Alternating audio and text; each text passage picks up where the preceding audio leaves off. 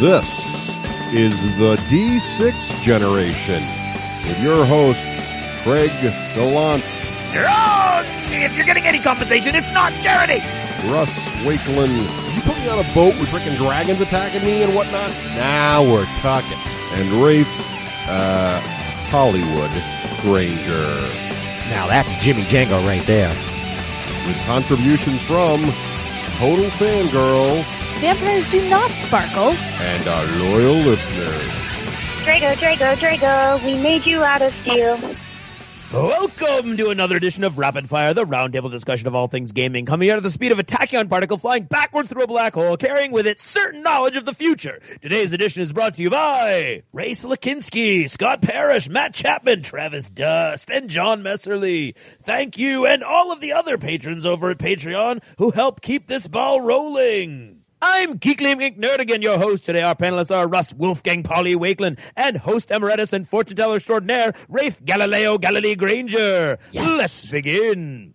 Issue number 1. Wizards, witches, gypsies, and fortune tellers have been using crystal balls for thousands of years. Whether we're talking about new age, touchy-feely gauze and lace, or old-fashioned homespun warts and body odor, one thing hasn't changed. They're the gleaming, glowing spheres. Question. What is the acceptable term for looking into a crystal ball, pool of water, or other object to determine events unfolding in the future or in distant places? Django Reinhardt Russ. Prognostication. Nicholas Raef. Crystal navel gazing. So serious and so wrong. Scrying is what the seers call it. Scrying. Oh, so sad. It's the new year, and we're starting off wrong! Issue number 2. The term dark horse first appeared in horse racing jargon for a horse that's not known to gamblers and thus is difficult to place bets on. The earliest known mention of the concept is in Benjamin Disraeli's novel, The Young Duke. Disraeli's protagonist, the Duke of St. James, attends a horse race with a surprise finish. Quote, a dark horse, which is never thought of and which the careless St. James had never even observed in the list, rushed past the grandstand in sweeping triumph, unquote. Question. The first use of the term dark horse in U.S. politics referred to the nomination of James K. Polk to the presidential nominee of what party? Louis Wigfall Wakeland. The Whig Party. James Garfield Granger. Wig. I'm going wig. And you are both wrong! He tricked The us. Democrat Party, of course. James Polk, the Democratic candidate for president in 1844, I believe. I don't know. That makes you both wrong, and I'm losing my voice. Issue number 2. Three. Issue number 3. Three, sir. With the recent hacking of the computer systems of Sony Pictures Entertainment in the United States, reactions have run the gamut from horror to amusement to outright fury. Many have feared that the impact on Sony Pictures would send ripples throughout the mega conglomerate, possibly even damaging such things as TVs, music, radios, and more. Question. How many divisions does Sony Corporation America contain? Yasuda Zenjiro Russ. 5. David Rosen Raef. 12. Oh my God. This fits in with issue number 4. Russ, you're wrong, but Raef Oh my God. hit the nail on the head. That's right. There are 12 divisions of Sony Corporation of America. Well, there's your problem. Sony Electronics, Sony Mobile Communications, Sony Pictures, Sony Music, Sony ATV Music Publishing, Sony Computer Entertainment America, Sony Online Entertainment, Sony Entertainment Network, Sony DADC, Sony Biotechnology, which is terrifying to me, Micronics, and Sony Card. Well done, Raef. Thank you. That was complete scrying. Issue number 4. Most major religions deal with the concept of the end of the world in a variety of dark and mysterious ways. They speak of prophecies and signs that would indicate this end would be upon us. A list of wildly improbable events whose occurrences would declare the coming apocalypse in no uncertain terms. The more wildly improbable, the better. Question. How many signs must occur, according to the Bible, before the silence of heaven descends upon the earth? Ramalia Russ. 6. Rafea Raef. 7. It was a trick question. Raef, you're wrong. Russ lucked into it. The silence of heaven is the 7th seal. Uh-huh. The 6th come before that. Right. So 6 is the answer. And I totally figured that out. I was on that. Is wrong. I was on that. It's wrong on every level except the one where he's right. That's it for now. Thanks for listening and good night.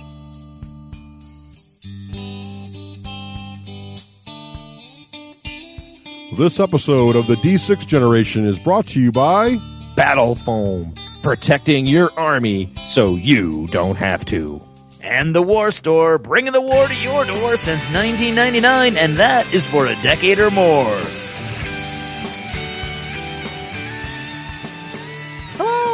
Hello! Yo, what's up? Hey, and welcome to episode 159. So big now, why would you even say it? I don't even know. Of the D6 Generation, I am Russ Wakeland. I am Craig Gallant. And I'm Raef, Hollywood Granger. And man, it really doesn't feel like 159 episodes. Well, Because it hasn't been.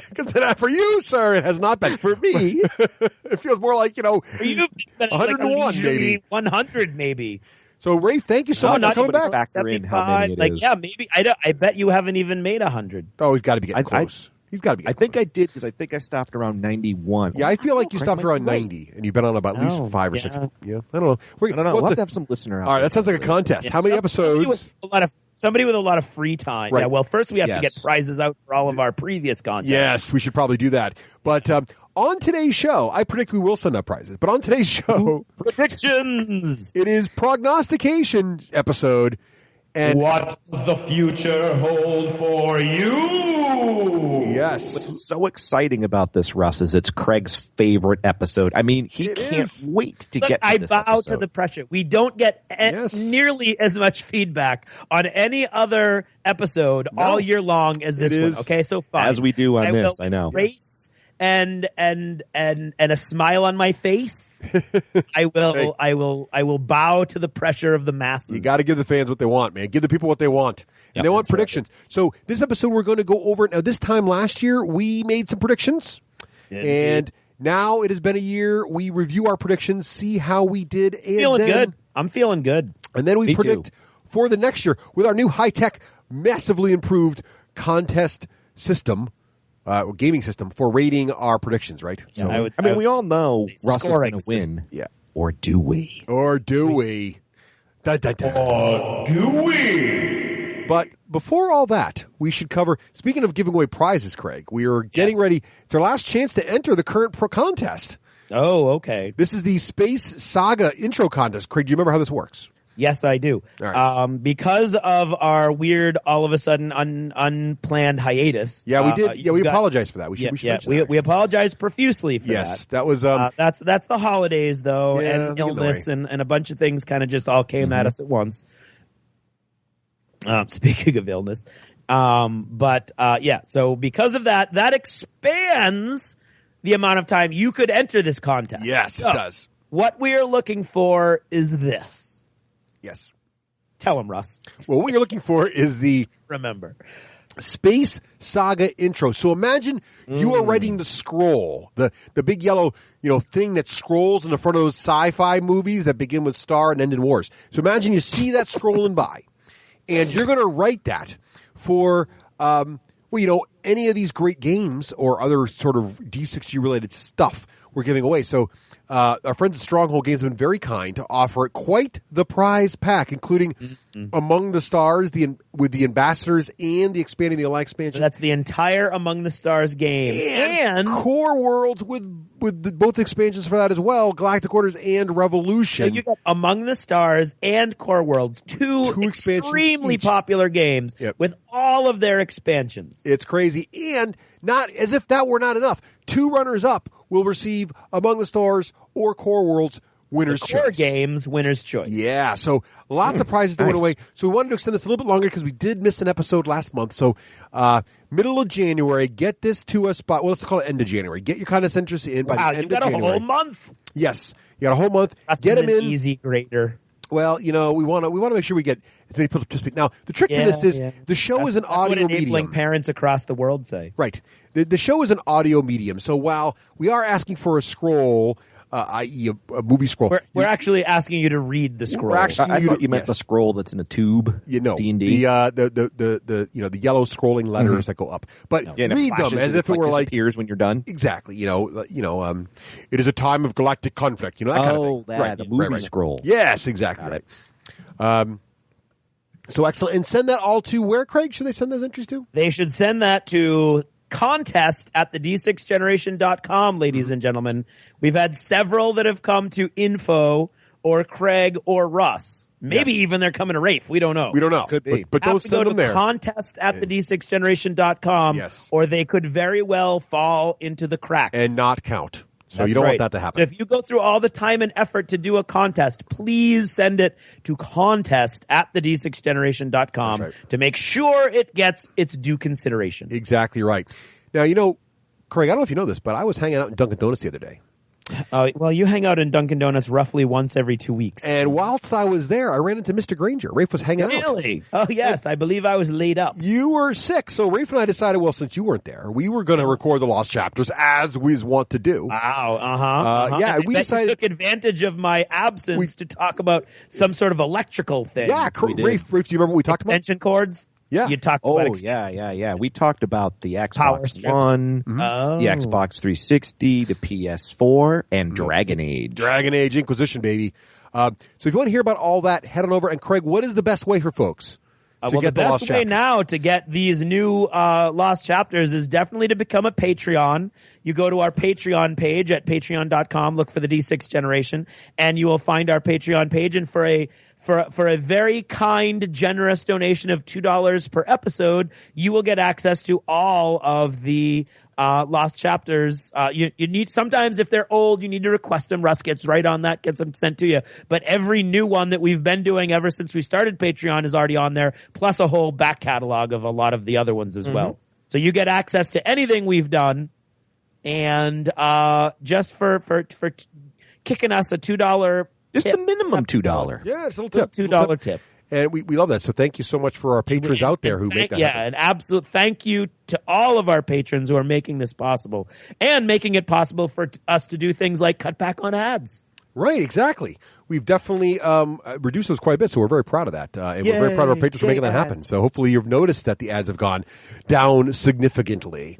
And the more patrons they get, the more we can do that, as well as do other cool things. Like, Craig, it's going to be time for a live chat soon with our fans. We have been getting grumbles. Yeah, There's we also get grumbles amongst the patrons. Yeah, we record parts of the show live, and so it's been. We have recorded parts of the other parts of the show live. Yeah, with chat rooms, and it's been great fun. So it has been fun. So good times. So now, though, I think the Lost Chapter one was live, wasn't it, Russ? Yes, parts that were too. So it was actually the Lost Chapter was live, which is always fun. So that's one that should be live. It is, yes. So Raef, what's the time now for? Or Craig, let's do Craig. Raef, Craig. Craig's got the better. Okay, we'll let Craig do that. All right, Craig, what's the time now for? I don't know. Why'd you? You don't know what it's time for? Achievements in gaming. That's awesome. Yeah, pretty much. The best.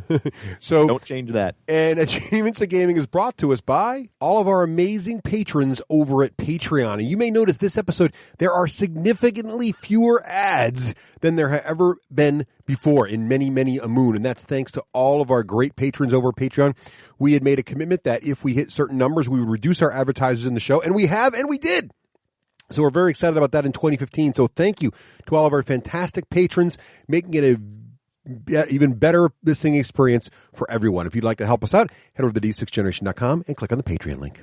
All right. So today on Achievements of Gaming, well, we talk about, things we've been playing recently. So Raef, as the guest, why don't you start? What have you been playing lately?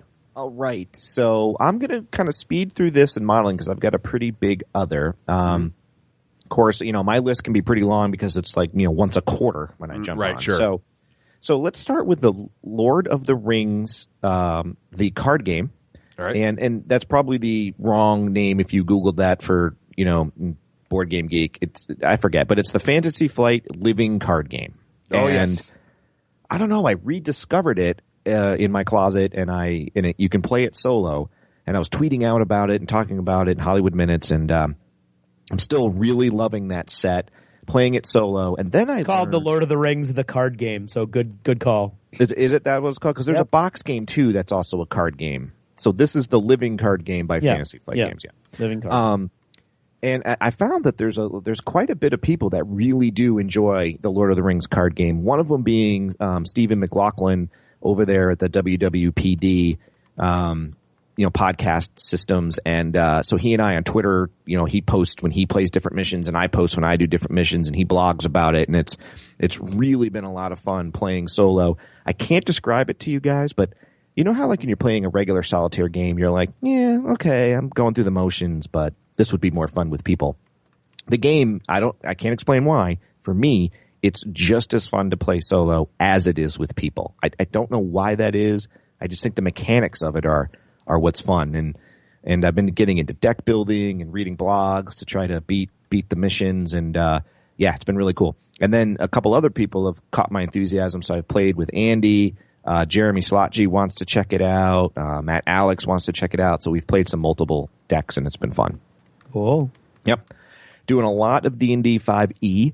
I am hosting the Horde of the Dragon Queen and enjoying all of the D&D love from Wizards of the Coast. Now, don't do any spoilers, but what chapter are you in Horde of the Dragon Queen?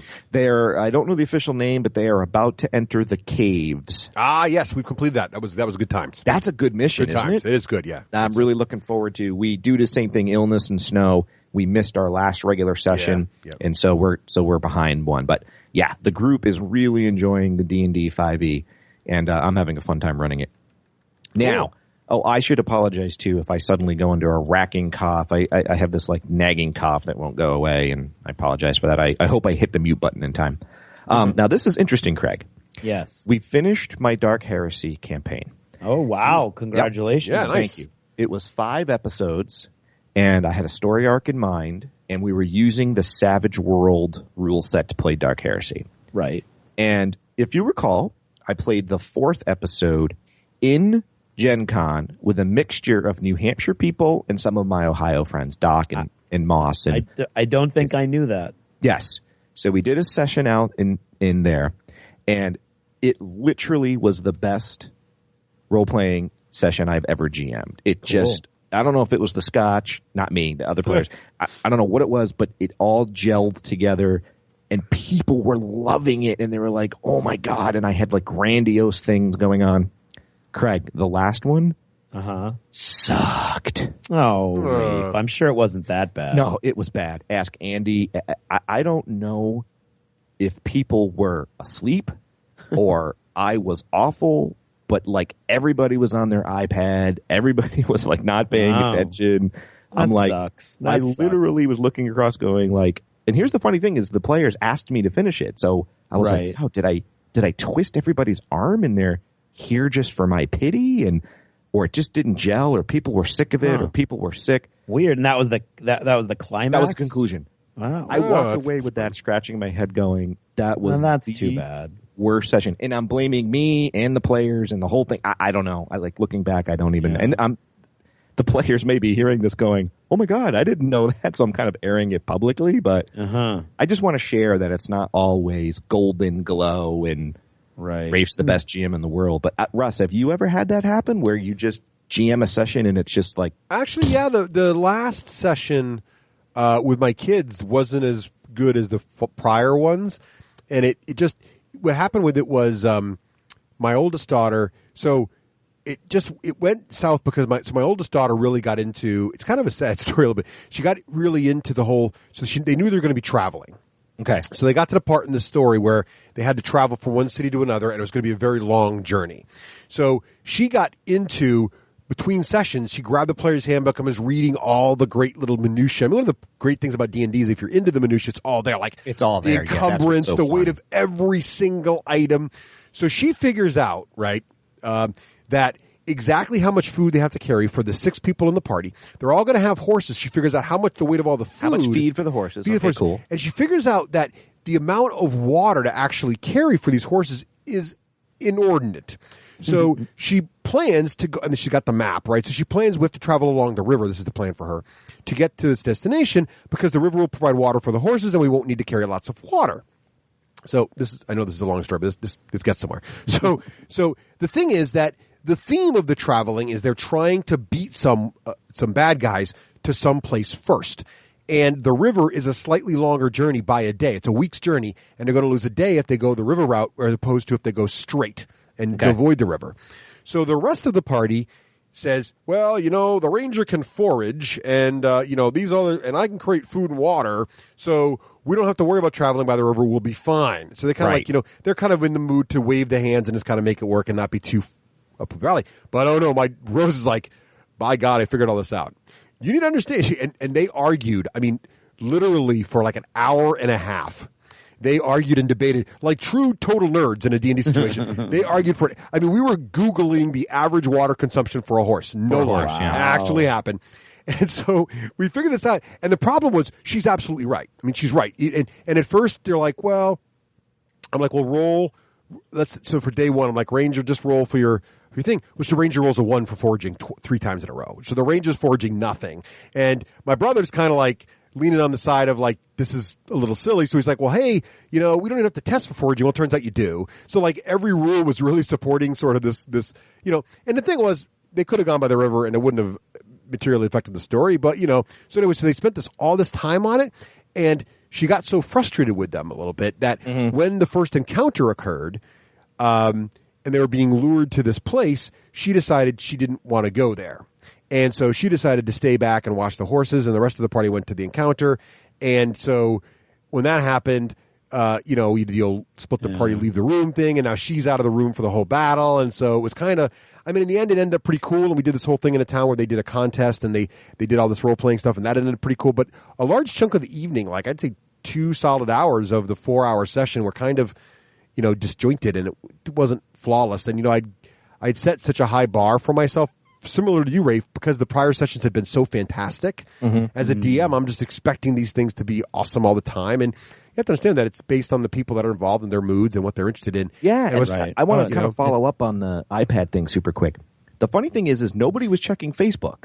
Like the ending was with Plague Marines and Nurgle and stuff, Greg. So people were kind of on their iPads checking out Plague Marines and checking out Nurgle. Yeah. So it wasn't even they're like, whatever. Yeah, they just weren't engaged. Right. They weren't engaged. Yeah, my guys were engaged. They were just arguing. And they realized they weren't getting anywhere. And it happens. So all right. So I'm going to wrap up so we don't take too long. I played Chaos in the Old World. Yay, fun. I played Pandemic. Can't have a season without playing Pandemic. Good game. Played that, quote, space card game, which is, I couldn't remember the name, but it is called Among the Stars. Yep. Yeah. It is a really good game. Yep. I don't like it. You don't like it? Nope. Now, have you played with the space restriction variant? No, and I'm going to tell you why I don't like it. All right, here we go. I don't like it just because I'm Rafe, and I want to build a space station like it's a sim. Yeah. I don't want to build a space station to add math. So it's just a math game to me. It does have math, yeah. It's just math. And I'm not good at the math and the synergy, so it's just not my cup of tea. I like the Craig, space. What's the tiny game? Tiny Epic Kingdoms. That game was fun. Yeah, that was fun. Yeah. And played Ninja Dice with Craig. Yep. And I'm out. Cool. Well, Rafe, Craig, what have you been doing? Normally I have these little seasonal parties before the end of the semester or before winter vacation. And this year, because I have sort of let my geek flag fly at school, and all these students now know that I have these games and I play these games. Do they know you're a famous podcaster? Several of them do, actually. Several of them listen. So hey to you guys. So I offered them, like, you want to do the same thing with a party? You want to just, like, everybody brings in food and we do secret, secular, non-denominational holiday gift giver. Because you don't want to upset anybody. That's funny. Or like, we can do all that really fast and then we can play games. They all chose games. So, of course, I did have to do a special seasonal, a special holiday version of Werewolf, where the blood was sprayed across the pristine snow. But for the most part, they all wanted to play. I had filled my trunk with filler games. So over the course of that day, there were several tournaments of Luchador, both one-on-one and tag team tournaments. They were loving that. The Resistance was a big, huge hit. I even played Dungeon Roll with some of my classes. Ninja Dice was a big deal, and then we played it again at Myriad one night. Hex, of course, is always a huge deal. Martian Dice came out and was loved by the kids who were kind of like, I don't know, this gaming seems complicated. Oh my God, cows and chickens and people. They loved Martian Dice. Tiny Epic cows and I like Martian Dice. Martian Dice is great. I forgot to add one that I forgot that even existed that one of my students brought, which was Mars Attacks, the dice game. Oh, nice. Which is a new dice game, which I played, and it's a little more complicated. It's a lot more complicated than Martian Dice, but I don't know if the complication is really worth it. Okay. Because it kind of gives you the same push your luck and then, so it's kind of the same emotional roller coaster feel when you're playing, but you're tracking a lot more things. But it was neat. It was really neat. And then Tiny Epic Kingdoms, which is awesome. So all of those games, except maybe Ninja Dice, we've mentioned in depth in the podcast, so I won't go into any detail. New Year's Eve was awesome. I went to the Skandarians and we played Peanut Butter and Jelly. I was tricked into playing a kids game, Peanut Butter and Jelly, where you're trying to make a peanut butter and jelly sandwich. Meanwhile, all the other people are sending ants and flies at you. That was fun. That was intriguing. It was intriguing. It lost the attention of the 4 and 6-year-old almost immediately. And Joe started the game playing a game on his phone, so that was not cool. But then with the adults separated out, and I introduced them to. They had Bang the Dice game. That's what we ended up playing a lot of. I introduced them to Martian Dice. They loved it. Pigs and chickens and cows, or not pigs, chickens and cows and people. And then we ended up playing the Resistance, and they loved it because that family is massively competitive and backstabby. Right. So we played that over and over and over again. So that was a blast. New Year's Eve, and then Star Wars Imperial Assault. Oh, yes. I want to hear about this. Russ and I are both involved in different groups that are doing the campaign. Yes. And because Russ fell by the wayside last night. I did. I worked hard. Actually, and you also had to focus on a little, you had a little goal in mind last week. Yes. We've done 5 missions, and I think, Russ, you've done 3? Yes, we have. So we've both got some serious missions under our belt. Yeah, what do you think of the game? But I am loving that game. Mm-hmm. Oh, good. Agreed. I am loving that. The only problem that I feel the game is claustrophobic a little bit, which is fine because that's built into the mission, so you're in claustrophobic spaces. Right. But if it was a little bit wider, you'd be like, why is my blaster not firing farther and things like that? But it's accuracy, it's not range. Right. So there's everything is in there like as a nod, so you don't like totally check out. But oh my God, I love it. I love it when my little Bothan sniper does like a spin wheel kick out of the way, and we fought Darth Vader twice so far. Oh, cool. And that guy, he's like steps up to you. Like, he can do points of damage to you just by pointing at you with no range. Choke. Oh yeah, my exactly. God, he's tearing doors off their hinges. You just don't want. Basically, you avoid Darth Vader, which is what you would do in real life. Don't mess That with is what you would do. Yeah. You cannot go up against it. I mean, you could, but we haven't. The missions we faced are great. an ATST. That was awesome. So have you played the mission? Here's what I like about this game. Well, first of all, like you're saying, it captures all, and we'll review this thing, so I don't want to get too much into it. Yeah. But it captures the essence of, it just refines the Descent 2 rule set to a fine sheen, and we'll talk about. I don't know how any game master could go back to Descent after. It's hard. This is what I want to ask about. Yep. Should I wait till Russ goes or jump in now? Go ahead. It's fine. Okay. It'll shorten my cover. Well, first of all, Craig, I'm super excited that you're getting to. Are you playing your copy? I am playing with my models and Matt's copy. So you painted. So for me, this is like a dream come true because these are a lot of my friends that do lots of different things that aren't around much anymore. So I'm reconciling myself to this is going to fall apart soon, as everybody's like D&D, 2nd edition, 5th edition, and they all run out like cats. That's so funny. I've got something coming up about that. But for the first 3 sessions, it was awesome, and it was like bang bang bang. We were playing two. We played 1 the first night, but then we've been playing 2 missions a night, and it's just been a blast. So I'm playing with all my models that I painted. So all the pictures, just to be clear, Craig, because I've been tweeting pictures of your guys' games being played because you guys have a completely painted set. So I'm super psyched for you, Craig, because I know you bought the kit, the kit and some sort of deal bundle or something. Oh, yes. And you were sort of like, great, everybody and their brother is going to have a copy. Nope, not me. Yeah. Nope. I have never, ever bought anything Star Wars and been like, oh, everybody's got one. Never, ever. It's Star Wars. I feel that about a lot of games, but not ever about anything Star Wars. I mean, I was painting stormtroopers, dude, so I was in my glory. Right. Okay. So everything I've been tweeting, Craig, have been pictures of your guys, right? Just to be clear. Yes. Yeah. Okay. And the second question I have is, I was really bummed with Descent 2. It doesn't, again, the rule set to me seemed broken and the Overlord is just going to lose. And I want to know if that got, quote, fixed, end quote, in this game. Well, the Overlord does lose a lot in Descent too, although I still love the game.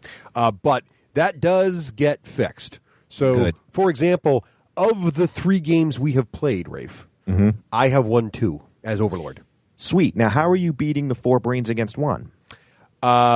It's definitely, well, first of all, couple things change. We'll review the game in the future, but the big thing they fixed, the number one fix, bar none, I don't care anyone else tells you, is integrated turns. Yeah. So what happens now is a hero moves, and then the Overlord gets to move a monster group. And then a hero moves, and then the Overlord gets to move a monster group. And what that does is you don't have 4 brains getting perfect knowledge of what they can all do before you get to move a single guy. Right. That's brilliant. So they can react to what thinks going to happen, but you get to move a group and move a different one in sequence, and you have a little more tactical options. There's many other changes, but that change alone, I think, and it's so good that the next time I play Descent 2, I think that simple change in Descent 2, I don't know how it'll break the game, but I think it might not break the missions so that the Overlord always wins and give you that flexibility you want with a couple simple house rules. I think you make that work. So I want to try that. But that rule, I think alone, but there are many others that are also very, very positive, really solves a big problem in Descent. And to Craig's point, the missions are also, a lot of the missions have timers in them. Yep. So the heroes can't just be like, well, we'll just hang out and grab all the treasure in the corner and do da-da-da-da-da and wait till we kill all the guys.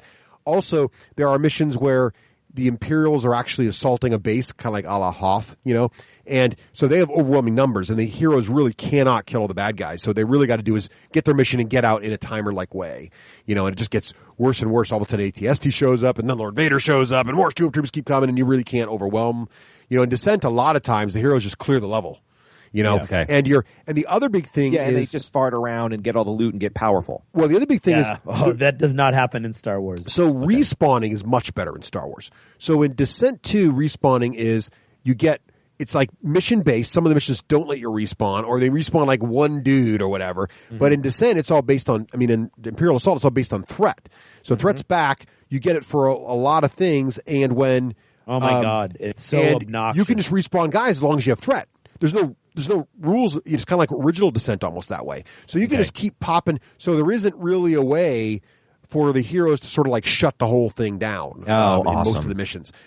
So I really like that too. But I think the heroes still have a blast. Craig, you tell me. Is your Overlord winning more than you guys are? No. Okay. Currently, it looked like every game, Rafe, has been ridiculously close. Okay. Like, that's all honest to God, every game has come down to a die roll or like 2 spaces of movement. Mm-hmm. So, Craig, if I too am like you, like I have a complete X-Wing force that never gets played, I don't care. Yeah. It's fun. Mm-hmm. I've got X-Wings, right? Yeah. So I've been eyeing this game, and much to your chagrin, I have a group of players I can play with out in Portsmouth, like all the nerds there. So, because again, I'm not going to buy it to play with you guys because Russ owns a copy, Craig owns a copy, Matt owns a copy, the whole world owns a copy. Yeah. Which is kind of a bummer because then I don't. Okay, so if I'm like you and I like Star Wars stuff, and I have the opportunity to even play it, it sounds like it's a no-brainer. Just buy it. I would say it's a no-brainer. And the models are awesome. The models are these are the best models FFG has ever done, bar none. Absolutely, hard plastic. They're awesome. Is Myriad still offering the bundle, or did I lose that shit? I think that was a pre-order deal. Okay. Yeah, but it doesn't matter, right? I would still get all the stuff you're getting. I would. Yeah.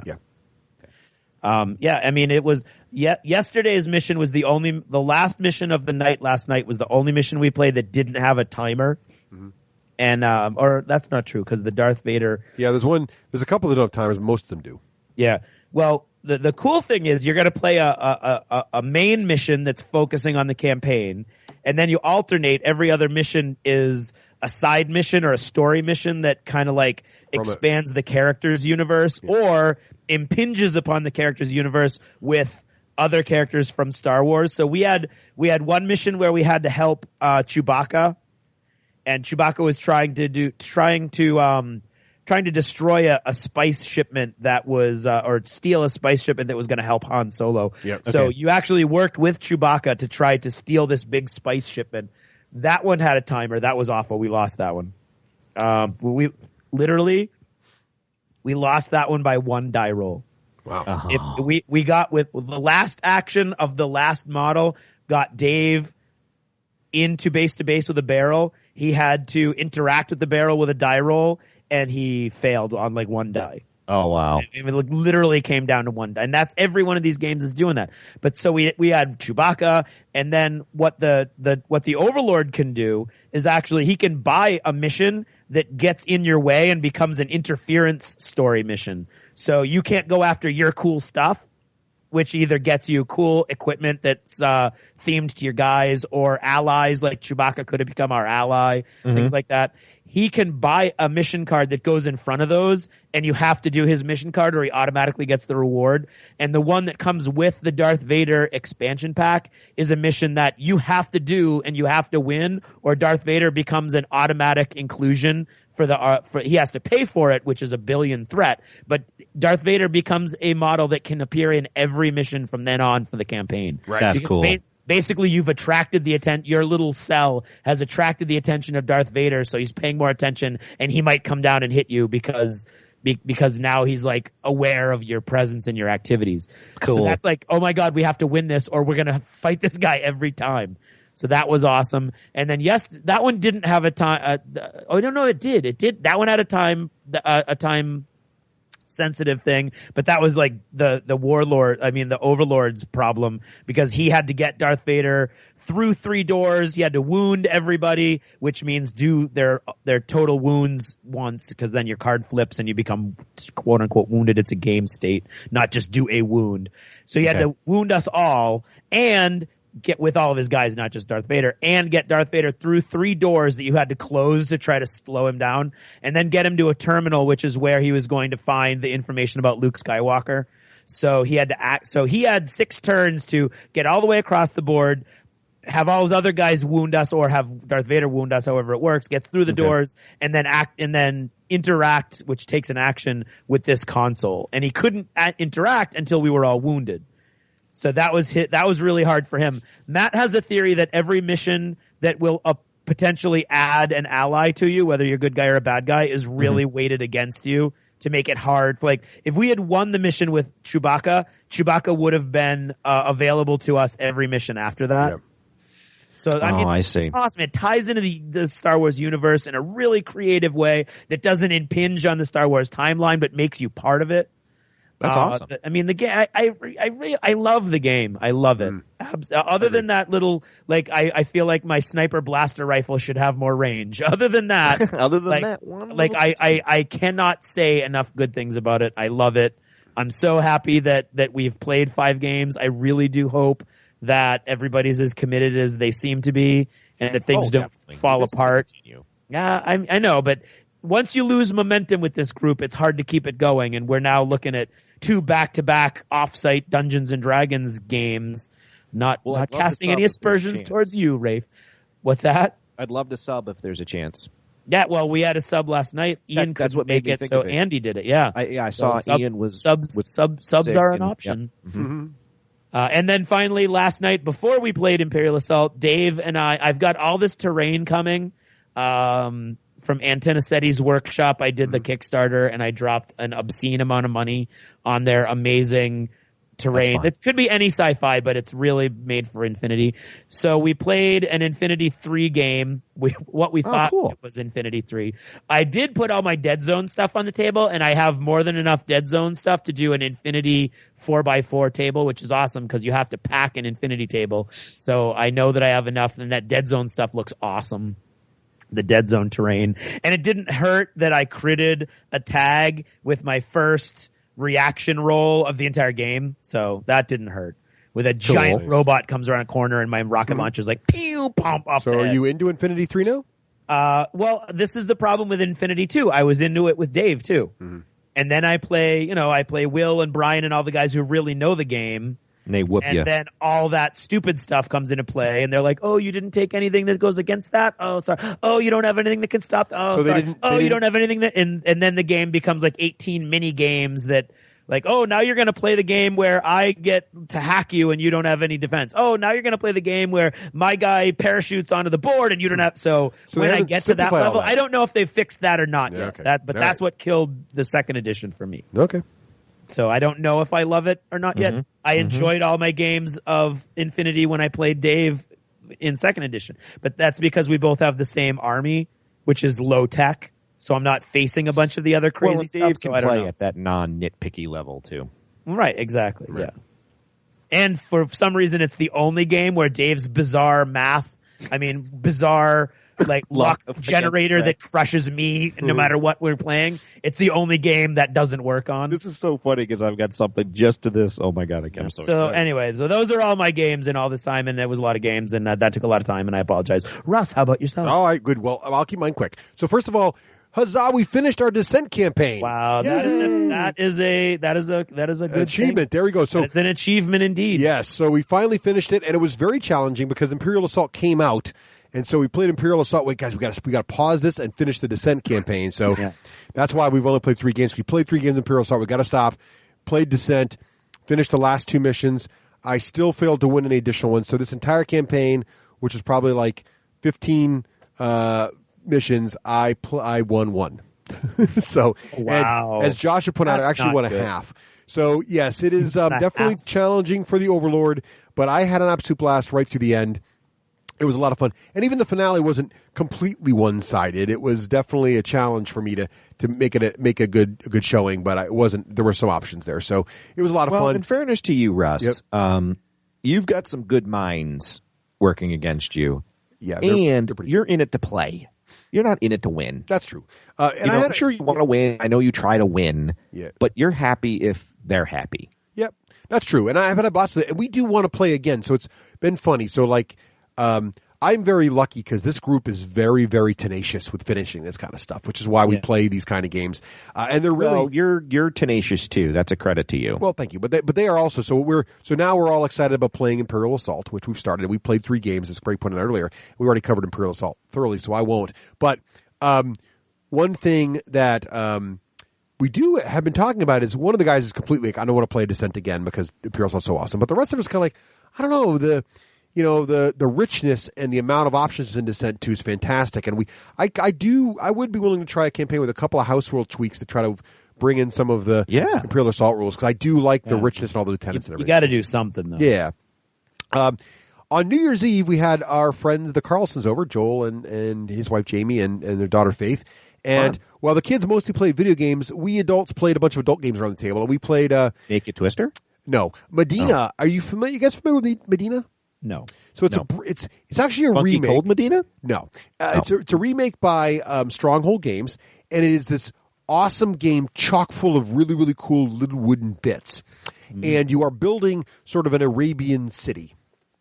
And each player is placing, each player has a nice little screen, and behind your screen you get a fixed number of little wooden bits. And these little wooden bits form palaces of different colors, and they form rows of merchants, and they form the walls of the city. And you start putting these down, and where you put them, and you also have little onion shaped tops you can put on the building. So basically, what's going to happen is as you build these palaces, players build them, and at one point you're going to try to zip in and claim one of these palaces. And you're trying to claim an ideally located palace that is both large, near walls, and lots of merchants around it, because that's in the high rent district, if you will.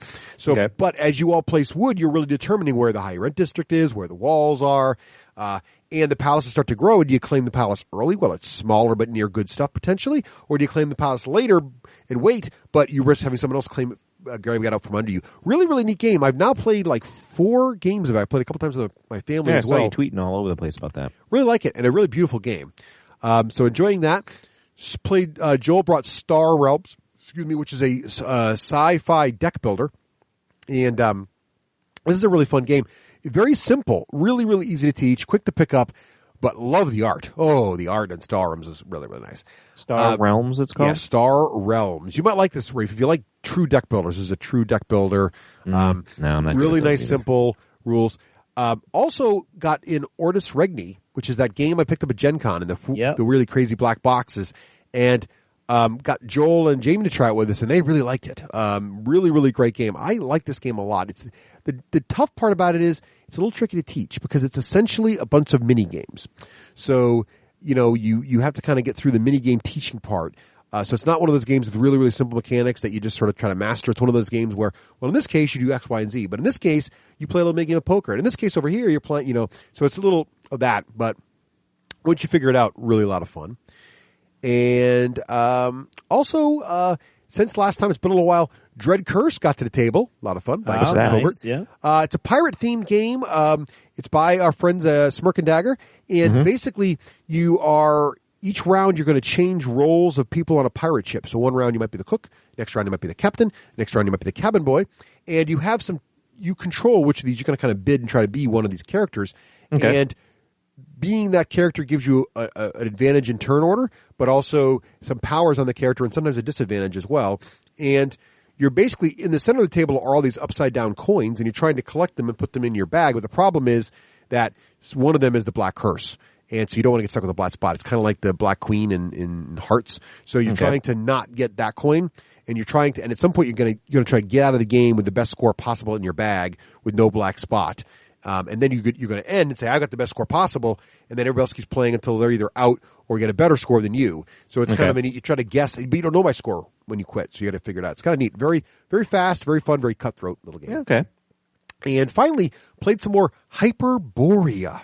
What the heck is that? You guys heard of this? So it's it's an expansion to Pandemic. No. It's a tile... Hyperborea. It's not an boring. expansion to Agricola. No, it's a 4X.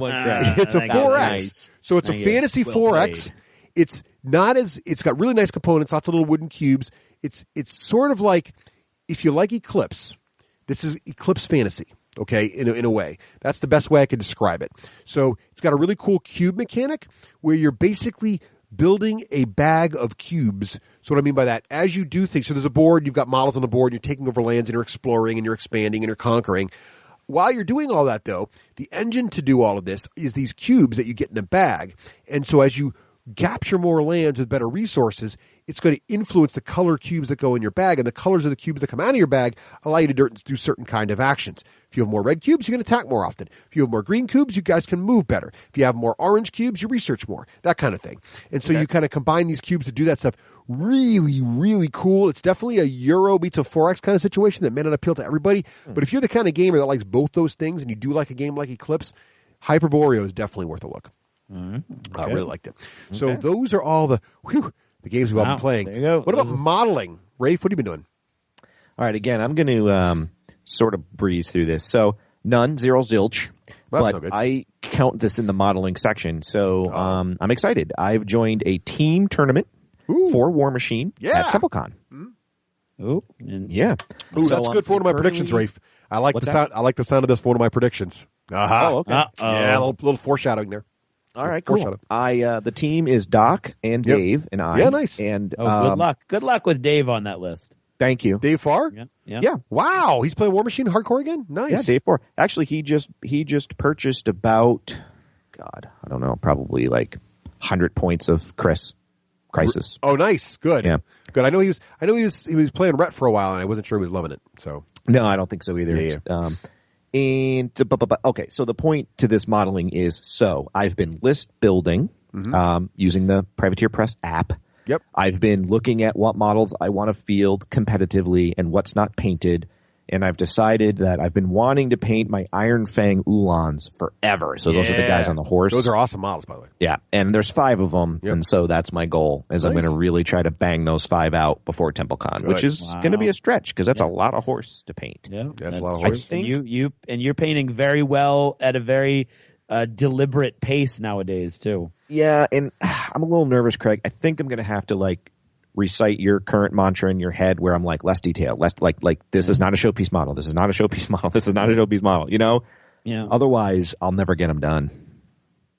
Yeah. So, well, good luck with that. So there you go. So I haven't painted, but I'm starting to get the impetus to paint. Now, Russ, I'm intrigued. Oh, yes. So, so my players, my Descent crew, now turned Imperial Assault crew, were looking longingly at your table when you guys are playing. Now, who would? And saying things like, I want to play on Craig's board. So I was worried I'd have defectors. So I had to respond immediately. So, being a crafty Tom Sawyer-like individual, I have tasked out. I was explaining to everyone how much fun it is to paint models. And so Josh has agreed to paint all the stormtroopers in fun. He also has a set. So he's going to paint his stormtroopers and bring them. Yeah. Adam has graciously agreed to actually paint my heroes from my set. So I have given him all the heroes to paint, and he's a great painter, a huge Malifaux player, and he's a wizard with his airbrush. So and he's already tweeted some pictures. I'm expecting some great things from him. He's a good painter. Really good. Yeah, I'd be very excited to have some of his paint jobs in my model collection. And then finally, I then agreed to tackle, well, let's be honest, the easy stuff. So I grabbed the 3 Imperial probe droids. They were really hard to paint. You basically spray prime them black and then dry brush them gray. Yeah. And then the real bit of genius I did here, I'm being facetious, of course, is one of the probe droids, all of its little eyes are jet black. The other probe droid, all of its eyes are blue. And the third probe droid, all of its eyes are red. And the idea here is that one of the tricks to this is, remember I mentioned the game has these interlocking turn sequence things. And what you do is that the Overlord, you actually have multiple monster cards now for different monsters because they can be the same miniatures can be in multiple groups. For example, I like that. A probe droid is a squad size of 1. There are 3 probe droid cards in the game, and what happens is you put the probe droids when they're out on the table, or the cards are out in front of you, all the stats on them, and after you activate a particular probe droid, you tap the card, right? You don't tap it, I'm sorry. You turn the card sideways to mark it as moved. Exhaust it, right. Yeah. Now, the tricky bit to this is that you have to, if you have 3 plastic probe droids on the table, you have to know which probe droid matches which card, so as you exhaust the cards, you know which probe droid you've already moved. The game does come with some little stickers to facilitate with this. But they don't look very good. You don't want stickers on all your models. So instead, what I did was I put little colored dots on the cards, a blue dot, with Sharpie, a blue dot, and a black dot, and then one of the cards is also red card because the red version of the model is better. So there's always like a slightly better version of most of the models in the game, kind of like there was in Descent. But unlike Descent, they didn't color the models red. Right. So what I've done then is obviously the droid with the red eyes matches the red card, for example. And then I did the same thing with my Imperial officers. So I painted my Imperial officers, and as you know, the Imperial officers, you remember, these are the guys in sort of the gray suits that are walking around the Death Star getting force choked by Vader all the time because they're constantly screwing up. Asteroids do not concern me, Admiral. The guy, the suit the Admiral's wearing, that's one of these guys. So he's got the gray suit, he's got the little gray funny looking hat, and what I did with them is I painted them as they should look, but there's that little sort of patch of almost like service ribbons or something on their left breast, and then also on their hat. And so one guy's got a gray one or a white one guy's got a blue one, and one has got a red one. And again, that same trick. And then finally, I also painted up, I think they're called, what are the little monsters called, Craig? The ones with the big cat. Trandoshans. No, not the boss guys. They're like cat. Nexus. Nexus, yes. I painted up so there's a mission in the game, as Craig mentioned, where there's one side mission in which the party works with Han Solo to take on a mercenary raider. And on this particular mission, these are these Nexu guys. And it was a close mission, but I managed to prevent Han Solo from achieving his objective, which was good because, as Craig mentioned earlier, this would have given the party access to Han Solo for the rest of the campaign. So Han was disappointed. And these Nexus really rocked it, so I had to tell myself I must paint my Nexus as a reward for them doing so well. So I also painted them, and similarly, they have little spine spikes, and so they look the same except their spine spikes are different colors to also match unit markings as well. So tweeted some pictures of those also. If you guys are interested in that, check out our Facebook page. I call shenanigans. Why is that shenanigans? You took the easy thing. Oh, I have to add one thing about the Star Wars thing. Yeah. I don't have the book in front of me, but have you guys seen the little kind of cartoon book where Princess Leia is like a little girl, daughter to Darth Vader? And there's also one with Luke. Yep. No. Yes, I think I've seen that. So it's this guy. So picture Princess Leia being like a little 8-year-old girl. And then, Darth Vader's her dad, of course. So my little girl is now 8. Spoilers! And, right. Spoiler alert. She's now 8, and so she's discovering Star Wars and Princess Leia and all that. So I bought a little cartoon book. There's this hilarious cartoon where the scene where Darth Vader's choking the, Admiral or the Imperial officer. and you pan down in the comic to little Princess Leia, 7 years old in a little white robe, and she's hugging Darth Vader's leg with a little heart. And she's like, "I love you, Daddy." And he has this look on his face like, "Oh," like he can't choke the officer in front of his daughter. Okay. Guess you had to be there. Yeah, maybe. All right. So, Craig, what about you? What have you been painting up lately? Well, I have finished my entire Dwarven Forge Cavern Pledge. That's an achievement. So that whole set is now done, including water effects and everything. I Dave's love it. doing that too for our games. It looks really awesome. I've already used mine, so yeah. I don't care about you or Dave. I know. Then I painted the entire contents of my Imperial Assault box, which Russ just went over everything, and I did everything, including unit markings, blah, blah, blah, also. Except my Nexu, I didn't paint their spines. Hey, how'd you different do? colors. All right, let me ask I you have this. one Nexu who is nice and clean, and one Nexu I use the GW blood paint, which is awesome, He's all to right. make his muzzle all bloody and his front claws all bloody. Nice. Now, how did you do? Because this has been a big debate on the internets about how to properly do the unit markings on the stormtroopers. I don't give a interesting. crap about what the internet has to say. So what did you do? I could not care less what the internet has to say. What did you do? I did shoulder pads. Did you just paint them, or did you actually green I stuff just on the painted- little fabric I just ones that painted you them. saw? In, I can't tell you how much I want to like step on anybody who's like, and then I'm going to have to blah blah. I mean, I'm not gonna step on you. I mean, it's awesome. It's Star Wars. You do whatever you want to do, but you know what? Do not find fault with what I have done. I don't think anybody That's found all fault I'd with say. it. There you go.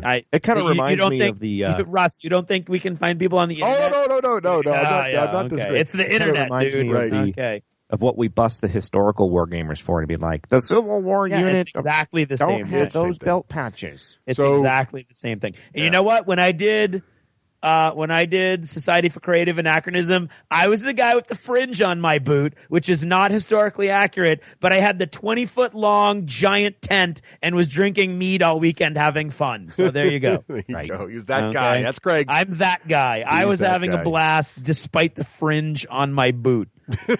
Okay. So I also painted up 4 doors from the Sedition Wars terrain pack, nice. which work perfectly with the They look Star great. Wars stuff, Yeah. and all the terminals, which Yep. work perfectly with the Star Wars stuff, and the boxes from Dead Zone, which work perfectly with the Yeah. Star Wars stuff. So we now have 3D everything except the actual tiles, which I still haven't been able to figure out how to do them without spending $1 billion on molds. Yeah. Right. So that's what I've been doing modeling wise. Nice. Well, achievement for that. Yes, well, it's been busy. All right. So other random I was on vacation. random geekery. Rafe, what have you been, video games, TV shows, comics, whatever. What have you been doing? Yep. All right. So again, I know we're running long, but hey, we always do when I'm on. I'm on the it's a line. We thing. got to catch up. It's a thing. All right. You're going to hear most of this in the Lost chapter, but Dragon Age, having just a lot of fun with, and Russ, turn your headset down. Spoilers? No spoilers. I might wish I was playing it on the Xbox One. Okay. Anyway, going on. Yes. to See. I'm having video card issues where the game will still freeze, and I don't know why. Yeah. However, I'm still locked out of my TV, so I do get more playtime on my PC. Okay. Well, whatever works for you. All right, comics. Yeah. I am loving. Go buy the trade. Don't even wait. If you like the stuff that I like, this comic called Afterlife with Archie. Wait. So Is this got an undead Jughead in it? Oh yeah, in it, but it's just done right. Okay. And it's one of those cool stories where real live Archie, the writer and the artist, who are real live Archie fans and are real live horror fans, did a cover as a spoof for an Archie. It was a real Archie comic, and they did an undead one. And people were like, "Oh my God, that's the greatest thing since sliced bread, an undead Archie." And they're like, idea. And so they created the comic. Really good. It's enjoyable. I don't know why. I have a holiday tradition that every time around the holidays, I reread The Dark Knight Returns, my favorite comic of all time, Frank Miller, Batman. Awesome. All right. Then on top of that, there's this really cool artist, and oh my God, I'm drawing a blank. I meant to bring the book down, but there's a Batman set. It's called Noel Batman or something like that, and it's set in Lee Berarmio or something like that is the artist's name.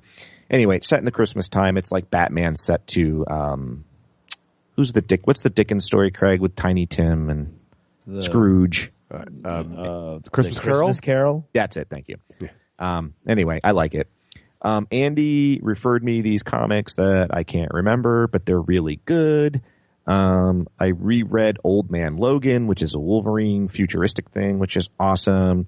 I'm still collecting my Amazing Spider-Man, and I am meh on the storyline, but what can you do?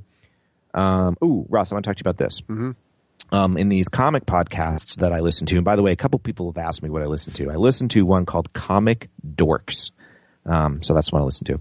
Right. And they talked about there was this whole raging debate where there was a Spider-Woman cover, and she's drawn in such a way that her posterior is in a very, very seductive position. Isn't that all comic women, though? I mean, what's that? Is that a new thing, or doesn't all comic women kind of like that? It's interesting, right? Because they always tend to draw women super busty and narrow-waisted. That was sort of a problem. I'm like, I got to see what this cover looks like, and sure enough, it's drawn in such a way that it does look porno, you know. And now, what's interesting behind that is the artist that drew it is a very good artist, and also has these kind of boudoir other type of art. So it's his style. It wasn't that he was doing anything radical. He's like, okay, so he drew it. That's his style. But it raised this huge debate about how women are really depicted and blah, blah, blah. Mm. So there's I forget the numbers. It's like, it's a Batgirl, whatever's like just 2-3 months old. And they're drawing, it's written by a woman and drawn by a woman, I think, or drawn by a woman, written by a man.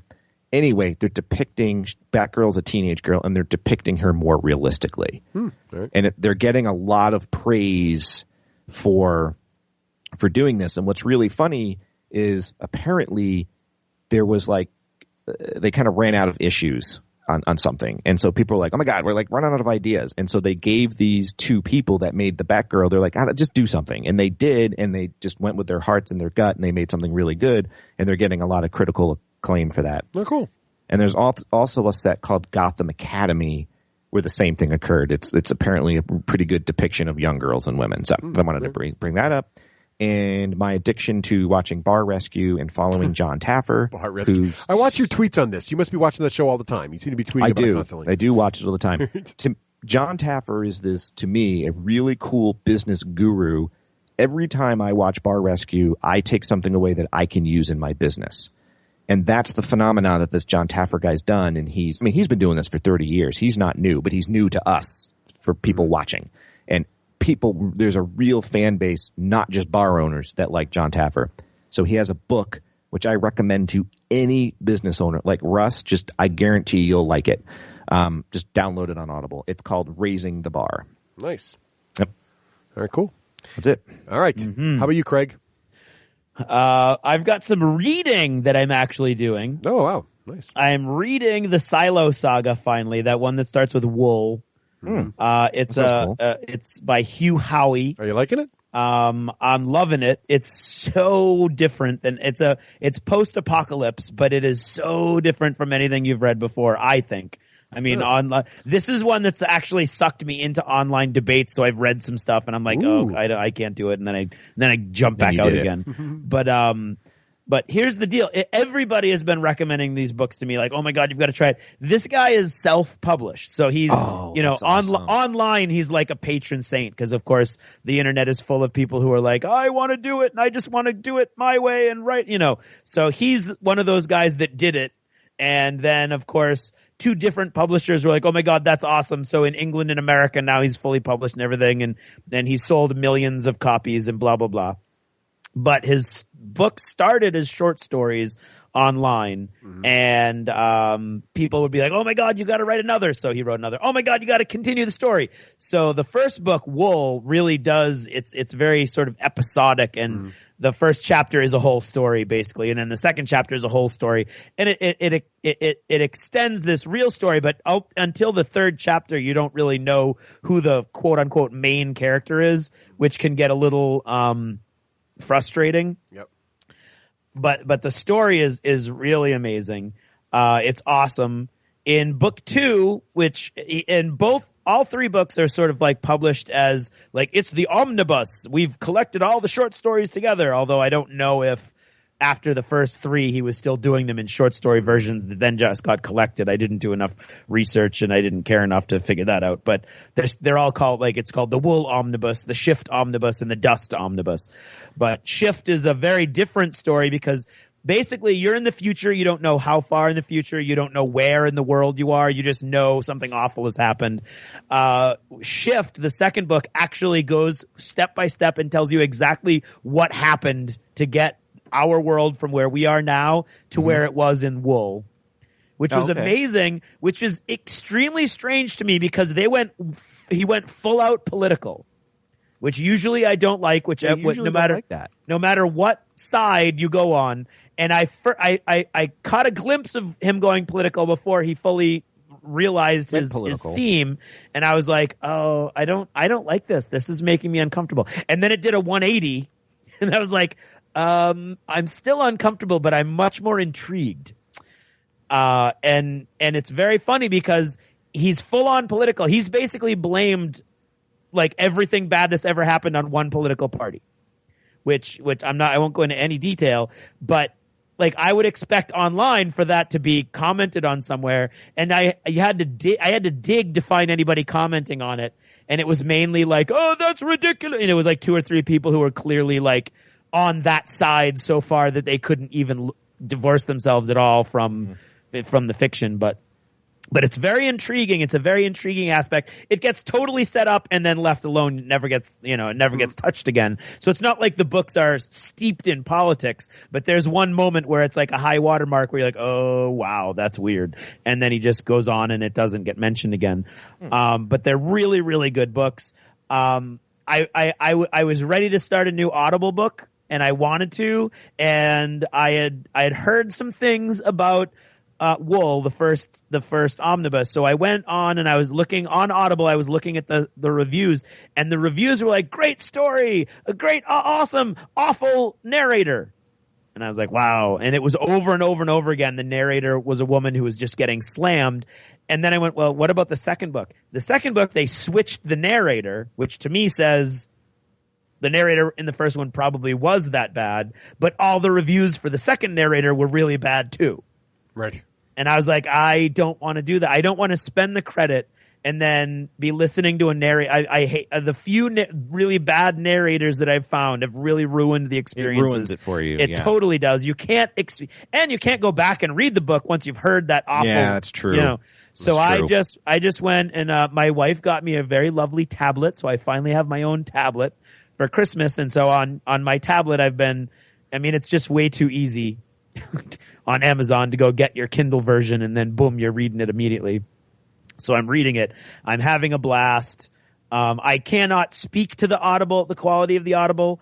They may be okay. You may just have to, put it into double speed, but if you're going to get it on Audible, Russ, where would the best way to do that be? Well, what you want to do is head over to our website and click on the giant Audible ad on the right-hand side, and that'll hook you up with a 1-month free trial of Audible and, even better, a free Audible credit, which pretty much lets you pick any book out of the massive Audible library. And that book is yours to keep even if you choose not to subscribe. That's right. For free. Yeah, exactly right. And then, of course, if you do keep subscribing, it's awesome because you get these great audiobooks at a fraction of the normal price. And, of course, during that free month trial, you also get access to all the great Audible member deals as if you were a full-fledged member. And there are many great Audible deals going on all the time. Yeah. So definitely check it out. I have been a happy Audible member since 2001. Me too. And I have literally hundreds of books, and I love them all. I have not been an Audible member for nearly that long, but I have been an Audible member for years, and I've loved it as well. Yeah.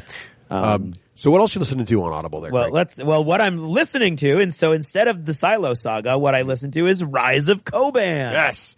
Eric Summerer narrating another book. Summerer reading another installment. Yep. The writing is interesting. The story continues. The story is good. The world is ridiculously detailed, and I'm listening to it. The dialogue needs help. It's cool. I feel like I'm getting lectured to sometimes with the dialogue, and there's other things too. But anyway, so the story though still continues to be a great story. Yeah. On the opposite front, I am actually writing some comic pages again, which is fun. Very exciting. There's been there's been some evolution. Well, first of all of the comics for Wild West Exodus are being put into a graphic novel that is going to be published soon. That's exciting. So that's awesome. So all of those have actually, almost all of the art has been done, and we've gone to full color.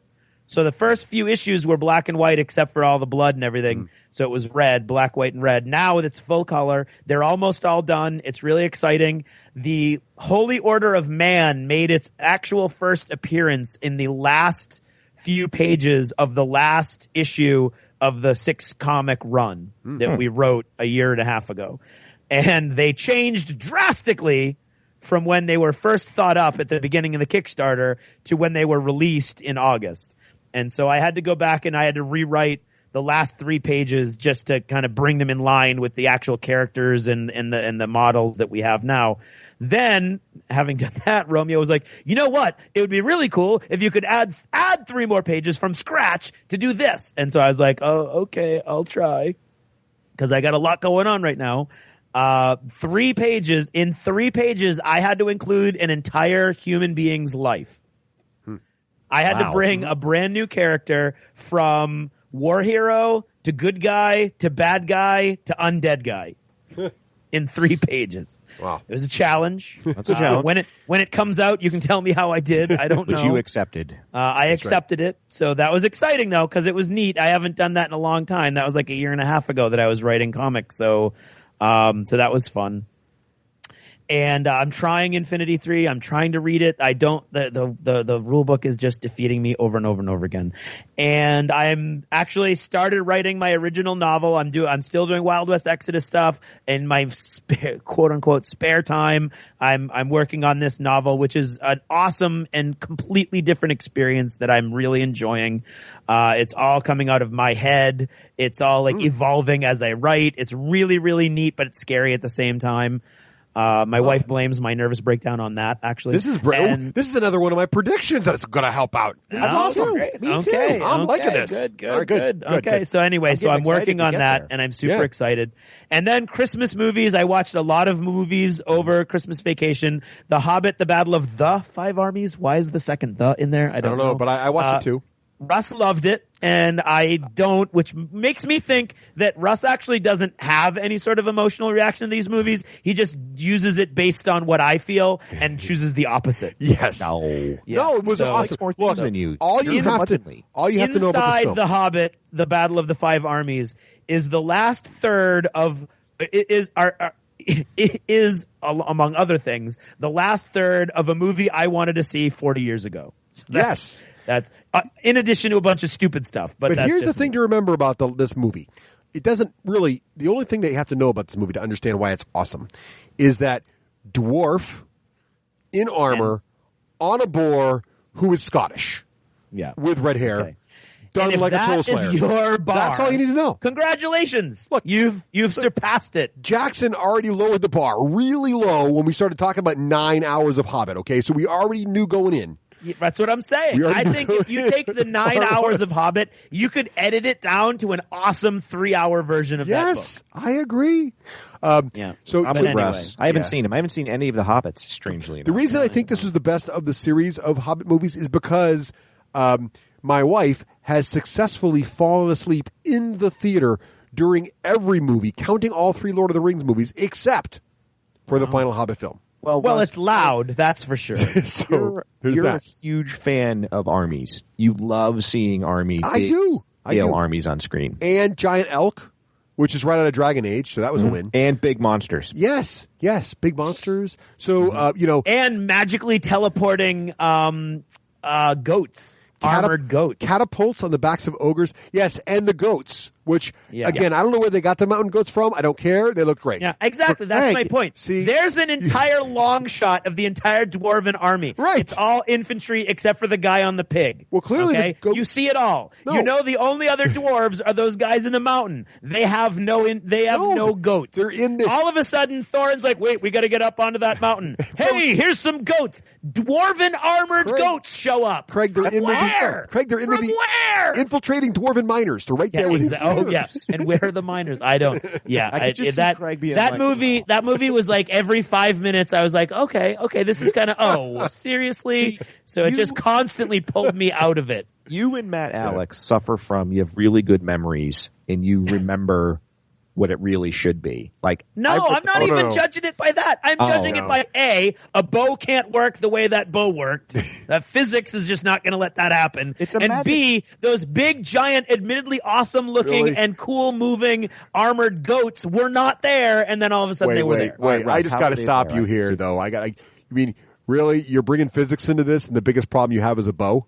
Right. I mean, I'm just. There's ogres on metal balls because you have to use your universe has to be internally consistent. Yeah, well, and dragons are internally consistent. No. I mean, and all that other stuff is internally consistent. I mean, like and bows work the way normal bows work in this world, so it shouldn't work that way. Deep breath, just let it go. Yeah, I know. It's not even the movie. Also. It's Russ that's getting me all worked up. Okay, so I'm going to move on. Fair enough.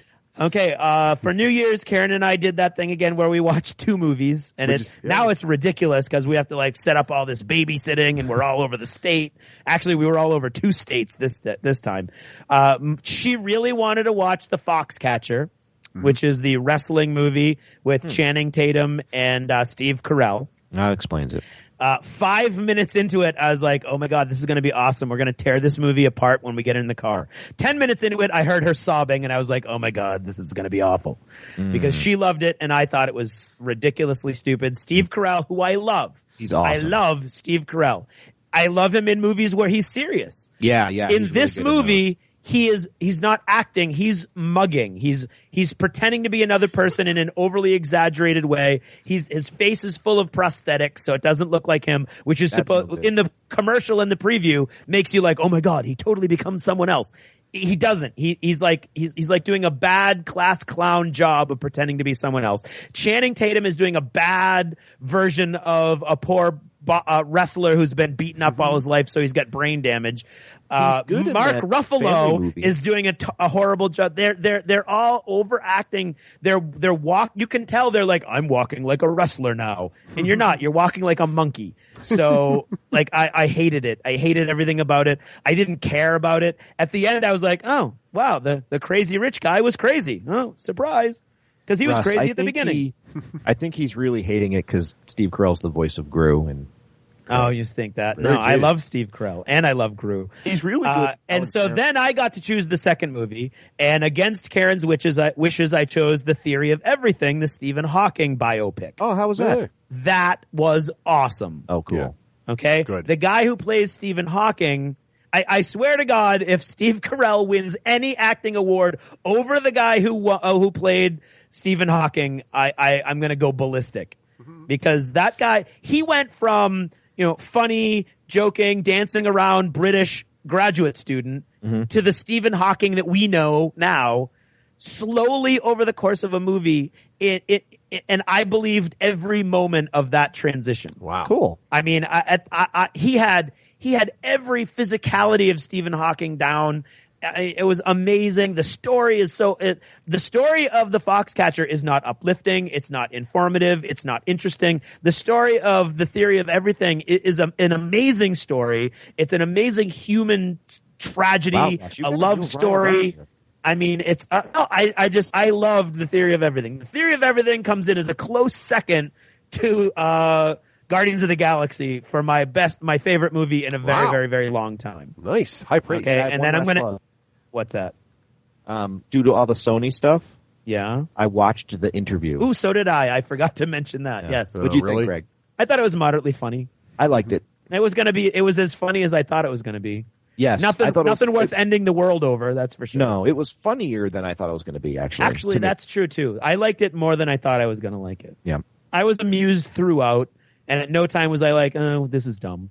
And I liked that I was able to see it before it was in movie theaters. I thought that was cool. Yeah, that was neat, too. Or ever. And then I'm going to end up with Zach Braff's Kickstarter movie, which was like a big controversy. Can you kickstart a movie? Wish I Was Here, which is cool, and I'm only including it here because it kind of has a gaming overlap a little bit because Zach Braff's character in the movie has a sort of a second imaginary life that he's living that's almost like a Star Wars-esque little subplot that's going along as he's trying to discover himself. And his brother, who's the guy who played Olaf in Frozen, who I can't remember his name, but I love him. I love everything he's in, plays his brother, and he's this guy who's like a recluse. He's a genius recluse living in a trailer, and his neighbor is a furry cosplayer, and so he decides that he's going to win her over by entering the San Diego Comic-Con amateur costume contest. So he creates a costume, and so there's a Comic-Con element, there's a little Star Warsy element. So it's a really neat movie, really cool, and it's kind of cool that he kickstarted the whole thing, and that's it. It's cool. Yeah, nice. Well, that's why I like Chef so much. Jon Favreau didn't kickstart it, but he raised all the funding without Hollywood and advertising. I saw the first half of that movie, and then my power went out. Well, we're running long, but I'll try to make mine quick. So first of all, been playing lots and lots of Dragon Age, both I and my girls, and we're all very, very addicted. Possibly the greatest RPG ever made. I agree. There you go. Video game RPG. Second, finally, thanks to recommendations from lots of friends and just about everybody on the internet, I started watching Flash. Oh. And Nicole and I had checked out on Arrow about halfway through season 2, and started watching Flash, and oh my God, is Flash good. I've heard that. Loving Flash. In fact, loved Flash so much that it had... You're subscribing to the comic? No. But when the crossovers were so heavy with Arrow, I was like, okay, I got to go back. Now I'm a completist. I got to go watch Arrow. And it was good because Arrow gets better. Near the end of season 2 and early season 3, Arrow gets quite good, or at least better than it used to be. I enjoy Arrow a lot. Yeah, I think Flash is better on every level, but Arrow is fun. You know what Arrow's problem is? Sometimes it gets very angsty and takes itself a little too seriously, and Flash doesn't go there, which I like. I don't mind that. If you like Felicity's character in Arrow, just imagine the whole team being that way in Flash. That might be a little too much. It might be. Also, so I risked this. So Gallivant's coming out, right? And we went and saw Into the Woods, by the way. Yep. My daughter is huge into chorus and into music, and so Into the Woods was like right up her alley. For those who don't know, that's a play, Craig. It's a it is a musical. It's a musical. It's a theatrical musical that they've made into a movie. Actually, yes, exactly right. So she really enjoyed it. My youngest daughter didn't. She thought it was very sad ending, and my wife is the same way. But it's very dark. It's in the spirit of Grimm's fairy tales, the original, right? And she loved it. So Gallivant's coming out, right? And here it is, musical, comedy, medieval stuff, right up our alley. The whole family gathers on television. One of the rare times we never ever watch live television. I mean, except for like the Super Bowl, everything's because we don't really have cable beyond basic. So we're like, well, it's coming out 8:00 Sunday night. Perfect. Why don't they gather? Just like the olden days, the family gathers around the television to watch it live, right? First problem, I am not exaggerating. There was literally a commercial every 4.5 minutes, and the commercials were at least 4 commercials long. Well, I'm glad I TiVo'd it. Not exaggerating at all. You watch, so that part there, it was impossible to follow whatever story was trying to be put together. Second of all, this show tried to be sort of a Holy Grail-esque experience. You know, yes, they actually said that's slapstick comedy. Amazing talent lined up. You got Alan Menken from Disney there. You've got, even people like Weird Al Yankovic, some great acting talent, a really great stable of people. And all this show did, in my humble opinion, I tweeted this, was show how hard musical comedy actually is and how brilliant Monty Python was. This was an abject failure on every single level. I'm sorry, it just was. So set your expectations super low, and you might find something good there. My entire family checked out 20 minutes in. We could not go any farther. It was just physically impossible to continue. Really, really sad how bad it was. And I have no idea if the second episode gets better, but blah. I don't know if you guys found it to be any better than that, but I mean, I did TiVo it. I will be watching it, and I'll let you know what it's like without having to deal with the commercials. Good. Now, on the plus side, though, new show just started, Agent Carter. I TiVo'd that also. I heard that was good. Excellent. Loved this show. First of all, to those who don't know, Agent Carter is the woman who's in the plane in the first Captain America movie when it's going down, and kind of weepy because she has a crush on him, and they kind of were getting along, and he'd been helping him through the whole process of going from weedy git to super awesome superhero. And then she has a cameo in the later Captain America as an old woman because he's woken up later. Well, this goes back to 1940s and follows the adventures of Agent Carter as she is a key agent in helping found and build S.H.I.E.L.D. And I heard they chose like an older actress or something. She's the same actress as was in the movie. Okay. Then I misheard that. It's all the right continuity. She is not young. She's not super young, but she wasn't super young in the movie either.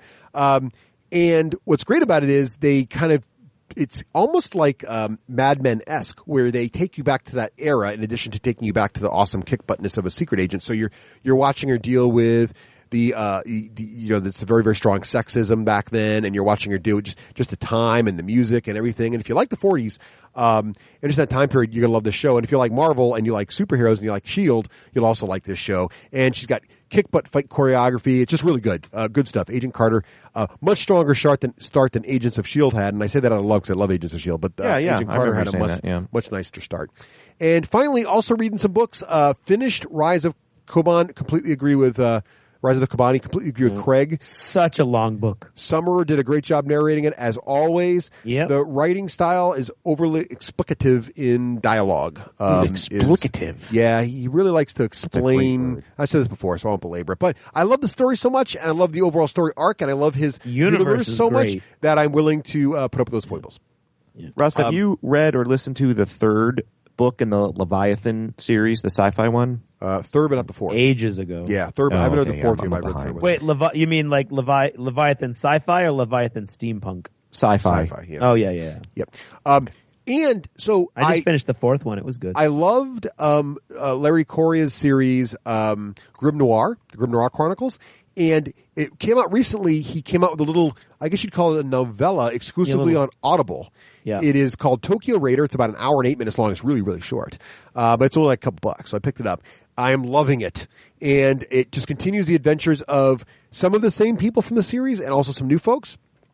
And it's kaiju fighting, folks. So, nice. I think I mentioned before that, the Grim Noir Chronicles are basically magic gangsters, essentially, in World War II. This is now magic gangsters, really near the slightly post-World War II, but now you have giant magic powered robots. World War I, sorry, right. Well, it's kind of 1 to 2. It's, anyway, somewhere in there. It's the 40s though, right? Or 30s?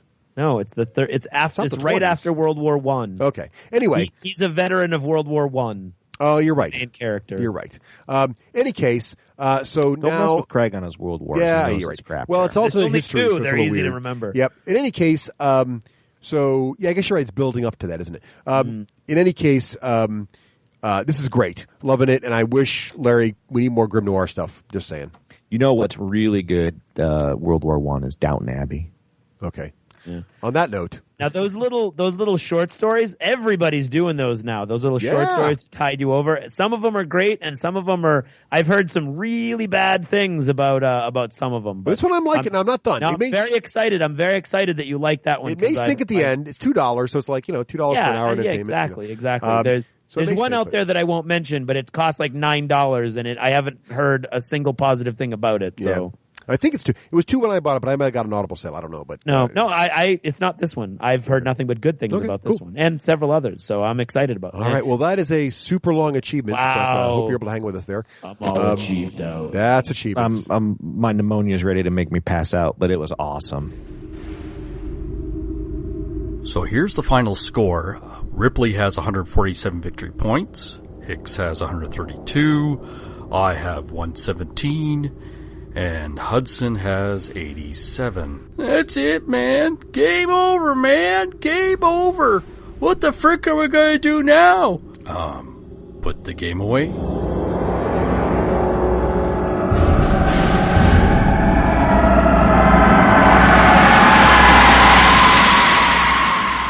Hey, now it's time to talk about our friends over at BattleFoam.com. BattleFoam. So, Craig, what is the new hotness with our good friends over at the Battle Foams? Well, man, I mean, you've got to look at all the different options that they've got. But look, they've got this whole Pathfinder thing now, because obviously the Privateer Press Iron Kingdom role-playing bag did them well. They've got a Pathfinder case coming in spring 2015. Yeah. So that's going to be the new big thing. Yep. They've got foam for everything, but they've got those huge, giant packs, the 1520, which I believe you might have. Oh, yes. Love that bad boy. With the Molly system. Molly's, yes. Interchangeable. Loadout. Awesome. Just saying. And I mean, really, when you get right down to it, they've got bags for everybody. It goes from their sword bags, which are if you don't have a lot of cash, all the way up to those black label bags, where if you've got way more cash than is good for you. And if you haven't been to their site in a while, head on over. They just redid the whole thing. It's very, very fancy. It's so fancy. It really is. We didn't need that. No, we did. It's awesome. It's very, very fancy. It's got a little, General Foamy pops in and kind of offers you to chat if you'd like. Yeah, and, yeah. All kinds of just much more hotness than ever. So head on over to battlefoam.com. Battlefoam.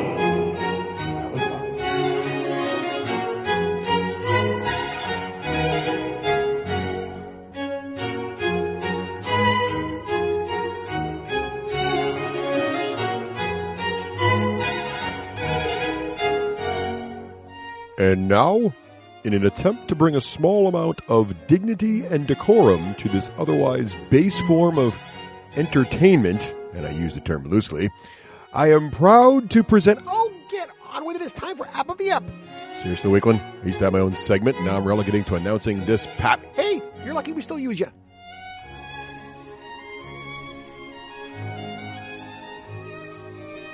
Welcome back to App of the Ep.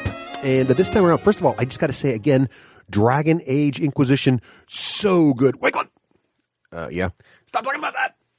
You sound a little quiet now that you're so far away from the mic there, news guy, or former news guy. Let it go. All right. Well, I guess I can't talk about Dragon Age Inquisition all the time, according to news guy. So instead, I'd like to talk about another app that's captivated my attention, which is Mujo. I think that's how you pronounce it. It's Mujo. And I'm playing this on iOS, but I presume there's a version on Android, although I'm not sure. And this game is, the premise, the theme is you are leading a small party, 1 to 3, sort of Greek or famous Greek heroes into battle against various forms of monsters. Now, this is yet another sort of Bejeweled style, Puzzle Quest style spin-off where you're matching, like icons on a grid. So, oh no, yet another one of these. But this one's a lot of fun. I'm really having a lot of fun with it because, A, it's a great quick way to have a little fun where you're, stuck in line or waiting at the movies or whatever. And B, the art style and direction is really, really cool. It looks like it's, if you were a young kid and all you could do is make images out of cut out pieces of construction paper of various geometric shapes, that's kind of what you get here. It's a really neat style. I love that direction, and it's got a nice little twist on how you actually do the matching. So what happens is, as you match tiles, if there's groups of tiles together, you can either spend them as a group, and when you spend them, if they're swords, you're predominantly trying to get swords together, which will actually then attack the monster at the top of the screen, and there's a certain amount of damage you got to do, and when you do all the damage, you beat the monster, you go on to the next monster, blah, blah, blah. But there's different kinds of icons on the screen that aren't swords, and most of these don't matter except that they get in your way, but also they do color code match certain of heroes traveling with you, and collecting those gives you more experience points. And other little things you can find, like treasure chests to get unlock new heroes, things like that. But the interesting little twist, the innovative mechanic here, if you will, is that when you have a like group of icons, you can either tap them to collect them immediately what their value is, or if you hold down, they'll all gather together and stay together as one larger tile. So if you hold down 5 swords, instead of only doing 5 points of damage to the enemy, they'll gather up and become a single tile of 5, plus any damage boosts from your various characters. And so they might turn up to be a damage bonus of 10. But the problem by gathering together like this is now you've got to wait to get 3 similar ones near that to really benefit from that combination. And it's got that, it may sound a little mathy and simple on the when I describe it, but as you play, it's got that very endorphin-giving sort of like woohoo moments where you hit major damage, like you manage to group a bunch of swords together for like 50 points, and then you finally get them together just right, and whack, you hit that monster in one hit and kill it. So a lot of fun. I think it looks great. The graphic design is really nice. The icons are great, and the gameplay is extremely, extremely addictive, but it's the kind of game you can just pick up and put down immediately. So I highly recommend this one. It is Mujo, M-U-J-O, or Mujo, maybe? I don't know. M-U-J-O on iOS. A lot of fun, and it's free. Best kind of game. Thank you for listening to another scintillating edition of App of the Ep. A segment in which, hey, less of that, more just getting on with the show. Seriously, Wakeland, you are like school in summer. No class.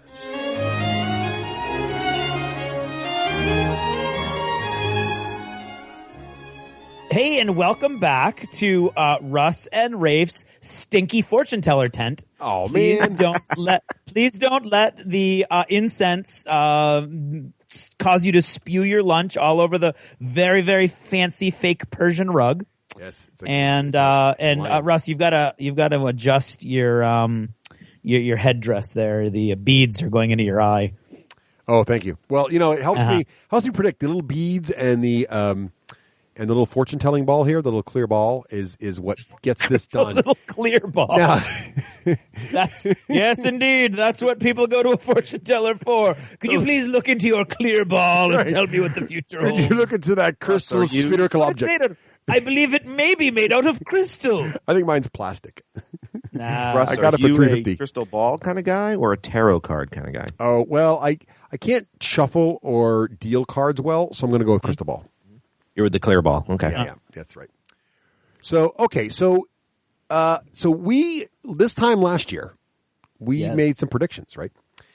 And as we are wont to do, we now must go through our predictions for 2014 and see if we were right or not. But being gamers, okay, this can't just be, hey, good job, Raef, you got one right. No, this is a contest. Right. This is a who actually predicted best. And last year, we had a friend of ours from Victory Points blog, victorypoints.com, recommended a entirely new scoring system for the points. Okay, so we agreed on the scoring system last year? We did, yes. And these, for your convenience, they are listed right here, and I will read through them now so our audience has a reminder of the scoring system. And as is usual, Craig, you are the official scorekeeper of this process, and we are relying...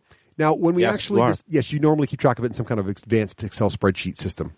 So here's how this works. The first rule, all predictions must have a quantifiable final measure. Okay? Within a year, right? Yes, within the year. Within that year. Yes, the year you're predicting for. Number two, each prediction is worth 1 point. So this scoring system is new, Craig. You have to adjust your advanced algorithms over there. So here we go.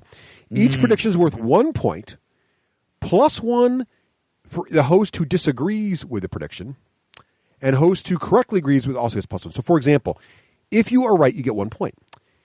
If someone disagreed with you when you're right, you get a bonus point. So it's kind of different, right?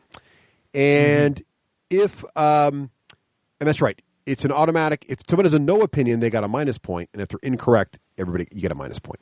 And if they're incorrect on the main one, you get a minus 1 too, right? Wrong is a minus 1 no matter how you're wrong, right?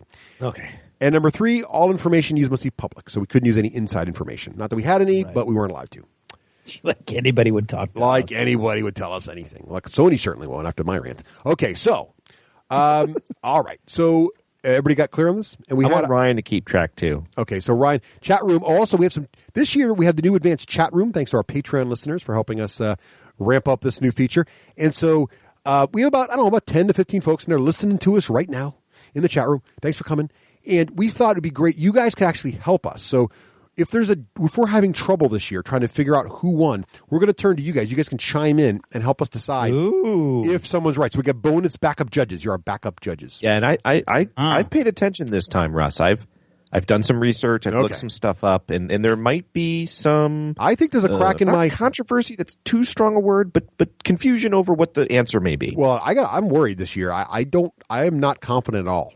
I'm also not confident you're going to cinch it. I didn't do the math for all three of us, but I think my streak is over. We have a shot. Yeah, I think my streak might be over. Okay. Yeah, I think his streak is over. So here's go. So I think he'll win with the final one though.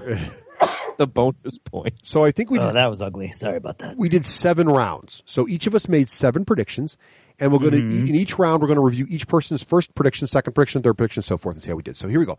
So round 1. Raef, what was your prediction in round 1? All right, hold on. I was switching to my research. Okay, round 1.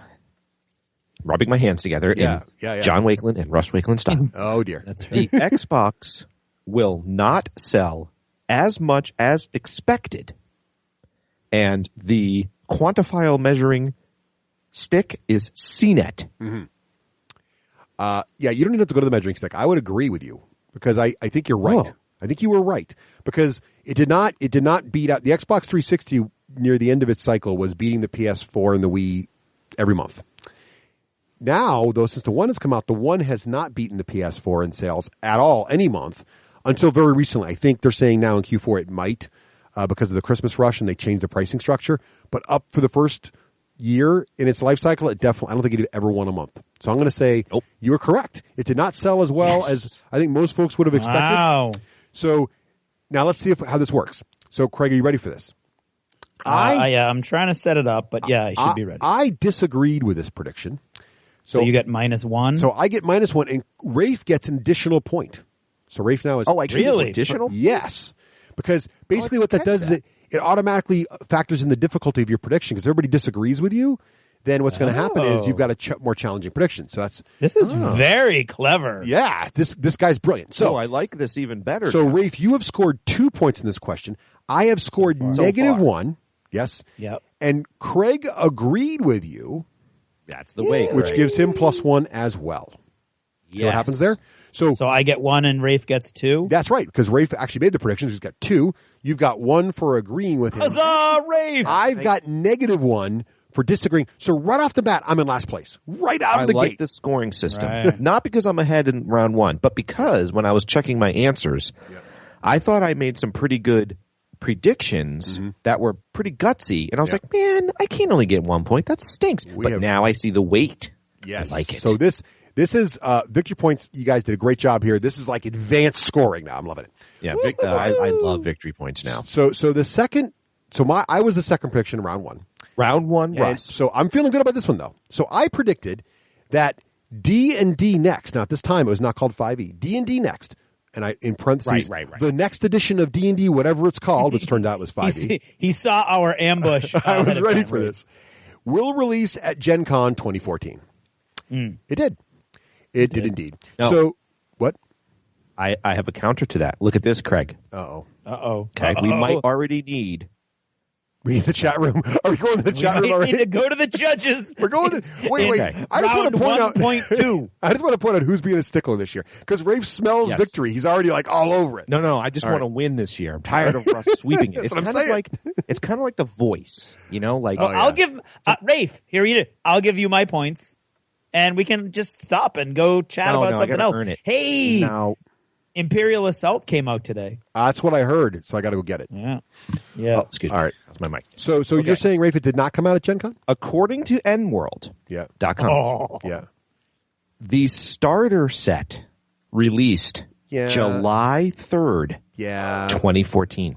No. Russ is correct, however. The chat room's going to give it to me. I'm looking at the chat room. The player's handbook Yeah. See, I'm released. Come on. August 19th. Come on. I'd say there or sooner. I don't know. D&D, the 5th edition. I mean, the rules were out there in July. No, come That's on. right. The rules, it was fully playable. This is rigged. All right, so are we saying I'm Craig wrong? is usually the tiebreaker. Well, But I will defer to the chat room. so far, I'd rather- Russ I'd rather- concedes. I think I'm right. See, I think I'm right. Even though the starter set came out That in starter July. set doesn't count. It's the player's handbook that matters. And the player's handbook was. I would out at argue 5e. that the Dungeon Master's Guide is what matters. Well, that didn't come out to the. Did they have that out at Gen Con? No, but they did No, have they did not. PDF printouts so you could play. So you had the PDF backups, and then you had the Who had PDF backups? At Gen Con, they showed them to you. No, you could download them. I've been playing D&D 5e for DM's months. guide, I don't think. What's that? Yeah, no, they did. They had everything, not the whole DMG, but enough information to play. Yeah. Kind of like the starter set. Not Kind of like the starter set. Yes, kind of like the. Damn it! Yes, it's kind of like the starter set.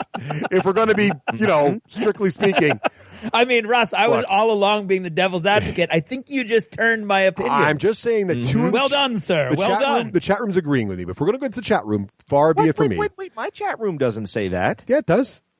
I see Speed of Dark says Russ normally is a sticker for this. Yeah, go This is two my- above that. But he has no opinion. But look at Ryan and Robert both agree with me. Wait. Hold on. Oh, okay. Yeah. No. See? No, Yes. they say one of the 3 core He's- D&D books. That keep doesn't reading. mean the Keep game reading. released. Keep reading. I don't think what came out at Gen Con is the soul of the argument. The soul of the argument is what came out before Gen Con and was that 5th edition. And if it says 5th edition starter set on it, fine. I should have said earlier. No. I feel like we should be arguing our case to the chat room. Fair enough. All right. But I think that's my case. My case is a product that said D&D 5th edition starter set came out in July. That's my argument. All right. I'm looking at the chat room. Now the chat room is now siding with Russ, and I will concede. Go chat room! Those are good arguments. Chat room is awesome. Ryan is saying the starter set doesn't count, which I thought of that. And he's saying it's a preview, which I disagree with, not a release, which I disagree with. But starter set is not a preview. Like that's my point, Craig. It was not a preview. The starter set doesn't have the full. The starter set doesn't have the full rules though for the player's handbook. It was a fully playable game. Well, yeah, but July 3rd, 2014. Neither did the PDFs. Yeah, neither did the PDFs. No, but I would. Okay. Well, I will. Are we conceding? I am done. I am done. I'm done with my closing arguments. I won't even make any snide comments should they decide wrong. Okay. All right. So, Raef, I'll leave it up to you. Count up the votes of the jury. All right. So the jury says I will start with the first post. The jury gives it to Russ. The jury gives it to me. So we'll go with the jury. Robert asks, when did the company claim the official release? And when I Googled it, I didn't scroll down to see what D&D. The press releases all that came in from Gen Con, when the press people like us did say it was launching at Gen Con. But that was just, the exact words were the player's handbook comes out of Gen Con. So, right. So it depends. So I guess the mistake I made here was I wasn't clear about exactly, because you could argue that it still isn't. So you could, because it wouldn't matter what I have said. If I had said it's before Gen Con, you could have said, well, the DMG's not out yet, so it didn't come out. Or if I'd said no, I wouldn't have said you know what I mean? Well, but you know what I mean? Was like, surprised. It depends which part you need. To be completely honest with you, Russ, I thought you nailed it. And I was completely surprised to go, oh my God, the box set did come out a whole bunch earlier. Yeah. All right, so what are we going to say? The chat room's giving it to you, so okay, you win. Chat room's giving it to me. So that means... We're already done. Yeah. All right, cool. So 2 points for me because Raef disagreed with me. So I get a 2. Yeah. Raef gets a -1 because he disagreed with me, and Craig gets another 1 because he agreed with me. Okay. That's interesting. All right. Looks to me, well, no, I'm not going to do scores until the end of the round. So, Craig, what was your prediction in round 1? Yeah, I'm mad about this too, and not because of the content. I predicted I guess in a mean moment. Oh no, it was brilliant. It was that brilliant. Raef will have played more than 2 new games, new to Raef, meaning he hadn't played them, by the end of 2014, or whatever his self-imposed limit was, because he had at that point been like drawing the limit even closer to the current to the date of recording. So that was my. Ross. So, I would argue that Craig is correct on this one. Craig is correct. Yeah. So, I felt bad like weeks after this. No, I didn't. Here's my beef that I think we need to change going forward. Oh, jeez. Because Craig picked it, this question, and Russ picked it, I will be penalized twice for the same result. Yeah. How are you going to be penalized twice? Because when Russ asked it, I said, Russ goes, Raef, also, I agree, Craig. I had that prediction too. Here's the life lesson here, Raef. Don't embark on these crazy missions because we'll call you on it. It's basically what's happening here. The life lesson is kind of like in The Princess Bride. Never play a strategy game with Russ because I'm not good at it. All right. When death is on the line. Yeah, there we go, Craig. That's all right. So according to the new high-end Double Jeopardy, yes, Robert, yes, Bob. So now, that's Double Jeopardy, which doesn't count according to the Constitution. So according to the new rules, if I'm scoring this correctly, Craig will now score 2 points because Raef disagreed with him. Yep. So Craig scores 2. I agreed with you, Craig, so I score 1. And because Raef disagreed, he scores -1. Mm-hmm. Correct. Mm-hmm. Which leaves us with scores at the end of round 1 with Russ in the middle of the pack with 2 points. Woo-hoo. Raef has stumbled over a rock and is now at 0. And Craig, the greatest fortune teller of the ages, has 4 points. Wow. This scoring that's system not going to last. That's not going to last. All right. Well, we'll but go I'm liking the scoring It's system really for interesting. sure. It makes it hard to predict what's going to happen. It's kind of exciting. It absolutely does. A lot more drama. So here we go. Yep. Round 2. Round dos. Rafe, what was your prediction? I am very particularly proud of this prediction. Oh, geez. Okay. Ooh. Uwe Rosenberg's Yeah. Dwarven Caveman game. Which you didn't even know the name of back then. Right. Yeah. That's right. Yep.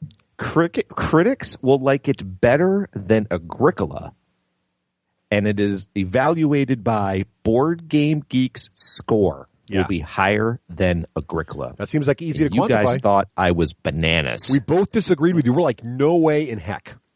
My lesson here is not to have an opinion on games I don't care about. So exactly right. So Rafe, what was the final BGG score for? All right. According to BGG, Caverna. Look at this, guys. Yep. Okay, you guys got to be really impressed Yep. with this. In the chat room. Yeah, here you go. The BGG average rating 8.22 For which one? for Agricola. Okay, that's pretty good. 8.22. That's a good score. Very good. Yeah.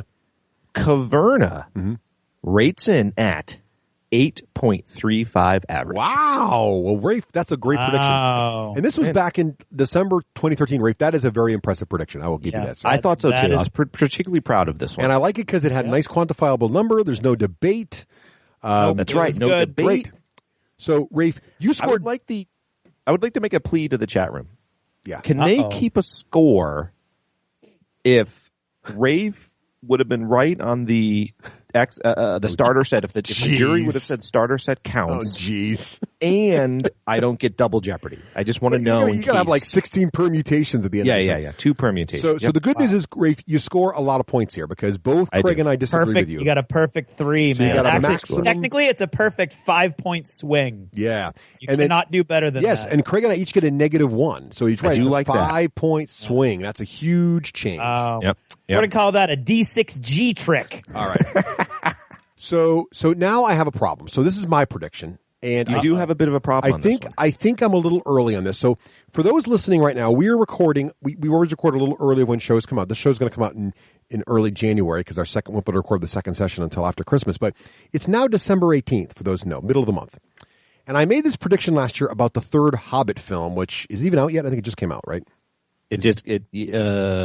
I think it did just come out. It came out, but it hasn't been even out for a weekend yet, right? It came out Wednesday. So it hasn't even finished opening weekend. So it's going to be tough because my prediction was the third Hobbit film will do the worst of the 3 at the box office opening weekend, but will have the best Metacritic score. So in other words, it'll be the best critically acclaimed movie, but it'll do the worst financially on opening weekend. Mm-hmm. So very easy to quantify. Unfortunately, though, at this moment in time, we can't quantify it. And even the Metacritic scores aren't all in. So what do you guys want to do here? We want to kind of... Now, I'd like to chime in, Craig, before you do. All right. Okay. This is also going to amaze the chat room. And people listening. I shouldn't just focus on the chat room. The people listening. Rafe would be like, now, Russ, you made a cool prediction. You shouldn't be punished just because the timing of our show. Right. But the Russ in me would say, now, Rafe, you know the rules, and the rules say they have to be quantifiable, and it's not. Okay. Therefore, you lose. Guess what? I think I'm already wrong. Go to Really? Metacritic. It's getting hammered on Metacritic. Oh, really? Yeah. So the Metacritic scores in the past were 58-66. So the first Hobbit was a 58. The second Hobbit was a 66. So the third Hobbit, if my prediction was to be correct, would have to be higher than a 66. It's currently at 59. Oh. So the Battle of the Five Armies is coming in at slightly better than the first Hobbit by 1 point, but significantly worse than the second Hobbit. Wow. So now I guess there's more time, but let me see how many reviews are in already. Yeah, there's already 22 reviews.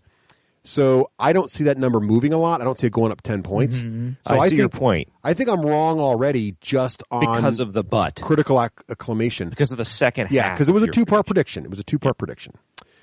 So I think I'm wrong. So that means, so even if we had, so Ryan was suggesting we use international numbers for sales. But, honestly, 5 armies, you should do better financially because 5 armies. But, so anyway. That's 5 more armies than the second one. Yeah, or the first. None. Yeah, right. Yeah. So I'm going to have to go with I failed that one. So that's a -1 for me. And worse, you and Raef and Craig both disagreed with me. Ding, ding, ding. So you both score a point. So I'm down. This point system is really swingy. I'm loving this. I feel like I just scored a double yo. You did. At the craps Wow, game. look at that. So, the yo is an 11. Craig, did you record that complex math? I did. Awesome. I did. Okay. Raef, I don't think there's a need for you to figure out the other permutations of this D&D thing. I think I'm I don't know. We'll see. All right. Craig, you have a way of coming back. What was your round 2 prediction, Craig? I like this from Craig's. My round 2 prediction was that there would be no realistic movies in the top 5 grossing films of 2014. And cartoons would count as non-realistic. Nice. So we're talking fantasy, sci-fi, urban fantasy, comic book, etc.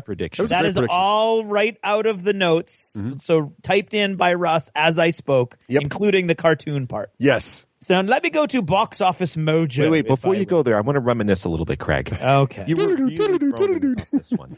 This What's one, that? you were like, I don't know, guys. We were agonized, peppering you on to quantify it, and you were like... Yeah. This is perfect. Go ahead. I remember. Okay. So ready? Here we go. In the top 5, we have, of course, number 1, as it should be, Guardians of the Galaxy. Clearly not a realistic What movie. a great film. Number 2, best of the year. Best of awesome. more than I even want to think about. Yes. Number 2, The Hunger Games Mockingjay Part 1. How ridiculous. That would be sci-fi. Sci-fi, for sure. Sci-fi. Yep. Number 3, Captain America the Winter Soldier. Definitely comic book. Number 4, The Lego Movie.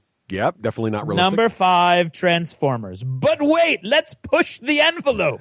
Number 6, Maleficent. Number 7, X-Men. Number 8, Dawn of the Planet of the Apes. Number 9, The Amazing Spider-Man. Number 10, Godzilla. You have to go to number 11, 22 Jump Street, to find even a remotely realistic movie. Wow. Right. Nice. But wait, let's go again. Number 12, Teenage Mutant Ninja Turtles. 13, Big Hero 6. 14, How to Train Your Dragon. 15, Interstellar. Yeah, I would... Sci-fi. It's sci-fi. Yeah, okay. It's totally sci-fi. 16, Gone Girl. So you have to go to 16 to find the second one. Go nerds. We rule. Okay. That's and awesome. then Divergent sneaks into the top 20, which is sci-fi. But then you got Neighbors, Ride Along, and Rio 2. So we close off. So by my count, that's about 5 real movies in the top 20. So here's what makes the scoring system interesting, though. Yeah. So it turned out that both Raef and I agreed with you. Yeah, so I didn't. So you get one, and Raef gets one, and I get one, because apparently this was an easy prediction. That's what sort of the system tells us. Yeah. Right? But I thought it was a great prediction. I loved it. I loved it, and it wasn't guaranteed. I think if you should have gone to 10. 10, yeah. I probably would have you guys to not agree. Yeah, you had to push us a little harder. I would disagree with you on 10. Yeah. Yeah. Now, here's what I like. I don't remember which one of us predicted it. Probably all 3 of us. Yep. Remember when we sort of predicted that this like geek stuff's going to become so commonplace? Yeah. Like, remember just a couple 3 years ago, it wasn't so much. Yeah. Right. And now, regular non-geeks are like, oh yeah, Guardians of the Galaxy, awesome. Right. Yeah. Well, you know, the geeks have hit the big time, because this past year we actually had our own, political. Dude, we hit the big time when most of network television is Arrow, Gotham. Like, what's not a superhero TV show? No, true. Yeah. That's true. Yeah. I was talking about the whole Gamergate thing, because the whole political. Once you've had political infighting inside your own segment, then you know that you. What is that? I don't know what this is. This is a thing. We don't want to go there. Is that the thing where they're lambasting that poor woman? Yeah, basically. That's terrible. Sexism and game review problems, and it was mostly on the video game side, not so much a board game side, but still. All right, so you got to watch those video gamers. So Craig, Craig, what was the final score? What's the score of round 2? At the end of round 2, the score stands at Russ, having tripped and fallen flat on his face in a mud puddle at 1. Yes. Raef and Craig are nose and nose as they come around the turn at 5. Yep. Nice. Wow. I am getting owned this year. This scoring system's killing me. Killing me. I love it. See, I like a good challenge. It is really tailored to my complete random crap generator. But I love the self-leveling of it. Like, it automatically makes easy predictions worth less than hard predictions. I love it. I'm still waiting for Attorney Bob's research on Double Jeopardy on gaming, but go ahead. Oh, geez. All right, here we go. So round 3. Yes. The middle, not quite the middle yet. Raef, what was your round 3 prediction? All right, this is an interesting one. Yeah. Craig, being the gentleman that he is, he'll let us know. I don't know how you're going to quantify this. Craig? I've got your quantifying right. Craig will continue to wow critics and audiences with his books and writing. And this will be evaluated by scoring and writing a deal that, quote, blows his socks off, end quote. Okay, so Craig, are your socks still on? That's what we have to ask My ourselves. socks are firmly in place. Let me first say that this is coming from the archetypal creative mind, which is of course horrifically Critical of its self-critical. own work. Right, yeah. But I will say I have never wowed a critic, and I do not stand in possession of a deal that came close to blowing my socks off. I'm very happy. Okay. And things are happening, but they are happening incrementally in slow, steady that's not what I rhythm meant. that usually that is really behind, most people's advancement in any sort of endeavor. Yeah, no, I didn't mean that. I meant you'd have been picked up and done a book signing in New York City. Yeah, like Barnes. Yeah, no, like Bain Books has not knocked on my door and said, "Get rid of these losers. We're going to take you to Hollywood." No, that kind of thing. That has not happened. Wow. Sadly, I'm still available. By the way, address is in the book. If anybody wants to come and wow and blow my socks off, it'd be greatly appreciated. So Craig and I both disagreed. Not that I didn't have faith in Craig's Craig abilities. being the critical, being the artist that he is no. Craig went first, so I'm like, I'm going to follow the guy who's writing this stuff. So basically, well, that just gave you license to do it, right? Yeah, right. It would have been mildly offensive. It would have been awkward. That's Russ being the better strategist. He's like, Craig, what do you think? Right. I disagree. That would have been quite. If Craig agreed, that would have been quite a conundrum for you, Russ. I think I would have had to agree. It would have been a strategic move on his part because I've been forced to agree. Craig, it's the meta game. You guys got to get to the meta game. We're not thinking the long game, Craig. No, I know. I'm looking at this all wrong. Right. So here's again the scoring system kicks in. So Raef gets a -1 for being wrong. Craig and I both disagreed, so we both get +1. Yep. So the net shift on Raef there is a 2-pointer. 2-point shift. So now I predicted. Here's one that sadly I predicted because I as much as people hear me rail against Games Workshop, I would love to see them jump back on top. And really, all they had to do this year to jump back on top was to release Hero Quest or Warhammer Quest as a box set or board game. That was my prediction. I predicted that Games Workshop will release Hero Quest or Warhammer Quest, one flavor or the other, that as a boxed set or board game this year. Mm-hmm. They did release it as an How'd that iPad work out? app. They released it as an iPad app, but I don't think that counts. No, I don't think that counts. So that would be no. Negative. So you both disagreed with me wisely. So here I score -1, and you both each score a point. Right. Love it. Bummer. All right, Craig, what was your round 3 prediction? This is my round 3. I like Ryan. We got Space Hulk again. Yeah, we did. We did get Space Hulk again. We did. That's true. I should have predicted that. They will re-release a Space Hulk again because, shamelessly. Because last time it was exclusive and limited, so they'll just do that. Right, exactly, yeah. The rest of us get in trouble when we say something is exclusive and limited, and then we do it again. Right. And my legal research is in case I need it, but go ahead. All right. Okay. Yes, so there were, and I don't even know where I found this information on Kickstarter, so I'm just going with it was stupid and I should pay some price to teach me a lesson. All right. Somewhere on the Kickstarter website, I found that there were currently 270 gaming projects. Yes. Now, they don't have gaming projects on Kickstarter. They have games. Right. So the best I could find was the games. I have to assume I just wrote down the wrong thing or whatever. Okay, there were 270 when we did our predictions. Yep. And I thought, this sadly here what happened is that I snagged Raef on his own prejudices. That's what I did. Yep, that's right. And so I said that there would be fewer game projects on Kickstarter when we recorded this episode, the results episode. Yep. Sadly, there are now 438. Yes. So not quite almost double. Yes. Mm-hmm. So Russ, of course, just because he's a meanie pants, disagreed with me, which gives him a point. Raef, sadly, because I played to his prejudices, and he always thinks there's too many games, agreed with me, losing a point. Yep. And I, of course, lose a point. So that's the end of round 3. Craig, how are we doing in the round 3? So, as they're coming up over the edge, you can see that Russ is pulled himself out of the mud and is slowly waddling back into position at 2. Raef has stumbled at 4, and somehow the dark horse is at 7, still barely on his feet.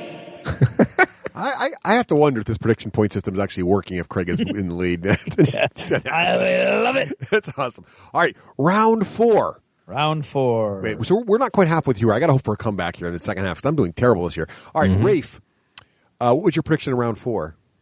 Privateer Press will do something in 2014 that will wow fans. And this is, you guys get to define, Russ and Craig, which I guess now is the chat room, will agree that if what they did in 2014 is considered wowing. So, and I mean, I don't know about this one, I'll be honest. Here, make a case. What would you say wowed the fans this year? And I believe when you made this prediction, I said, I don't think, the new video game counts because that was already known. And the release, it would not have counted. This, what I'm about to say doesn't matter in the end of what I'm about to say. The game coming out, that's not wowing. Yeah. If people were like, oh my God, it's as great as Dragon Age Inquisition. Like, okay, how we feel about Dragon Age Inquisition, that's wowing people. Okay, that's fair. So that could have counted, but I don't think War Machine Tactics is wowing people. I don't think it's technically out yet, right? Oh, I don't know. I think it's done for Kickstarter backers, but I think it's technically still pre-release in Steam or something. It's good. I like it. I'm very pleased with how it came out, and I don't regret backing it. But I would say it came out about as expected. It's where you'd kind of expect it to be. And I don't think I think this year has been, as Ryan in the chat room is saying, kind of a status quo year for them. I mean, they've had some good books. Well, they had a brand new faction. That's not. I'm not saying I agree. I don't think it wowed anybody, but I would say that's as close as they came to. I guess so. An attempt. I don't think I get this one. Yeah. Okay. So I agree. I mean, the new faction was awesome, and I bought all into it. But I don't know if they if it was that wowful. So I think we're going to go with. I'm agreeing with you, Raef, that it was a miss. So does anybody in the chat room disagree that this is a miss? Yeah, is there something out there I'm missing, like the greatest new gargantuan released ever or something? Or so far, only Ryan's responded, and so far two folks have said not really a wow year for Privateer. So, I didn't think they have a bad year or anything. I just didn't do anything. Oh my god! So Craig, Raef said they would wow us. They did not. We're saying both Craig and I disagreed. Yeah, that's a good swing there. That is a -1 for Raef and a +1 for Russ and a +1 for Craig. Yeah. And the board just corrected me because apparently I hadn't moved my cursor from the cell with my score in it. So I was at 6 last time, and now I'm at 7. I have now come to the point where I thought I was 10 minutes ago. Nice. And before Russ speaks, I am now going to afford myself the protections provided to me under the 5th Amendment of the Constitution. No.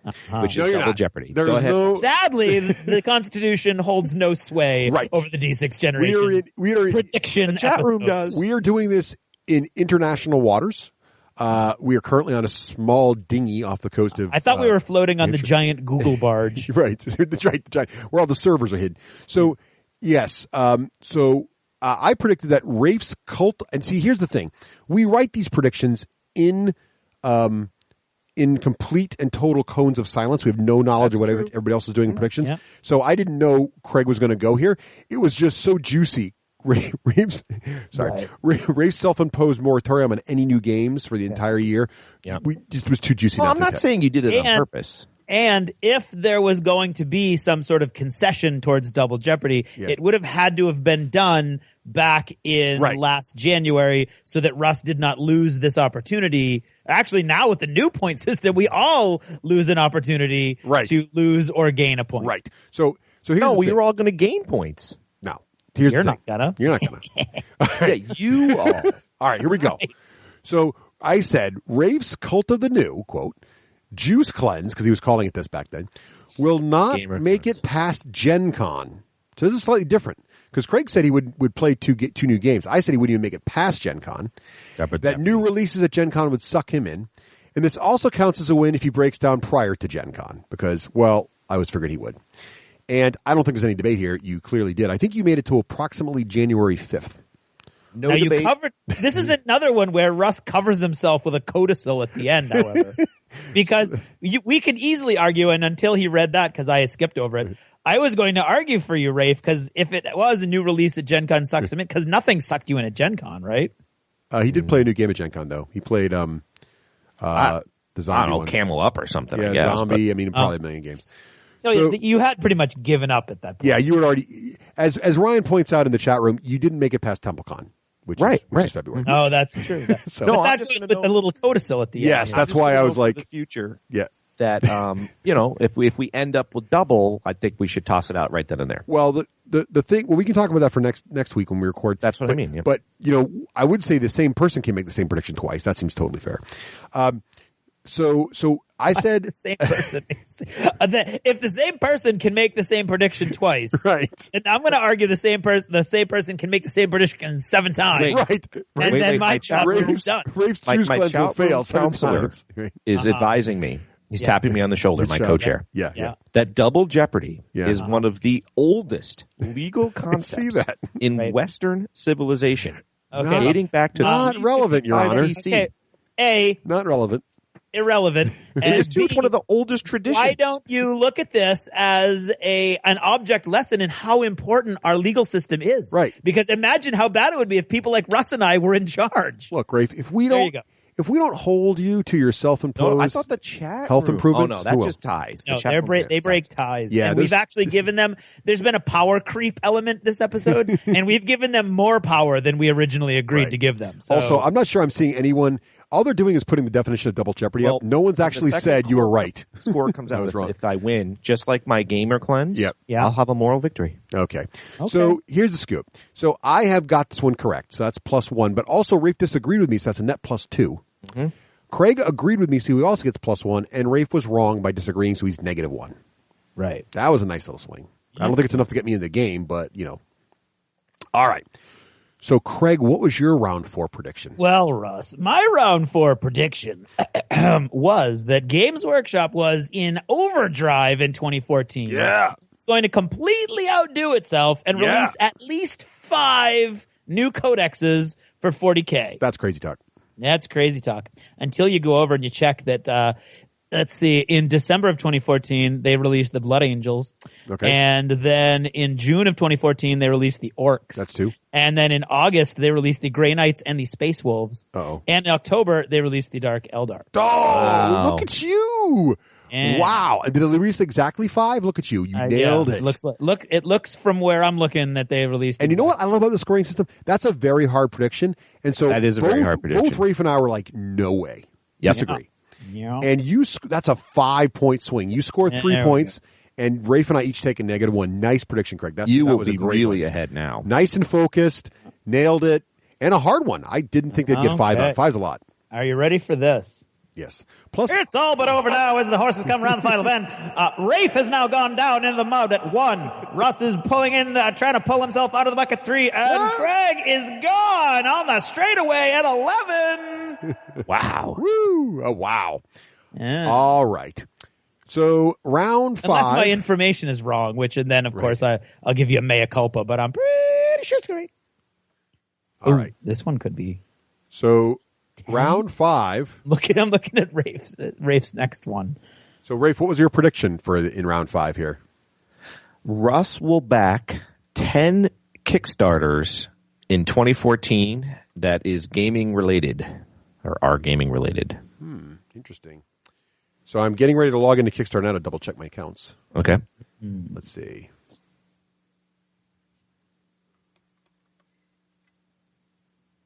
Wait. I'm having trouble. My Kickstarter email. This doesn't bode well for you. I don't remember my Kickstarter password, which makes me feel like I should remember it. Okay, so I'm in. I'm going to look at I think I'm going to my history here. Backer history, here it is. I'm going into my backer history now. I am verifying my password. It's telling me it's incorrect. Why is it telling me it's incorrect? Somebody didn't do his research. Well, I didn't think I was. I know. It's not your stuff. I know. I haven't been in it forever. Let's see. Well, here. yeah, but it's not something I can pick, yeah. Which also doesn't bode well for the prediction if he hasn't been in there forever. No, I know. Well, we know we backed War Machine Tactics. Yeah. So that's 1. No, but War Machine Tactics was actually 2013. Oh my gosh, it was? Yeah, it was. It took him over a year to come out. Realmworks. He backed Realmworks. Realmworks was in 2013 also. No! I can tell you what I backed. I don't think I hit 10. Tiny Epic Kingdoms. Tiny Epic Kingdoms. Robotech was over a year ago, so it doesn't count. What? Tiny Epic Kingdoms and the new dungeon tile thing. There's a dungeon tile thing coming out. I backed that. I backed another dungeon tile thing. And I think that was. Let me check my phone real quick. Man, I'm embarrassed I can't get into my Kickstarter account. That means I'm not Should backing you be anything. able to look at your email? Yeah, I should actually be able to do that. Let me see if I can just do a quick Well, do we search. want to? Yeah, I don't think I hit 10 though, man. I'm really honestly, I don't think I hit 10. Okay. Let me just double check one more thing here. Well, I would say without War Machine Tactics and Realmworks, which I thought were 2014. Then no. Oh, I did. Arcadia Quest I also did. So that's 4. But I think we got to get you to log in. Yeah. All right, I'm working on it. It doesn't have to be now. Why don't We you go can, here? Why don't we do, Craig? Why don't you do your prediction real quick, and then I'll come while I'll figure this out. Okay. Jump ahead a little bit there. My prediction was a bad one. This was before I lost all faith in Dust. And I said that a new faction for Dust Warfare will be released before the end of 2014 or announced as such if we record before the end of the year, which we are. If it does release in 2014, a new wave of excitement will see Dust Warfare the go-to game for at least 4 consecutive game nights. And that was awful, disgusting. Yep. Rather than that happening, of course, Dust shifted ownership and all but kicked Dust Warfare in the groin. This is like a typical example of why you hate predictions. Yes, this is more like it. Yeah, this is a quintessential example. I'm at the wrong end of a D6G trick on this one. Yeah. So I lose a point because I was a naive fool. Yes. And I'm pissed that I agreed with you. Yeah, but we both agreed with you, dude. No, you both disagreed. Oh no, you both did. Both agree agreed. with me.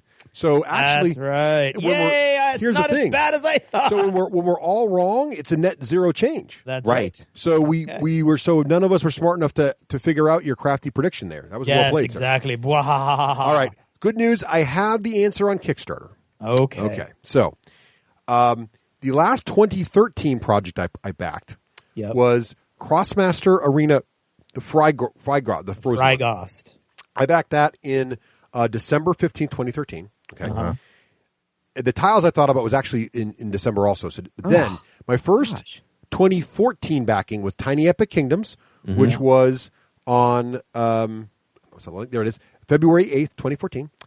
Then I backed, I don't know if this counts as gaming, I backed the Flying Saucer Pizzas Company bid to go to a giant pizza dough tossing contest. That's not gaming. That's not gaming. So it doesn't count. So that's 1 so far. I backed Arcadia Quest. Definitely a game. I backed Sentinel Tactics Flames of Freedom. That's 3. See? Again there. I backed Captain Con, the gaming convention. Does that count? Yes. That's 4. Gaming related. Yeah, I would say yes. I backed the Tactiles modular wet dry erase gaming tile thing. That's 4. Yep. And then I backed Steampunk Rally recently, which is just shipping now. And that's 5. And that's it. That's all. That's it? That's it. Well, what about the wrestling game? I didn't back that. That's Craig. Even the booster thing? Nope, didn't do it. That's it. And then you didn't do any Dwarven Forge? Nope, I didn't. No, I don't do Dwarven Forge. I got the tiles instead. So that was it. Iron Kingdoms? Nope, that was I did do tactical War Machine Tactics, but that was back in August 2013. Oh, okay. Yes. Well, how many was that? 5. All right, so I went too strong on that. Yeah. So and both Craig and I disagreed. So Raef gets a -1, and Craig and I each get +1 for that. Yeah. I hate this game. All right. Wait. Here's my prediction, and I also fell prey. Again, we didn't consult each other, but I also made a prediction about Dust Warfare /Tactics. Yeah. So this is Double Jeopardy that benefits you. This is one of the Double Jeopardy that benefits you, Rafe, because Craig and I Double both Jeopardy is never a benefit. Okay. Well, wait till you get your numbers. Spoken like a true civil warrior. So I said that Dust Warfare and or Tactics will show and probably release a brand new faction at Gen Con 2014. How'd that go? I had inside information from a tweet, which was apparently a lie. Never trust a person on Twitter is what I basically learned here. There you go. Yeah, we're learning a lot of important. We should have some soft piano music because we're learning a lot of important lessons. Wait, Bob Oswald just put in the chat room that we could have asked North Korea. They probably know how many Kickstarter. That's things true. Because okay, so basically, I was wrong about that. Yeah, Craig, sadly you agreed with me. I go back to the naivete of youth. But Rafe disagreed. So I get -1, Craig gets -1, and Rafe gets +1. Yay. Yeah. So net, Rafe, I think that little situation there definitely helped you out. It helps a little. So Craig, after round 5. Well, at the end of round 5, the ponies are getting tired as they come around for the final stretch. Russ is still slowing along at 2. Rafe is now completely stuck in the mud and can't pull his hoofs out at 0. And Craig is falling slower and slower, farther and farther behind at 10. Behind at 10? Oh my What? gosh. How did you? Behind his last known position. Oh, good. Fair enough. He's still way ahead. Let me clarify that. Like, this may be the strongest lead we've ever had in this contest. I know. Also. Craig is So just I'm liking this. not only are you winning, but you're dominating, sir. Dominating. Scoring system is phenomenal. So we have 2 more rounds here. And I'm loving my final prediction though. Yeah. You thought it was a long shot. We should have put odds on it. We should have put odds 20 to 1. there you go. The dark horse is way in the lead. All right. So I missed us too. Wait, no, never mind. I'll keep that. All right. So round 6, Rafe. Yep. What was I'm particularly your proud of this one too. Okay. Superhero movies will continue to wow fans. Again, that term. There will be one made that will be as successful as Iron Man 1. Mm-hmm. And I wrote this, I don't quite know what I meant, but comic new hero with, okay. So it's a new movie. Because you were saying it was like, you were trying to articulate it was one that hadn't been done before. Right, that wasn't going to be Batman. And Craig and I were like, well, they've all been done a little bit. And you said, well, it'll be a new hero that hasn't had a movie since the 90s. Right. And it will be an 80 or better on Rotten Tomatoes. Right. So I would say Guardians of the Galaxy definitely qualifies as a movie that hasn't had a movie made about it in a long time, arguably ever. It definitely I would say definitely outshone Iron Man 1, or at least is in the same as successful area. And what is the score on Rotten Tomatoes, though? I don't know that. Oh, it's way above 80. Is it? Nice. I'd love to see a movie do that. So Rafe, you nailed it. Nailed this one. Nailed it. Great prediction. This is what got Twitter all afire. And this is a huge point swing because Craig and I both disagreed with you. Yep. And you predicted it, because I didn't think Craig or I either thought that Guardians would. We thought we as geeks we'd like it, but we didn't think it'd be critically acclaimed. It'd be kind of too campy. Yep. They nailed it with Guardians. It was such a good movie. Yep. I was happy. I have never been more happy to give it 5 points. Well, thank you. I feel good exactly. That's exactly how I feel. So Rafe, you score a +3 because Craig and I. Oh wait! And it's not. Yeah, I say we're going to give it to you anyway, Rafe. But because of the timing, that's Iron Man 3. Iron Man was its lifetime gross, which, like I said, it's got many years on Guardians of the Galaxy. Its lifetime gross is $318 million. Yep. Where Guardians of the Galaxy's current gross is $332 million. Yeah, but which means it's ahead. That's what I'm saying. Yeah, right. Yeah. Oh, great. It's crushing it. Yeah, so I thought it might not be crushing it, and as I looked at the research, it crushed it. So got it. Rafe scores 3 points. Craig and I each get -1. Worldwide, Guardians of the Galaxy is at $772 million. Wow, nice. Go Rocket. All right. Which crushes Iron Man. Yes. Which is at 585. So I made a prediction here. This is going to hurt. I predicted that once Titanfall releases this spring. This is Double Jeopardy biting you in your own butt. Yeah, see, I don't think you can fight with this Double Jeopardy thing. It comes back and forth. So, because I had several predictions around the high quality, my high faith in Xbox One. Mm-hmm. So, by the way, I don't regret the purchase at all, but it did not do as well as I expected it to. So, I predicted that once Titanfall comes out, because I was pretty sure that we're missing that exclusive, and Titanfall was going to do well for it. Yeah. Releases in spring, so this is back in December. I predict this. The Xbox One will take a commanding lead in console monthly sales in the U.S. and will stay in the lead for the remainder of the year. That is definitely not true. The Xbox One has never won a month until I think last month, and that was because they dropped the price more than anything else. Now, I think Craig played this one strategically well. You guys did very well here. Both of you disagreed with me. Yeah, I took advantage of my position in this one. So a nice point swing here. So I get a -1. I disagreed. Yeah, you disagreed and Craig disagreed. So I get a -1 and each of you get a +1. So that's not good. That's not good for me. Craig, what was your round 6 prediction here? My round 6 prediction, sadly, this is the first comic book movie prediction that has failed us all. All right. I said Captain America Winter Soldier would open at number 1 in April and remain at number 1 throughout the entirety of April. And it fell movie. it fell out of number 1 in the second week of April. Ah, too bad. That was a great prediction though, Craig. Nice and detailed. I thought beat it was, good.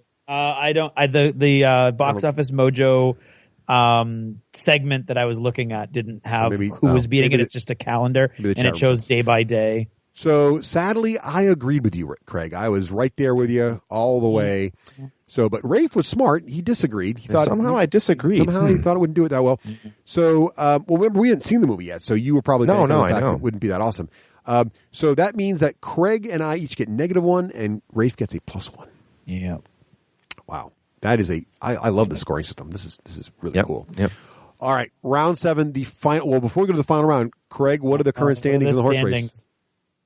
Limping to the finish line, we've got Russ at -1. Yes, that's right, ladies and gentlemen. Russ's horse is going backwards. Raef has put on some steam. He's pulled himself out of the mud, and he is pounding towards the finish line at 5. And still, Craig is slowly wobbling his way towards the finish line, continuing to shed speed at 9. Oh, it's a close one.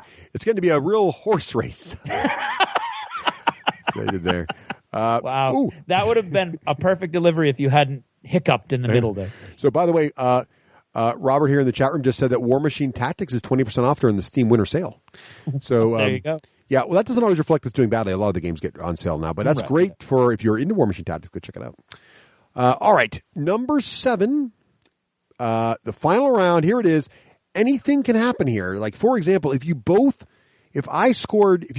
completely blew it and I maxed out. Yeah. I still don't think I can catch you, but I might be close. Do I have a chance of catching Craig? Oh, yes. Yeah. Absolutely. Because you're only 4 points away right now, and there's 5-point swings we just discovered. So this could happen right now. All right. Per question, so it could easily happen. So, Raef, what was your final prediction in round 7? I'm happy about this one, too. The new game by Flying Frog Productions, which we have typed as Shadows Over Brimstone. Mm-hmm. But I believe it's Shadows of Brimstone, because that's how I found it on Board Game Geek. Fail. Will score higher on Board Game Geek than any other Flying Frog game. Interesting. Mm-hmm. Interesting prediction. So, Raef, have you researched Flying Frog? I did. Games? Yes. Now, the notes that I made for myself don't have the numbers, but I remember it doing better. All right. So you're saying that. So you're claiming that Shadows Over Brimstone, or Shadows of Brimstone. Yep. And it has another name. It's Shadows of Brimstone : something. Is the highest rating Flying Frog game on Board Game Geek. Yep. And I graded it by going to Board Game Geek, doing the average score, and then looking up on Flying Frog's website. Mm-hmm. And it has Touch of Evil, Last Night on Earth, but I didn't write it down. I must have not saved correctly. All right. Well, let's see here. I'm going to go look at Board Game Geek. I'm looking to go do it live. Yep. Well, I'm doing it. I'm going to do it right on. I think I can see all their games here. I didn't know how to filter it that way. There we go. I think I can sort them by. Let's see, by category. I got it. You did email us all of your research. Oh yeah, cool. Raef. Oh, good. Shadows of Brimstone: City of the Ancients is at 8.62. There we go. And every other game made by Flying Frog Productions is significantly below that. Wow, nice. Yeah. Okay, well predicted, Raef. Invasion from Outer Space is the next closest at 7.26. Nicely done, and nice and quantifiable. I love it. Yeah, so I agreed with you, so that's good for me. So you scored, but Craig disagreed. So Raef, you scored. This gives me a chance. Yeah, you scored 2 here. I score 1, at least I'm out of the negatives, and Craig gets a -1. The gap is closing. Yeah. The gap is closing. I have to root for Craig here because I have no chance of winning in my final prediction. Oh, I've been screwing up all the scoring. Oh, that's I've been forgetting to add the like if you get somebody loses a point, you gain a point, right? No. I don't think Yeah. No, it's a net gain. It's a net. No. But what I'm saying is, for instance, in Raef's prediction for the second, is it the second? I'm gonna have to. Yeah, no. Russ's prediction for the second round. Yeah. No, wait. I'm so confused. Oh no, that one there. You're okay. Russ got it wrong, right? Yeah. So Raef and I each get 1 point. Yeah. And that one there. Ooh, this is why I like the chat room while Craig's doing math. Ryan helps us out, and Craig, the movie that knocked Winter Soldier out was called The Other Woman. Well, there you go. Yep. And Ryan confirmed also that your prediction about Flying Frog was correct. Yeah. All right. So next up is my prediction about Craig. You okay over there with the score? Yeah. Right. I don't know. All right. Okay. We might need a recap. We're going to need to walk it back. Okay. Sorry. All right. Failure. Operator failure. Okay. Dangling Chad. Yeah, dangling exactly. Chads. Somebody didn't punch it all the way It sounded through. roughly right. I don't think I was in though. All right. So I predicted that War Machine Tactics would release in 2014. And it did actually, because we just saw that it was on sale. Yeah. And it would be very well received. It'll have a 70+ score on Metacritic. So let me go to Metacritic and find out. I've never looked at Metacritic to see how this works. Okay, It's Metacritic. Awesome. Metacritic.com. And I'm going to look up War Machine Tactics. War Machine. Oh, there it is. Okay. War Machine It says Tactics. 2014. Yep. And, it's still got no Metacritic score. So that must mean it hasn't officially released yet or nobody's reviewed it. So in any case, that makes me wrong because it cannot be critically received if no one's received it.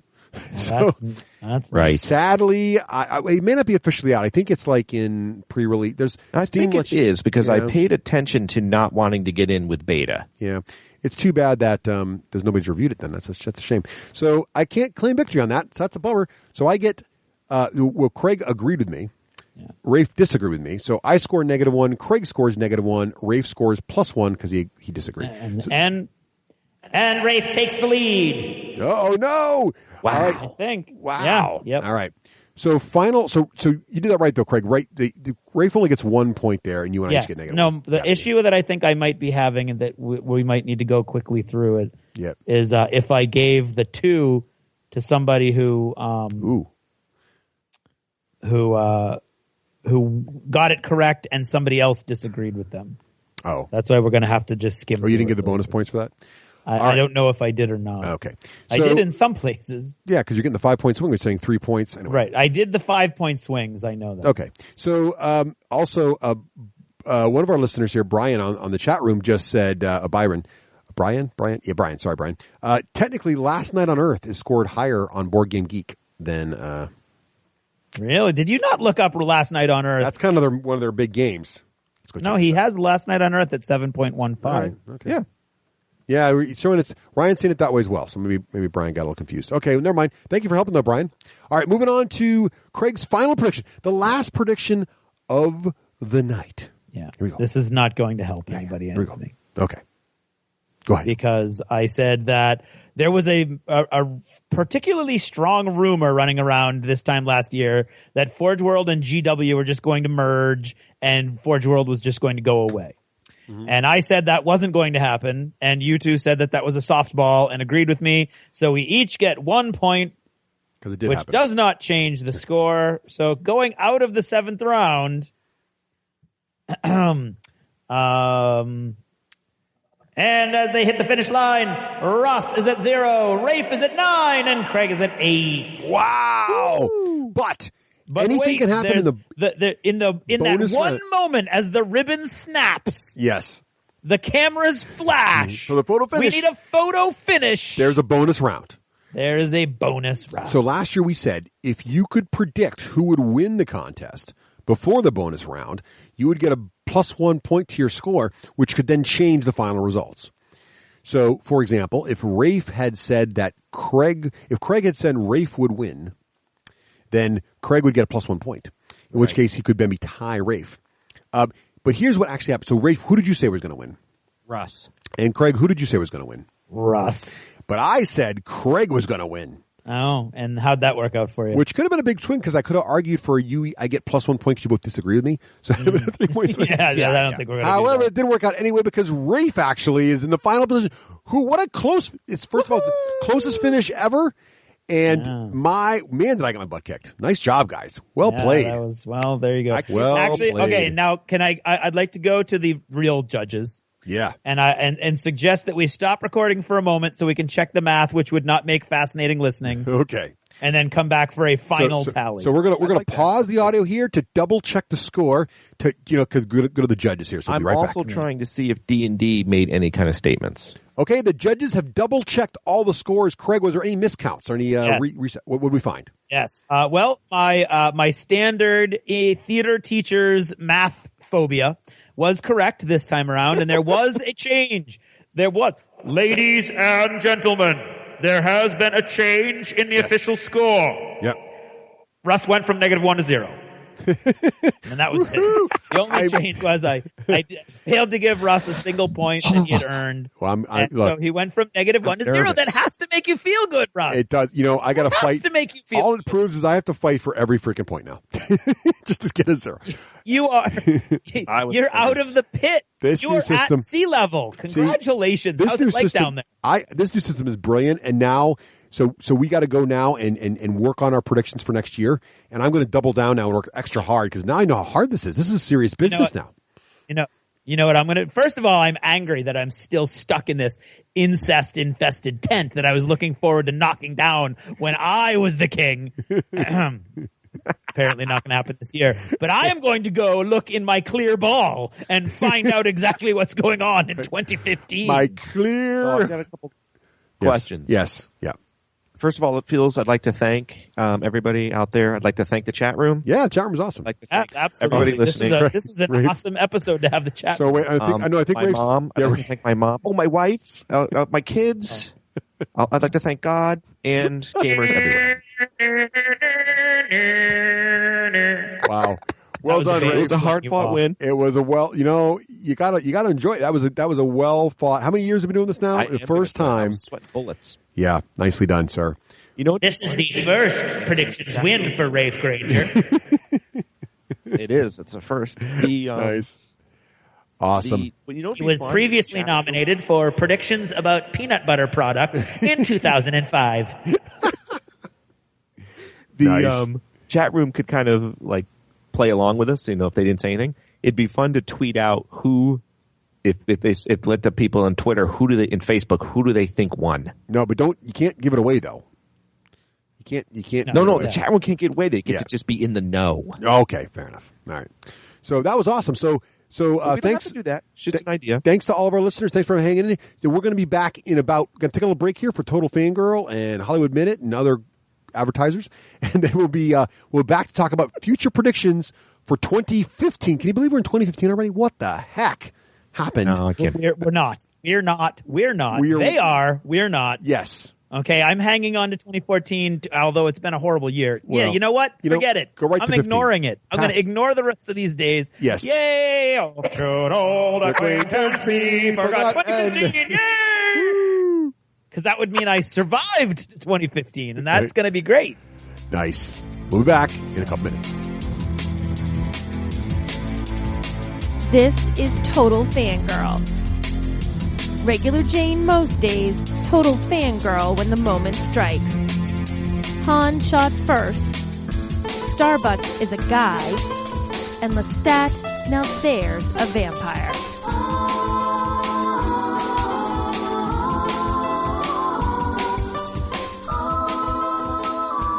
Hey everyone, this is Nicole, your Total Fangirl. You can follow me on Twitter at Nicole Wakeland and check out my blog, TotalFangirl.com. This week's shout out is to our supporters over at Patreon. Head to patreon.com/the D6 Generation and you too can support the show and we appreciate it very, very much.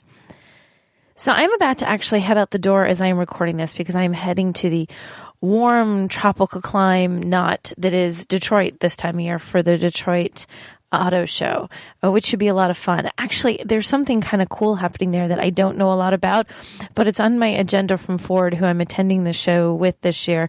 And there's, all sorts of executives and all sorts of Ford stuff, as you'd expect. But one of the things is, it features some Xbox stuff, like Ford and Xbox in their special Behind the Blue Oval Room. So I'm kind of excited that there's going to be like some official nerdery happening at the auto show. So that's where I'm headed off to. But where I was last week, about this time on a Sunday morning, was hiding in my daughter's bedroom because they decided that they were going to start playing some games in the Xbox. I want to say it was Dragon Age they were all playing, but they've been playing so many games lately that I admit, lost track just a little bit. Now, this particular game they've all gotten into, and in order for them all to be playing, they each picked a different Xbox to play on. So that meant there was someone in our living room, there was someone in my bedroom, and there was someone downstairs. So everywhere in my house that I went, I heard this weird double echoey thing, because why wear headsets, right? That's no fun. When I kind of went from one room to the other room, as I could hear the real-life speech of Russ right behind me, and then hear it echoing through the speakers downstairs as I walked to the downstairs. It was driving me nuts. I felt like I was in this horrific gamer horror chamber of some kind, and I couldn't find anywhere where I couldn't hear them as they were playing, because I just wanted to sit and read my book, my little book about demons and vampires, and it was awesome. But I couldn't focus on it because there was this echo chamber effect from all of them talking. The only place I could find was my daughter's room in the far corner of the house. So on Sunday afternoon, I took my book, took my hot chocolate with whipped cream on it, headed into my daughter's room, shut the door, and laid in her bed, which has more stuffed animals than I think it does room for people, and sat there and read my book surrounded by stuffed animals. And you know what? It was kind of awesome. I felt a little bit like I was 12 years old again, when your biggest worry was just kind of nothing. You know, you're just a kid and your worries are small and kid worries. So I sat there reading a book, huddled in one corner of her bed with the stuffed animals all around me, trying not to disturb the very precise arrangement that these stuffed animals occupy. I know this only because when I help her make her bed, I can't put back the animals because I do it wrong. So Russ and the kids played games, took over truly every room in the house with their echoey game, had a fantastic time, and it was really fun to hear them actually talking about it once I came out of my daughter's bedroom again. But I was relegated to hiding in bed with stuffed animals while they gamed.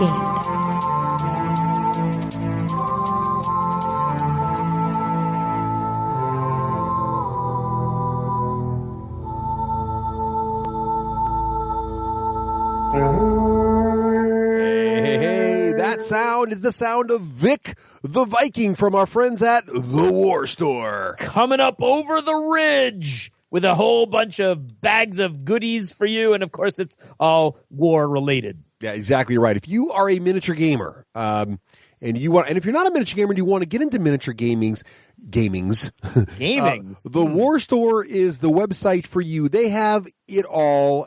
They have a fantastic little easy way to navigate their awesome site on the left-hand side there. Vic's little pointy helmet is available everywhere to guide you through all the great options. Pointy helmet. It's a horned helmet. With points. It's rather oblique, actually. Indeed. But anyway, it's a great helmet. You can check out all the great hotness there, and they do have all the hotness from War Machine to Infinity, the latest version. They are the place to go to look at all the latest Infinity stuff. Yeah. Check out the pre-orders. You've got these beautiful big pictures to look at and just drool over some of the best models in gaming. Yeah, let's say you want to get into Firestorm Planetfall. No better place than the War Store. Firestorm Armada, all the great stuff from Spartan Games. It's all there at the War Store. And not only that, all the supplies you need, the paints, everything. Head on over there. Fantastic prices, but that's not why you shop the War Store. No, it's not. You shop there for the amazing service. I don't know how to do it. The service is better than anywhere else on the web. It really, really is. So head on over to thewarstore.com.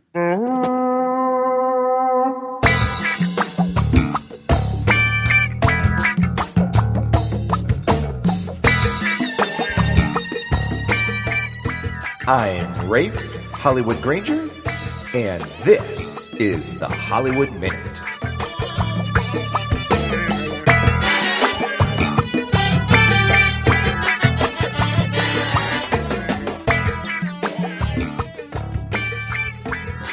All right, welcome to another rendition of the Hollywood Minute with your host, Raef, Hollywood Granger. You can follow me on Twitter on the D6G Hollywood.com or my YouTube channel, Raef Hollywood Granger on YouTube. All right. For this half, I'm going to rant about my behind the scenes working on my documentary. If that bores you, you'll want to skip ahead. Oh, I don't know. I haven't recorded it yet, but maybe check in at about 5 minutes. And then I'm going to do a little bit of a review of Alien Isolation on the Xbox One. All right, let's let's start with my rant on video. So here's the problem, folks. So I've got my video recorded from Gen Con, and it was done on a Sony HD cam. And no, I take that back. A Canon HD camera. And it wasn't mine. I borrowed it from a friend. And that records in a certain file extension. And then I've been trying to also record video screenshots, which thanks to Adam Pitzer, I now have a video screen capture program that does work. And that records in a different file extension. So I've been fooling around for about 3 different freeware I plan to buy, but I want to make sure that the program can do what I want for video editing. So welcome to the newest one that I've been using, which is Windows Live Movie Maker. And I figure, well, I have a PC. This should be great. Well, here's the good news. It accepts the file extensions from the screen capture program. That's good. It accepts the file extensions from the Canon HD camera. That's good. However, it doesn't separate out the audio track. So I tried my first bit of real editing with some Gen Con footage. It's a little piece that what I want to do is have some in-person video sound, and then I want to narrate over some of it. So what that enables me, what I need to be enabled to do is have access to the audio track so that I can mute different parts and then narrate over different parts. Now, of course, Windows Live Media Maker doesn't separate out the audio track because it just wants to make my life miserable. So they recommend you go back to the old version of Windows Movie Maker, which does let you separate it out. So I download that freeware. And then guess what? It doesn't accept the video extension of the HD camera. I have tried in the past using extension converters, but I didn't for this system because I just want the program to work. So I've asked various people who do video editing, and they all go, oh, I don't know, I use a Mac. So I'm crowdsourcing. Is there anybody out there who has a video editing program that they can recommend that is easy to use and will accept a Canon HD extension and enables me to separate out the audio track so that I can fool with it? When I Google the top 3 programs, one of them in there is Adobe video editor. I'm thinking about, since Adobe's a pretty good product, I'm thinking about fooling with that, but I don't think they have a free version to test out, and I don't want to pay $129 to then find out something like, oh, the dang audio track doesn't work. So I am going to admit to you that I'm getting very frustrated that instead of spending time actually editing the little pieces I want to do for Gen Con, I'm spending time just technologically trying to figure out how to get the freaking content in there, and then I go to work with it, and the program doesn't do what I want it to do. So does anybody out there have any luck with a video editing program that they like for the PC that seems to also accept most file extensions, and or they've had success with a file extension converter, and they've had success using audio and narrating over? Okay, so that's my rant on that. The second thing I want to do is a brief review of Alien Isolation, which I am playing on the Xbox One. So, as you may all know, I am a very huge fan of survival games. I like stealth games, and I like horror. So, on that note, I figured Alien Isolation would be perfect. To warm myself up, I watched Alien all over again. Great movie. And I have to say that the game is basically System Shock. If you're old enough like me to have played the original System Shock on the PC, it was pretty much revolutionary. So System Shock is the PC game where you wake up, you have no idea who you are, you're on a spaceship, you're guided around by a narrated voice, which is a computer, and throughout the game you come across these data terminals, and you can read messages on these data terminals. They're like little old-fashioned PCs. You can listen to messages on them, and you can access different ship systems. And then along the way, in System Shock, you find these tape recorders, and you can listen to little bits and messages of what's going on with the NPCs in the game. Well, guess what? That's what the BioShock system has done as well, and guess what? So has Alien Isolation. Now, It doesn't seem like a complete copy of System Shock because of course they're using the tech of the game in Alien. I'm sorry, the time frame in the game of Alien. And if you watch Alien, it's like they're working on Commodore 64s. So it doesn't feel necessarily that they're ripping off System Shock, which was done in about the 80s. It feels like they're just sticking true to the time frame of the science tech used in the movie Alien. So that seems pretty cool. It's so funny though, when you make items in Alien, you can craft items. The noise it makes is almost identical to the noise found in the BioShock game systems. This little bloop bloop bloop type of noise when you make an item. So I feel like I'm playing System Shock all over again. But other than that, it's a pretty fun game. I'm many hours in and I'm starting to lose patience with the game because I don't know, maybe it's just I've played so many of these that it just feels the same. But the game now is pretty much go here, sneak around here, download this circuit. Oh, the circuit then says go back, and then you gotta go over here and you gotta find a key card. Oh, you find a key card, you go into this room, then you get a cutscene, and then repeat in a different part of the ship. And all the while that you're doing that, the alien's rumbling around on top of you. You can hear it in the ductworks, and then it occasionally pops down, and then it's on your level, and then you can see it. And unless you have a flame gun, which you don't get until at least halfway to 3/4 way through the game, the alien is untouchable. If the alien sees you, you're toast. So then there's a couple frustrating areas where you're going from your save point, you're sneaking through, you're grabbing that, you're running down the corridor. You're sneaking down the corridor. You can't run in this game. If you run, the alien finds you. You're sneaking down the corridor, you're executing breaker number 1, then you're getting key card number 2. Oh, the alien sees you, eats you, and you have to start all over again. So that's a little bit frustrating. The game was really creepy and scary when the alien finds you, but now I can tell exactly where the alien is compared to the noises it makes. So if it makes noises like it's up in the ductwork, I know it's not on the ground floor and I can move a little bit more freely.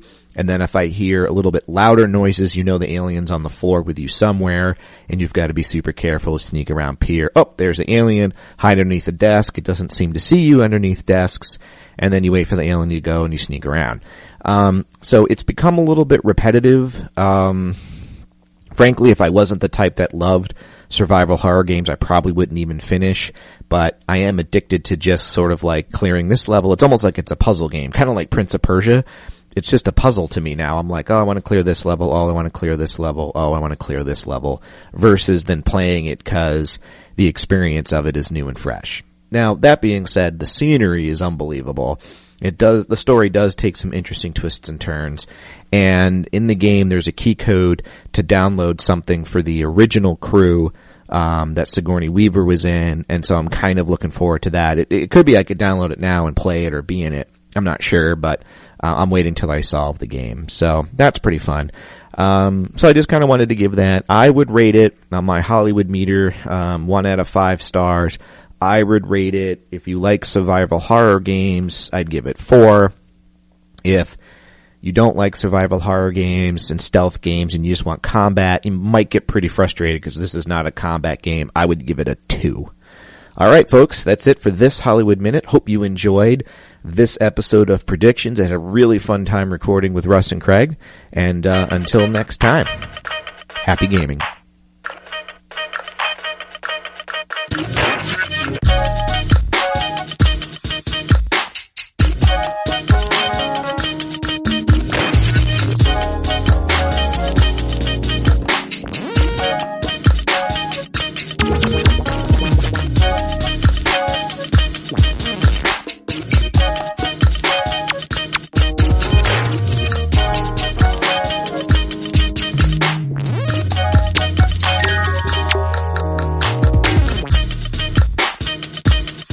This is the Dice Tower Network at Dicetowernetwork.com.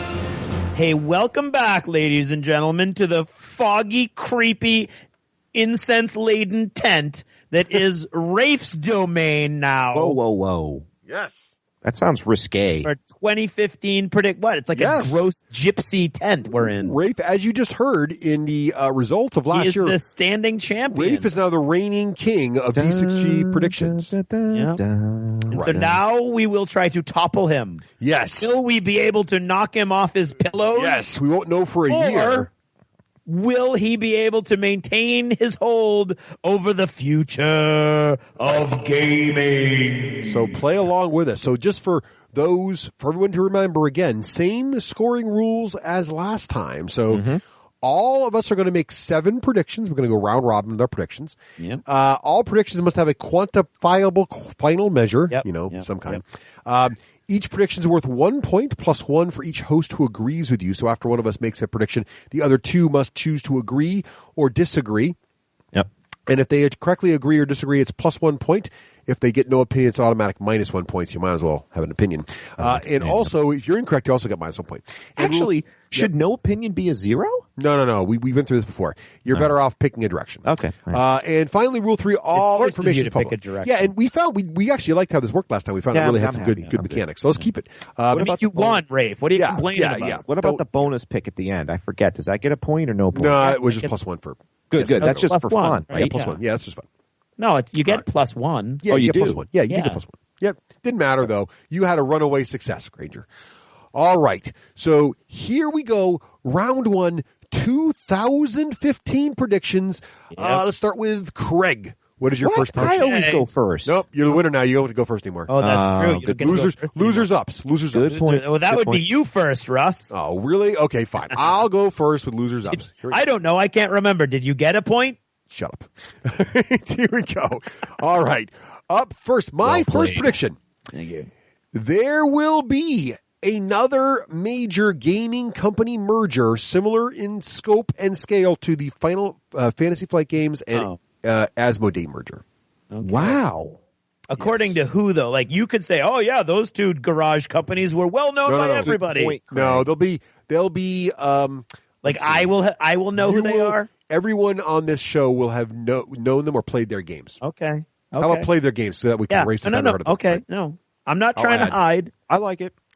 We'll play So their what games. if like Plaid Hat Games and the company that makes flapjacks and Sasquatches? Like but Plaid Hat's merging with Fantasy Flight would count. Okay. Oh, totally. Yeah. Or Plaid Hat and Smirk and Dagger, for example, would count. Right. Or Plaid Hat and Flying Frog. Or Right, exactly, yes. Now, those are much smaller companies than the two I just named, but still, they're companies that most people know and they're well known. So, what do you guys think of that? I will say I agree. I like it. I agree. Oh, okay. So either I got a really easy one. That's going to do nothing for anybody. All right. Okay. That's a way to neutralize somebody. That's right. So, I'm off that one. Good. Mm-hmm. Okay. So either, wait, Russ, you didn't. Yes. What? Okay, never mind. I was looking for the test qualifier, the measure. Well, I think that's a pretty easy one to measure, right? The key was we have to own or play their games because the only fuzzy part is who we will. There we go. Thank you. All right. So up second is Craig because he came in second place. Craig. Yes. What is your first prediction for 2015? Mine is a very simple one. I say there will be a Disc Wars expansion by FFG before the end of 2015. Oh, I like it. Dang. I got to play that game still. Yeah, it's a great game. All right, that's a good one. What do you think about that, Rafe? I go last. Predictions? Yeah, no? Okay, I will predict that is... It's hard. It's not easy. It's not easy because... It's a bit of wishful thinking. A little bit. I'm going to disagree. Okay. I don't know if I would agree or disagree if it was somebody else's prediction, to be honest. What do you think, I Rafe? will agree with Greg. There you go. Wishful thinking. So Wishful thinking for the win. That could be a tricky one. All right, and finally in round one, Mr. Raef Hollywood. Right, Granger, champion prognosticator. And wax poet. Now remember that you're the one with pneumonia, so correct. If you wax I'm the one griping of fatigue. Okay. Right. Here we go. I'm going to share this for the first time ever on the air. Oh my God. Uh-oh. I don't really see things in the future or anything like that, but I do sometimes just get these really strong thoughts about what's going to happen, as evidenced by our good friend, Ross and other things. I don't know where they come from. And a lot of times, Russ can attest to this, it happens in craps. And it happened today, Craig, with the 12. When you answered an achievement, I'm like, it's 12. I don't know. I just felt it. And that happens to me in the game of craps. So it's just these thoughts, like I'm like, he's going to roll an 11. I bet on it. He rolls an 11. Yeah, everybody wins. Okay. So I have to admit that this year, the crystal ball was very murky. I have no thoughts about anything. Maybe I'm just nervous. Sounds like managing expectations by the winner. It might be managing. He's got winners. Yes, he's got winner's remorse here. He's like a little nervous. He can't repeat. Here's my prediction. No pressure. The next, quote, no name, end quote, comic book movie that comes out in 2015 will not do as good as Guardians of the Galaxy. That Ant-Man? Is that what's next? Yeah. I'm not on top of it. Is that a no name? So yes, I would argue it's a no name. Yeah. What does no name mean? No name means there's been no previous movies for that hero since the 90s. That was the rule. That was what he said last year. Okay, I don't even think. I just say, why don't you just change it to Ant-Man will not do as well as Guardians of the Galaxy? Well, I want to be a little broader in case there's another one that pops out. Like I don't know what. So yes, I mean not Batman, not. How about this? There's been no previous movies about this hero for the past 20 years. Perfect. Which is early 90s. Okay. And my test subject my measuring stick is the Metacritic user review. All right. Not the critics, but people. All right. Or should I use Rotten Tomatoes? I'm not sure which one. Either one, whatever you want. I want people. I want the people to speak. So not box office numbers and people. Right. Not box office numbers and not critics. Okay. Fans. Fine. So that's a good one. Where do you find that information? If you go to Metacritic, there's two scores. There's the critic score and the user score. Yeah. Rotten Tomatoes has the same. Yeah, so he's choosing Metacritic. It doesn't matter. They're both. That's fine. They're both going to be low or high if it's really good or not. Yeah. That's a pretty. That's a safe bet. I'm going to agree with that. I was going to say that's so safe because Guardians really was unusually good. It stinks. I hate this prediction. I hate this episode. Agree. See, this is the great thing. If you both agree, you just made a weedy prediction. And I love it. Exactly. It is weedy. All right. So, Raef, you got to kick up your game in round 2 here, buddy. All right, round 2. Yep. My prediction for round 2. Now, see, I don't know. I couldn't decide if I was really being off the rails risky here or not. And this one, I will admit, I got a little Raefy on this one. Okay. Meaning that it's kind of hard to quantify. So I need you guys' help.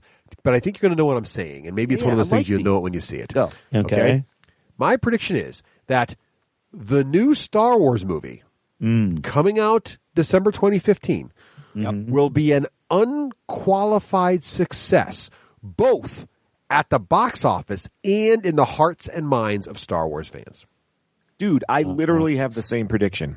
Okay. I can buy it. So do we need to quantify that? Or is that easy enough to remember? So I'm basically saying the only problem is it's only going to have been out for like a week or two. That's when we do the results. We'll know. It'll be because basically I'm saying is all of us. It's will be one like, of those things that on opening night everybody will know, and they're all be like, everybody will be like, right. It's okay, or they'll be like, oh my god, back. Like with the new Star Trek it's the movie. Second Coming. When he redid the Star Trek with the first Star Trek movie, I know the second one. Only the real grognards online were like, everybody's like, boy, he did that right, So yes, so I will agree. The zeitgeist will guide us. We will know the answer. It's like pornography. We'll know it when we see it. So do you guys agree or disagree? Yes, agree. I agree. Yeah. Now that's an interesting. Is it a softball or is it not a softball? Oh, I'm saying it's going to be fiscally a success, financially a success, and heart and mind success. Yes. You know what?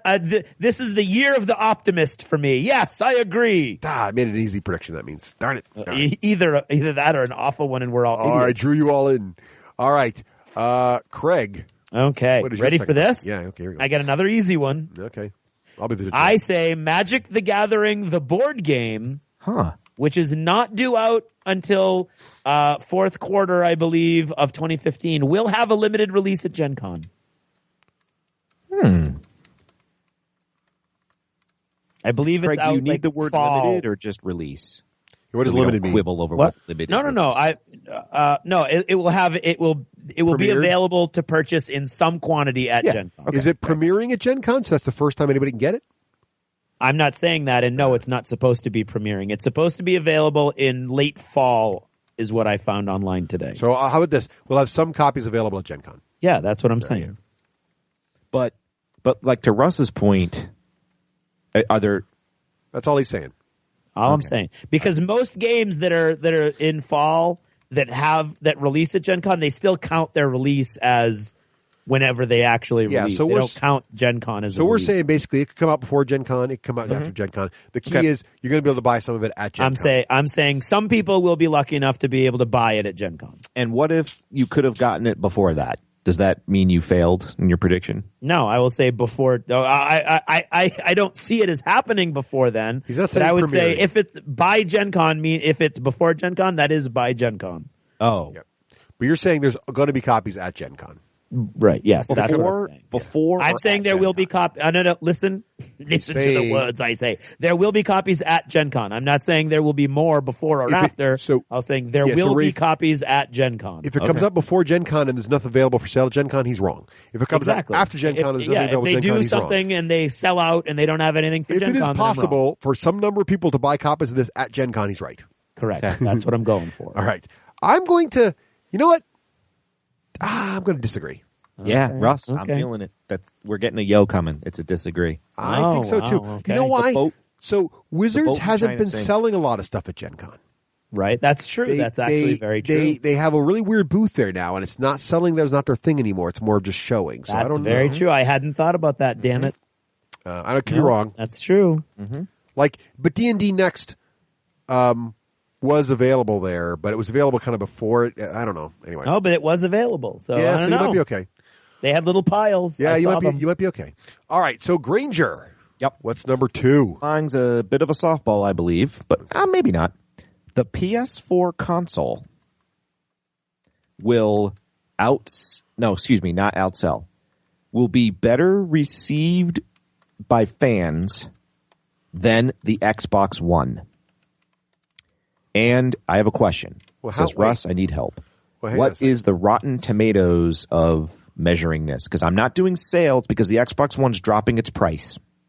So I'm saying, well, it's already been out for a year, so don't care. No, I know, but how would you today determine which fans like which console more? Exactly. I don't know. I think you only have sales this. for that, though.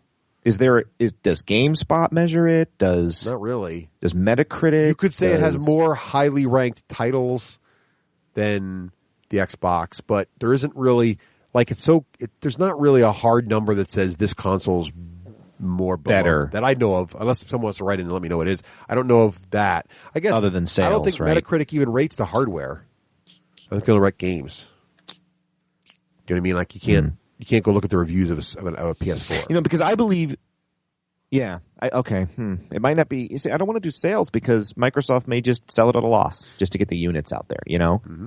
And that's not what I'm shooting for. Well, maybe you could say it has more exclusives. Maybe you could say it has more titles on it. If the guys are making more games for it, then it's probably more popular. It's got a bigger install base. Yeah.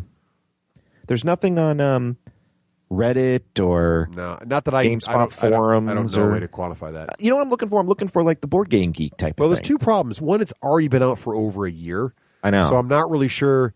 It's kind of like saying, the iPad will do well. Well, it's already been out for 5 years. All right. How about this? The PS4, can I do this? Will sell more units, which I know is the pricing war. But how do I say this? Minus 10%. So if Xbox sells 1,000 units and the PS4 sells 2,000, then that's a win. I'm trying to say a buffer, to take away the cost factor, 10% or something. The Xbox One will not outsell the PS4 by more than 10%. Yes, there we go. Annually or per month? Annually by 2015. Total numbers of the units of the console for the whole year. Yep. Worldwide or in the U.S.? Good question. Worldwide. So worldwide makes it tricky because they usually beat them worldwide because they have a bigger release.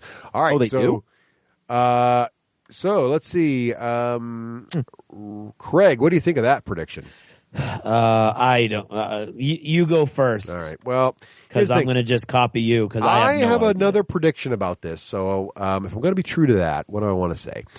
The PS4 will not outsell the Xbox. Will wait. What was your prediction again? We need the 10% buffer. Will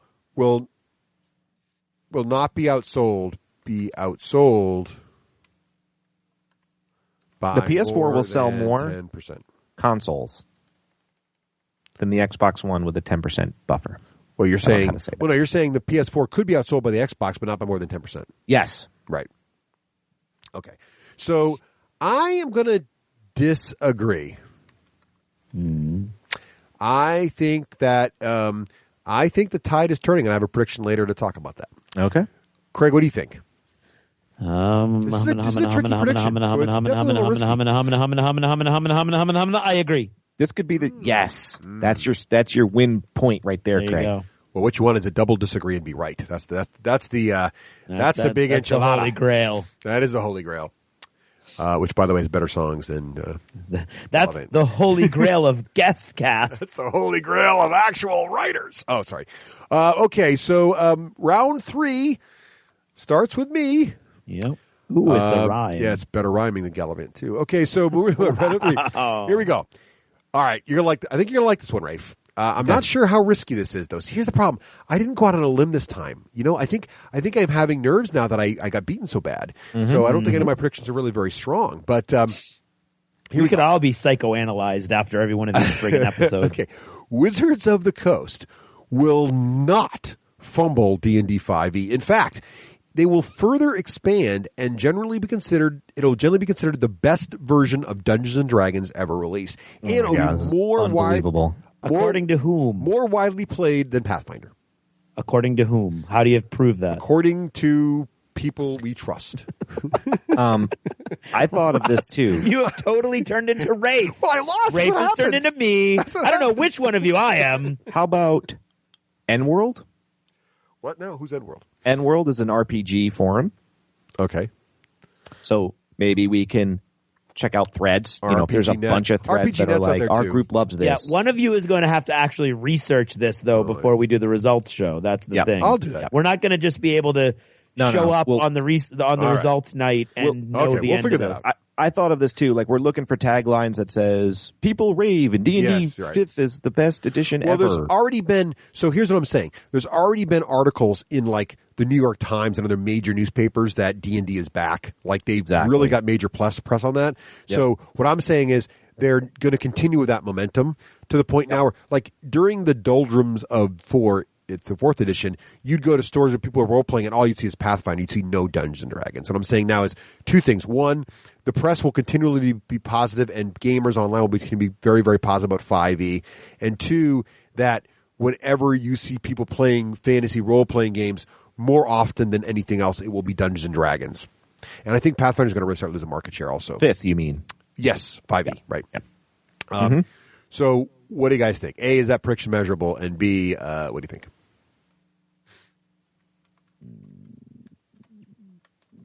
I don't know if that's a softball or not. Might be a little on the edge. I agree. No, I think it's already happening.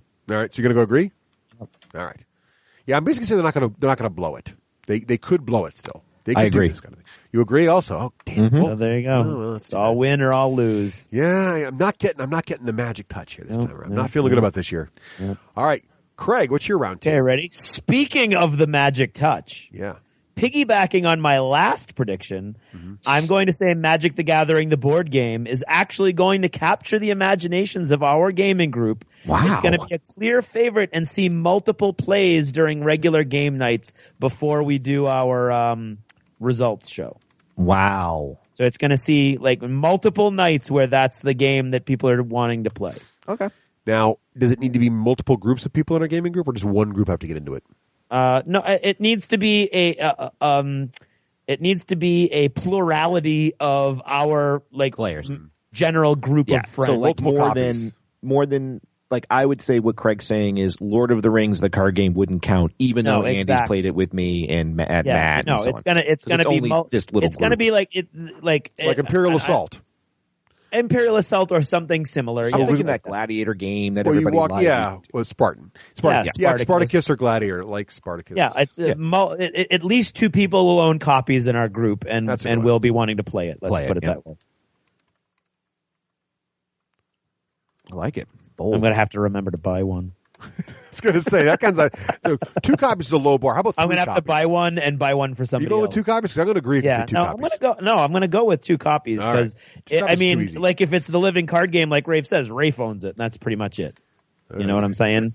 Will owns a copy of that. No, Will owns a copy of everything, so that's why 2 copies. But Will is never around, so if Will had a copy, it wouldn't count. It wouldn't count. Okay, yeah, all right. I know what correct. I mean, more than 1 copy is showing up at the store. So 2 copies being played. Got it. Yeah. Multiple groups, he's saying. Not necessarily at the same time, but like it could be like I show up and Dave shows up and we both have copies and we're playing somebody's copy. All right. But it means 2 copies are at the store. 2 people with copies are actively involved, active in our group. Yep, I get it. Yeah. Okay. What do you think, Raef? I disagree. Game's going to be a flop. I'm going to disagree. It could very well be. I mean, you know me. I hate Magic, so I disagree. Also, that could be the Holy Grail, Craig. Could be a big one. Nailed it. Could be a big you one. may have the unicorn. All right, and Raef, what's your 3rd round prediction? All right, here's my Star Wars one. All right, here we go. Star Wars will be, quote, well received by both nerds and regular peeps. Now, I did a little homework on this, so we can either keep mine or change Russ's or whatever. I'll change mine. So I looked up the Metacritic user score of Phantom Menace, which most Star Wars fans, it was not well received. That did 6.0 user score. Mm-hmm. Attack of the Clones did 6.1, and Revenge of the Sith did 7.2, and A New Hope is 8.9. So in an attempt to be measurable, I thought it would be received like Attack of the Clones or better. So I said a Metacritic user score of 6.1 or higher. All right. I like how quantifiable. Well, Raef, you really nailed the quantifiability this year. Thank you. Metacritic of what? How? What? 6.1 or higher? 6.1 or higher. All right. Is that the Metacritic critic score or the Metacritic people score? User. All mine are users. Okay, that's a good one, Raef. Now here's what's interesting. Yeah, Craig. Russ knows because he plays a little craps. In the game of craps, you can actually be betting for a number and at the same time betting for the number not to show up as what they call insurance. Mm-hmm. So, yes, I know that. Yeah. So, do we disagree here just to bet insurance? Interesting. Well, you're done. Craig, what do you think about this? What do I think about that? I agree. Huzzah! It's the year of positive thinking. I also agree. You're not going for insurance. Okay. No, because the movie's going to be awesome. Okay. It just is. There, I said it. All right. He's on the record. Round four. Mm-hmm. Getting in the halfway zone here. Mm-hmm. All right. So this is my console prediction, Raef, because I have to have one also, and you did do one, so I'm not surprised. Here we go. Ready? Yep. And you won last time, so you could be right about this too. My prediction is based on the success of the 2014 Q4. Xbox One will continue to be the number one selling console throughout 2015. So what happened is the PS4 was the number one selling console until, as Raef correctly observed, Microsoft dropped the price. They dropped the price right before Christmas, and during the holiday season, I believe the Xbox One has become the number one selling console per month, not overall, but per month. No, it has. So what I'm saying is, for the rest of the year, Xbox One will continue to be the number one selling console each month. Yeah, but Microsoft is so rich. I love your prediction, but they're so rich they could drop it to $1. They won't do that. They don't need to. Sony, I might bet insurance. I also think that Sony's going to start to flounder for a variety of reasons. They're in financial trouble. 12 divisions. What do you do with that? All right. So, Craig, what do you think of that? Oh, I don't know. Sure, I agree. Oh, darn it! I'm supposed to disagree. Raef. All right, I'm going to bet insurance here, and I'm going to agree with you. No. See, there's a lot of that going around. This system, I'm a little nervous about this system here. It's too good, too easy to people to screw me. Basically, is what I'm saying there. All right, Craig, what is Yes. your round 4 prediction? It's the year of positive thinking, so I'm going to say that Terminator Genesis Miniatures game by River Horse will gain no traction locally, have nearly no impact on the gaming scene nationally, but by the way we're going to see that is it will not be played at Myriad once. Wow. Yeah. Really? All right. Yep. It's got to be a total bust. Want to know what I'm thinking, Russ? Yeah. What are you thinking? Oh, yeah. Agree. You want to agree on this. I'm feeling it.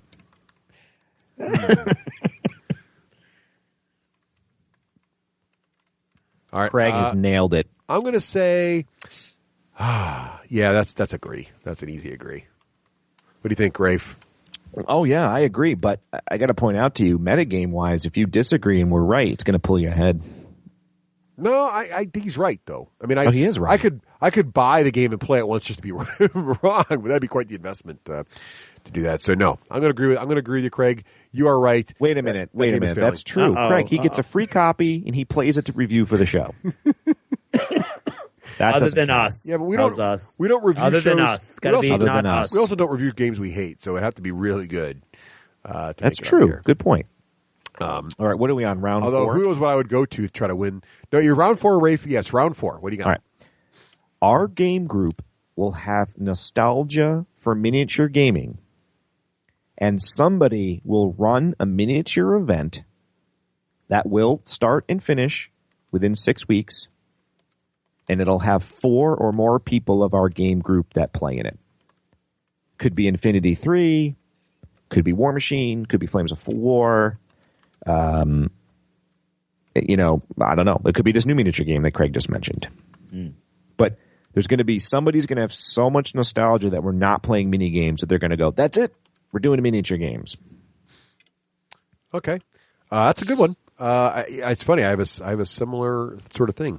We need nostalgia in there. I will say I'm going to agree because I'm already itching to do that. So that was a good pick. Craig, what are your thoughts on that? Our game group will run a minute, then we'll start and finish in the 6 weeks or more. 4 or more members will play in it. Mm-hmm. Yeah. Mm-hmm.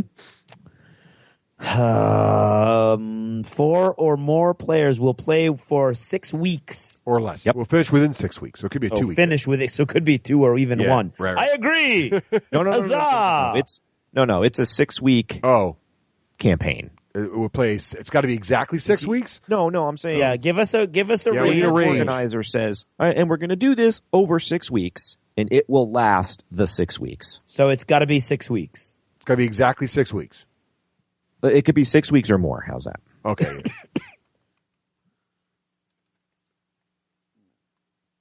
Or it can't be less than 6 weeks. How's that? Yeah, that's 6+ weeks. Yeah. Okay. I'll 6 weeks is a long time, but I'll agree with that still. Craig? 6+. That's a long time for Mm-hmm. this group. That's a long time. It happened with my Descent game. It's the year. Now, I don't mean that positive the same 4 have to play. So there could be 12 people that sign up. Yeah, it's a league. Right, it's a league. Yeah. Or whatever. Some variation of that. But you need 4 people to finish it. Yeah. Yep. 4. You look around. That hasn't happened in a very long That time. hasn't happened in a The very last long time. several campaigns that have finished it all finished because I played one other person. Yeah, but I am feeling the itch. I'm sticking Or some with other person. I'm It's sticking not my just guns me. on this, Rafe. I'm going to agree with you anyway. Mm-hmm. I am. You're feeling the itch. Huh? I am. For what game? Miniature game. I have a prediction later, and I'll tell you. Oh, okay. I'm going to agree. There you go. It's Okay. going to be a very low-scoring game. It is. You know what? I think we may have figured out the scoring system too well. Well, I don't know. I'm not playing. I'm really honestly. I think you know what? I think we've got a lot of pretty easy. I don't think we're pushing our. I'm not having the predictions. weird prestidigitation until later. We're not pushing them. Yeah, we're not pushing them. All right, round 5. Let's see if it gets a little more challenging here in round 5. So in round 5, I started to try to push myself here in round 5. I don't know if I did. Well, this might be pushing. You ready? Okay, here it is. Round 5. The year of positive thinking, as you say, Craig. Ready? I will win as Overlord in at least one Imperial Assault campaign. Ooh, in the whole campaign. The whole campaign. I will win the entire campaign. Note, I have never won. Well, that's not true. I did win Sea of Blood, but that was only because the last mission was completely and utterly ridiculously in the Overlord's favor. But other than that, I have never run a Descent campaign, and a preponderance of data points out that I lose this thing more often than I win. So that said, to be fair, Imperial Assault does appear to have a little more in favor of the Overlord, but as Raef points out, I'm still dealing with very smart individuals. Right, but you could play a different campaign with a bunch of doofuses like me. I could. Arguably, this isn't about who's in the campaign, but I will disagree. Craig's going to disagree. Yeah. All right, Raef. Russ, I have faith in you. You're going to win at least one. No, you're supposed to disagree with me. But that's mainly because the players are going to be me, Ian. Who else sucks? All right, fine. Well, in this field, even one disagreement's big points. So the way this has been going. All right. So, thank you for fixing my editing there, Craig. Okay. So, I didn't do anything that time. Craig. Yes. What is your round 5 ready? prediction? Yeah, sure. Here we go. Yeah. I predict that 3 of the following 4 movies will make the Box Office Mojo top 5 grossing films of 2015. So, I love 3 of the 4 have to be in the top 5. Ready? Avengers Age of Ultron, Star Wars The Force Awakens, Jurassic World, or Knight of Cups, which is a Christian Bale movie by the guy who made Tree of Life last year. Okay. Huh. I know what I'm picking. Huh. So 3 of the 4 have to be in the top 5. Well, you definitely have 2 of them. Agreed. But you made this tricky. I by did. choosing those tried other to make it 2. tricky. Jurassic World. That feels like flop all over it. It's flop. Oh, but come on. Knight of Cups is the Chris Pratt. No. Knight of Cups is the wild card here. Chris Pratt is the number 1 moneymaker in Hollywood right now. Just putting that out there. No, Just dinosaurs are so last decade. Could be. On the other hand, Knight of Cups, Christian Bale. Knight of Cups is the Christian one. Bale's going to go bananas. Again. Russ, he did single-handedly kill the last Terminator trilogy. So no. Oh, man. Made it tough. I made it tough. That's a good one, Craig. That's a really good prediction. You. I don't know. So it's easy. So tempting. I think I disagreed with you on the comic one and I lost. So let me think for a minute here. It's a metagame, blah, blah, blah. I really want to lose to Craig again, blah, blah, blah. Oh, you know what? I'm going to disagree anyway. Okay. I really think those other 2 are I think I would disagree with me. Nice. I don't think I understand the way this game is played. I disagree. Oh, Craig got the unicorn double disagree. I have 3 right now where you both disagreed with me. This could be a big win for Craig next year. Or it could sink me. We saw that happen too. Granger, what is your round 5 prediction? Another repeat, but what can I say? Great minds think alike. Uh-oh. D&D 5e will be the best edition ever by fan review. And I wrote Measuring Stick and World. Wow, we had the same prediction. Okay. Best Again, you ever bet the craps. by This could be your fans insurance bet. according to End World. All right. It's this. I have to agree with that because that's what I just freaking said. Craig. Awkward. I agree. Okay. That was easy. Round. I agree to the point where if you find somebody who disagrees, I'm going to disagree with them. Yeah. Yeah, I think that yeah. Okay. Because I just think it's already established. But that's just all right. So here we go. This one I think is a little bit risky. It's also I'm exiting my comfort zone a little bit here because Craig is more the movie expert than I am. But I decided I wanted a movie prediction. Now Star Wars obviously is a movie prediction, but that's Star Wars. I'm going to go talk about Terminator now. So the new Terminator film, the one that features Arnie and is a little bit of a reboot, but not. That's going to totally change the timeline. It's going to be awesome. Really? The new Terminator movie will be amazing, measuring 8+. Metacritic 8+. Yeah. Critic or user? Metacritic. Either side. No. Both sides? User. Let's go with user. Yeah, user. Yeah, critics are hard on movies. Critics are hard. I'm going to go with user 8+. 8+. Yeah, it's an 8 or better. 80% or better. Yeah, It's bold. Yep, it's bold. Like it. What is 8? I don't even know what Metacritic. So what does an 8+ mean? If you go to metacritic.com out of 10, and you go to the movie, well, I mean 80% or better. It's actually out of 100, so it's okay. It's 80%. So it's at 80. So it's like it's like Rotten pretty high. Tomatoes. Yeah, 80. Yeah, that's pretty high. That's high. It's a bold move. That's I not think that Guardians high. got 8.2 or something. Yeah. Really. Well, let me look up Guardians of the Galaxy. Really. Yeah. See, I'll make you work for this. Guardians of the Galaxy, by the way, a critical review of Guardians of the Galaxy is 76. Mm-hmm. However, the user score, Raef's right, the user score is done in decimal values out of 10. The user score for Guardians of the Galaxy is 8.6. There you go, Craig. So Guardians is an 8.6. I'm saying it's going to be better than an 8. Yeah, 8.0 or better. Yeah. Yep. Really? Yeah. Mm-hmm. I've got this dialed in. Just to give you an idea, Terminator 2 Judgment Day, the original Terminator 2 Judgment Day, Metacritic critic score of 68, but user score 9.1. There you go. But that's the classic. Up a New Hope run. That's the classic Terminator 2, which was a great film. So that gives you the little some ballpark stuff here. I'm gonna make you guys think about this one. I finally got one that you think. Like it. What do you think, It's Greg? interesting though. That's the only one that broke into that kind of territory. See, is it going to be that level? I think I saw the trailer the other day, and I have to admit, the last few Terminator movies, the trailers have done nothing for me. I don't care about them; they don't look interesting at all. But this one, for some reason, the context of how they did it, the original barely broke 8. I know. Interesting. I'm going to say disagree. Okay, Raef, what do you think? Ding, ding, ding. Ross has dialed it in. Agree. No, Raef! I want to double disagree. I can't help it. I'm feeling it. All right, fine. This next year I could be playing the role of Russ. All right, Craig. Okay, ready? Sir. I got another movie one. Yeah. I'm going to say this year, the Marvel Cinematic Universe will replace the Harry Potter series as the top grossing franchise of all time. And Wikipedia keeps an actual list of all of the highest grossing films and franchises. So I have a link that I'm going to put into your document right now that will give us what we need when we need it. All right. Good one. I just can't believe what we predicted how it's going to be mainstream has happened so soon. I'm going to say I have to agree with that, Craig. That's a no-brainer. Yeah, I agree. There's so many movies. How come Potter ever? Well, Potter's at 7 movies, or whatever it is, but or 8 movies.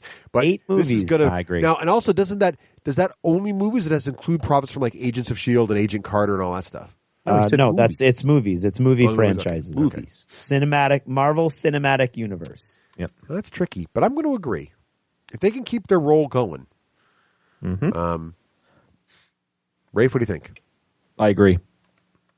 All right. Damn it. I know. It's funny. I love this new scoring system because it's like you don't want people to agree with you. No, you don't. You're not pushing yourself hard enough. You got to get those edge cases. Exactly. All right, Raef. All right, So what Russ, is round 6 for you?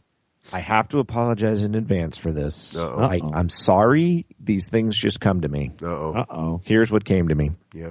Russ will be so enamored in 2015 by D&D 5e that when PBS offers a family to, quote, live like a D&D character on TV for 6 weeks, end quote, Russ will sign up his family and win a spot.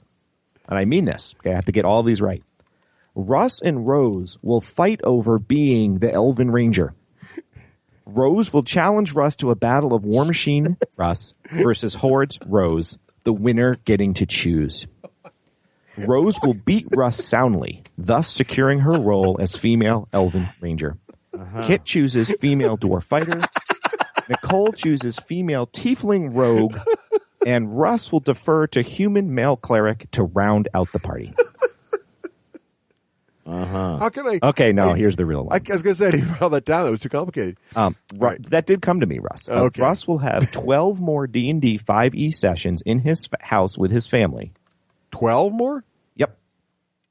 In the whole year of 2015. So you're going to have to keep track. house with my family.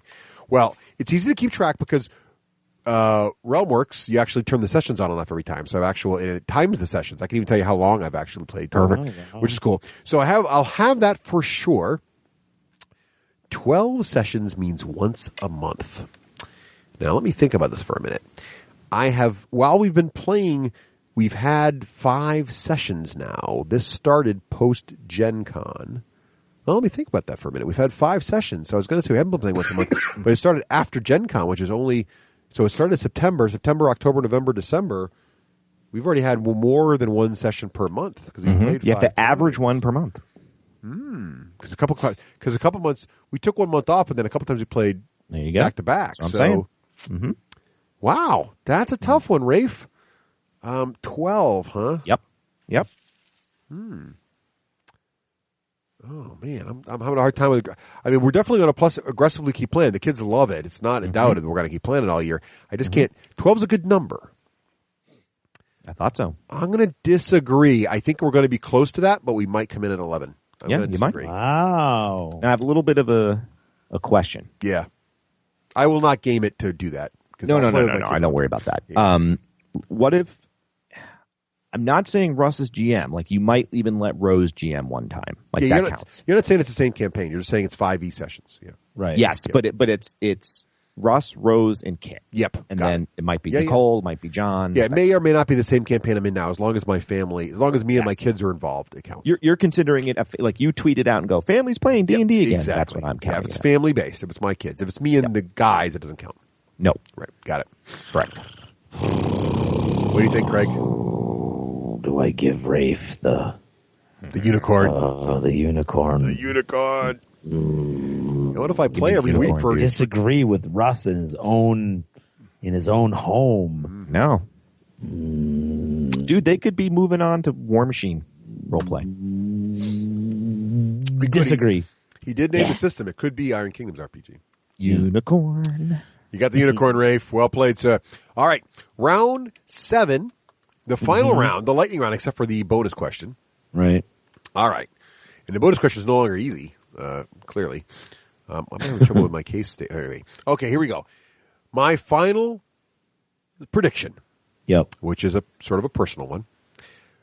Raef and I will, at some point, get into a multi-week War Machine battling challenge. Yes. All right. Like it already. That could be just Raef and I, like we normally do every once in a while. The old spark fires up and we play for like a month or 2 straight. So multi-week here means I'll put it in parentheses 3+. So it can't be just 2 weeks. Dude, we might knock that out within 90 days. Yeah, I when that's when you said you're going to all set up a TempleCon. I am really feeling the urge to play more War Machine again. My daughter is too, but I'm feeling, and I love playing with her, but I'm also feeling the urge to get more back some. Do you mean just War Machine or War Machine / Hordes? War Hordes, yeah. Anything Iron Kingdom, yeah, War Machine Hordes. I assume it would be our Signar versus Khador, but who knows? It doesn't have to be. Basically, I'm feeling the itch to play more miniatures games again, and my favorite is War Machine, so that's probably what's going to happen. Although, I would not be averse, Craig, as an aside, to play a lot more Dead Zone. I've been looking at my Dead Zone stuff, so we got to play that more. But this is about War Machine, so I'm saying yes. Raef and I will fire up our old rivalry and get some of those games. Now, Russ, we're already tipping our hand, and we're both Jones and Duke. You want to make it gutsy for Craig, and I don't know, pick a higher number. I'll go to 4 weeks, or we could do multiple. We'll have multiple 3+ War Machine Hordes challenge. I'll just go with this. I'm going to stick with this. You're going to stick right there with 4+ now. Yeah. And does this mean 4 in a row? Yes. Yes. It's 4 in a row, which is risky. Now, that does is it mean risky. 4 in a row, like I appear 4 times in a row, or every time that I'm at Myriad we play 4 times? Every time you're available to play, we play. Yeah, that's what I'm thinking too. Yeah. Okay. Not because Raef is never there 4 weeks in a row. Exactly. Yeah. That would be really hard for me to do. Yep. How about 4+ continuous sessions?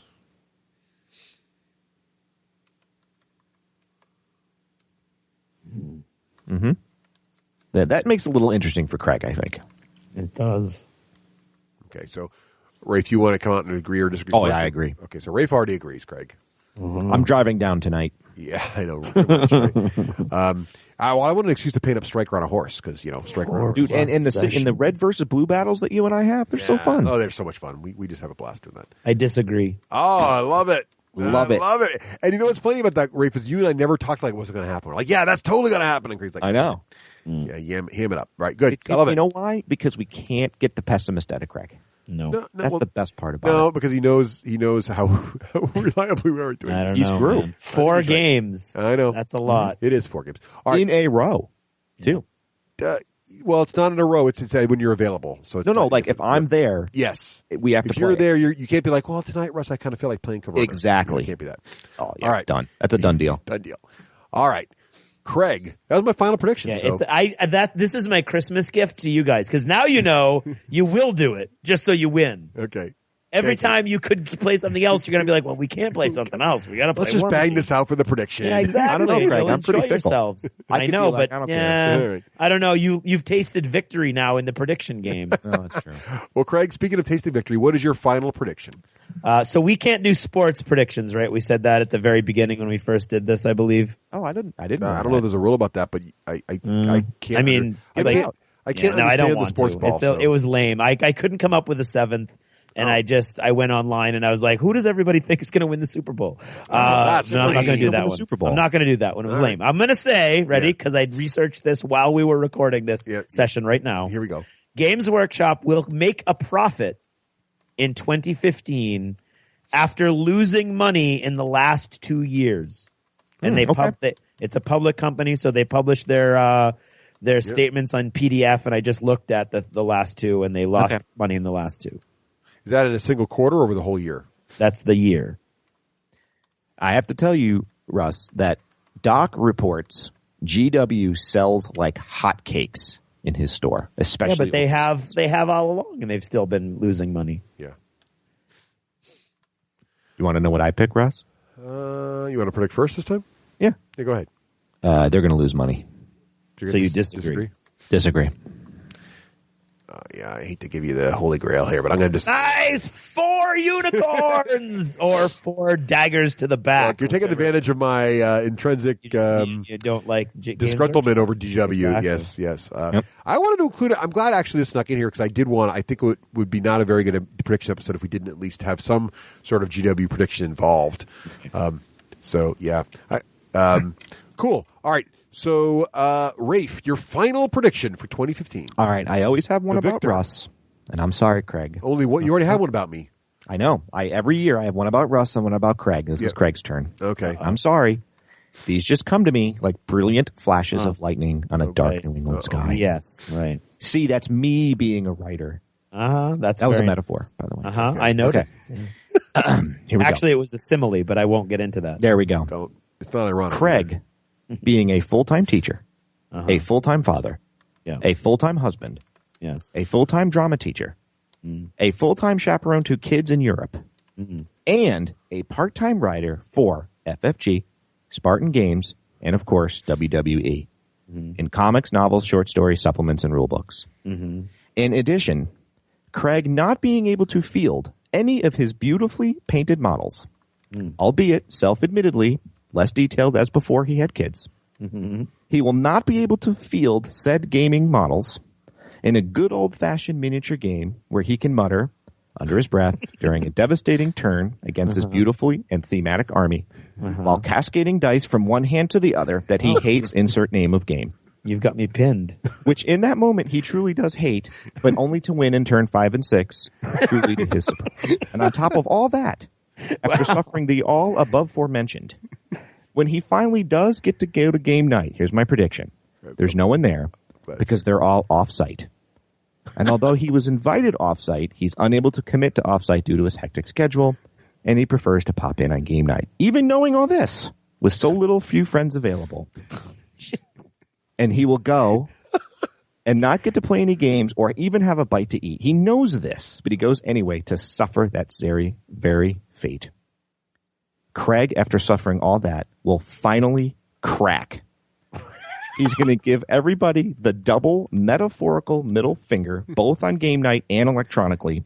He will buy an Xbox One, nay, a PS4, and play Dragon Age Inquisition to its end, including all expansions.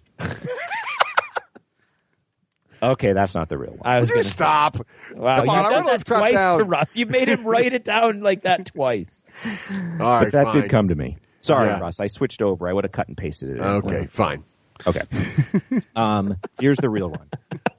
Craig will add one more publisher that he writes for to his resume in 2015. Ooh, I almost had that one. Ooh, really? Oh, I totally almost had that prediction. I really was. It was on my list, and I replaced it with Terminator. That's intriguing. So Craig will add one more publisher to his stable of publishers. Yep. And I don't know if you want to list them now, Craig, but you can if you want. Like companies that I have worked for? Yeah, I believe them to be Spartan Games, Yes. FFG, Yep. and Wild West. Outlaw Miniatures Outlaw Miniatures and Winged Hussar. Okay, so there we go. So it has to be in addition to that. It needs to be some other actual company. Yep. Than those four. Yep. And is Outlaw Miniatures Romeo? No. Yes, Outlaw Miniatures is Romeo. All right. So you're saying, and I almost predicted this too, Craig will have I was going to predict a new novel that was not by any means, but basically one more publishers that covers anything. It could be another game he writes for or another book or whatever. Mm-hmm. Cool. I like that. Oh, man. I'm going to agree with that. How can you not? Craig, what do you think? He's pretty busy. He knows I'm going to stuff. disagree. I'm very busy. So he knows stuff. See, that's the problem. No, I don't know. Currently, I have no offers of any type or no prospects of any type.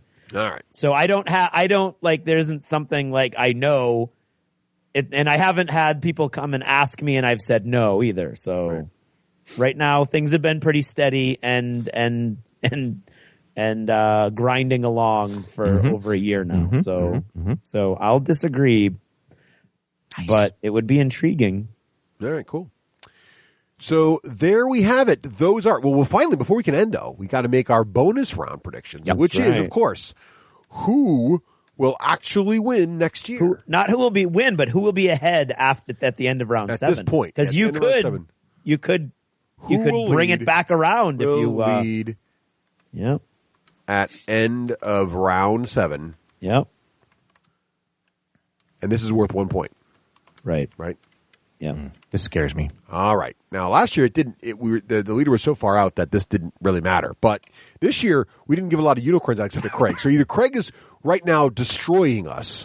Yep. Or you're so far back in your rearview mirror. Russ which I think is what's going to happen. I'm going to predict Craig. Really? Oh, that's so funny. Craig's got so many double unicorns He's got in so there many right now. unicorns. And I think he was really very clever, and he pretends that he doesn't know how to do this whole prediction thing. But Agreed. I think when we assessed 2014, he saw his ability to actually win this thing, and now he's taking it very seriously. I agree. He's going to win. Really? So I'm going to say Craig. Wow. So Craig, you got to go intrigued. next because I'm are intrigued. Yeah, I get it. I'm going to say Russ because I think Russ is so bitter and upset deep in his soul where he's hiding it that he lost this year. That he has gamed the entire system and has cleverly structured mathematically the entire game, so he's going to win. I wish I was as brilliant as you make me out to be. No, I think the evil overlord is going to come out. That'd be awesome. Raef, what do you think? Oh, Craig. Totally. Intrigued. All right. He's going to get all those unicorns. Yeah, that would be nice. I think it's Unicorn Craig for the win. Mm-hmm. All right, that is it then. Trophy, right? That is pass around every year. We should get a trophy. So write us in now that somebody other than Russ is getting it. Right. So we have to put like prior 5 years, Russ. Oh yeah, Right. totally.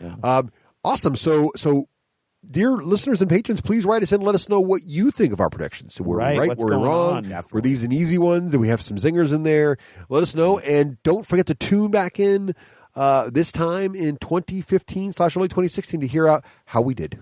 That's right. God, that's a long time ago. A long time in the future. Seems like only yesterday. It's a long time in the future.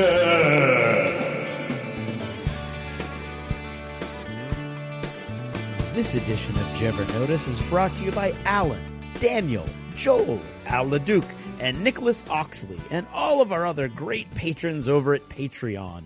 Thank you, every one of you, for helping us keep the lights on and keep everything going over here. We really do owe it to you guys, especially with the ability to drop these ads as we've been doing.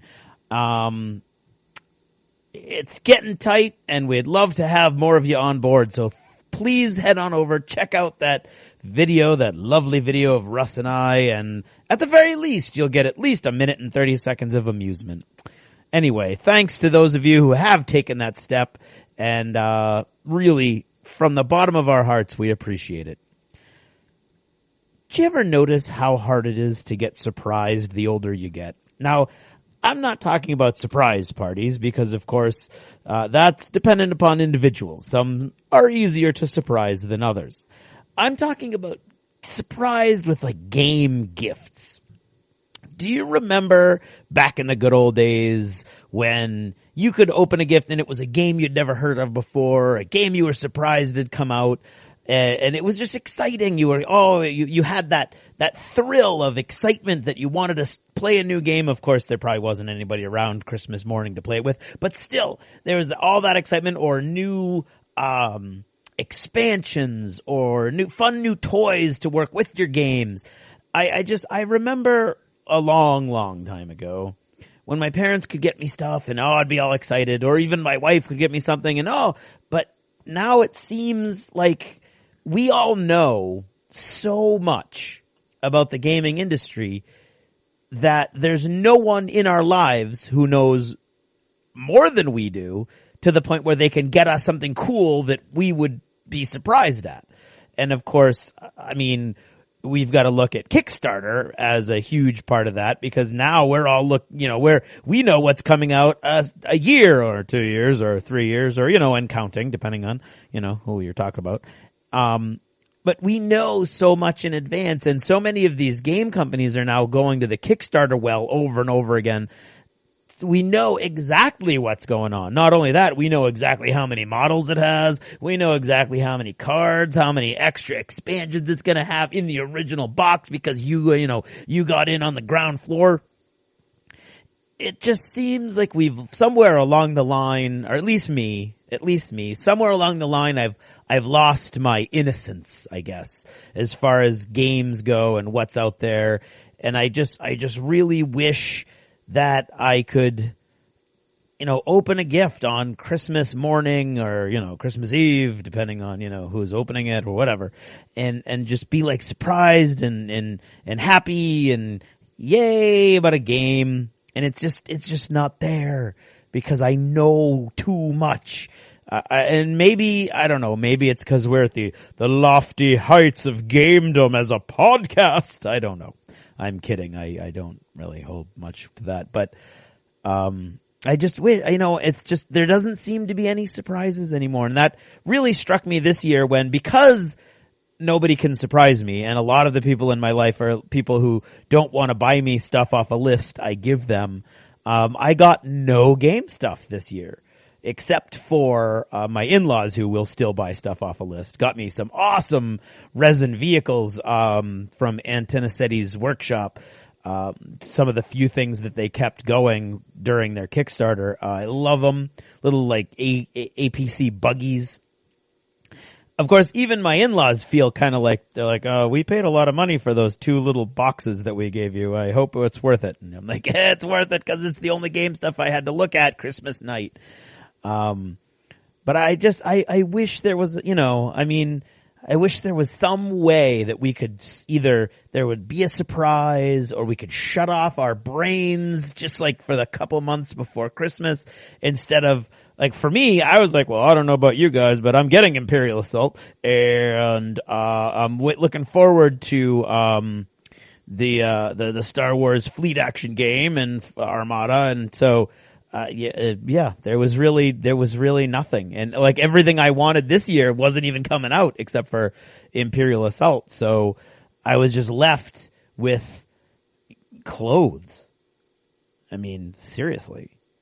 That's not exactly true. Karen got me a really cool tablet, and I've been fighting against getting a tablet for years, and now I've got a cool tablet, so, I'm there as far as actually having one. I don't use it much beyond as my Kindle, which my Kindle was old and aging, so I got that, but, that could have games, and she put all my games on it, and she transferred everything over, so that was cool. And I got all kinds of neat stuff. I don't want to not complaining about Christmas. As you know, I mean, my Christmas was awesome because despite the bad year that I had, everybody was still there. We hadn't lost anybody. So I thought it was awesome just to be able to see all my family, really reconnecting with some friends that I haven't been able to spend a lot of time with. So my Christmas was fantastic. And if anybody asks, that's what I tell them. I'm just telling you guys because, you know, you get it. You know, you get me. I just want to tear into something Christmas morning and have my big anime eyes like all gleaming and you know what I mean. Anyway, that's about all I've got to say about that. Happy New Year and good night.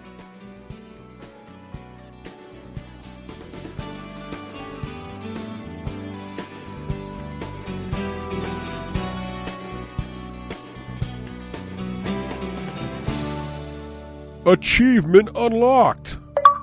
You've made it to the end of another D6 Generation episode, the podcast whose humor has universally been acclaimed as not too horrible.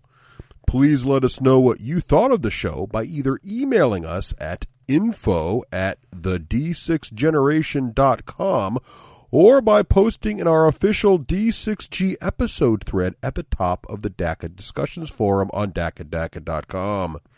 If for some inexplicable reason you actually enjoyed this show, you can help others find out about it by leaving positive reviews on iTunes. See you in 2 weeks. Thanks for listening and happy gaming. The theme from Total Fangirl comes from the soundtrack of The Last Night on Earth, the zombie game, courtesy of Flying Frog Productions, and is a composition of Mary Beth Magalanes. All right, try again, boys. Give me some... Oh, that's loud. Craig, go first. Crap, that's loud. Hello. Excellent. Mr. Granger? Hello. How is everybody tonight? Yow! Get down. Nice. Sounding good. All right. All right, Sweet. good. We're ready to start. Okie dokie.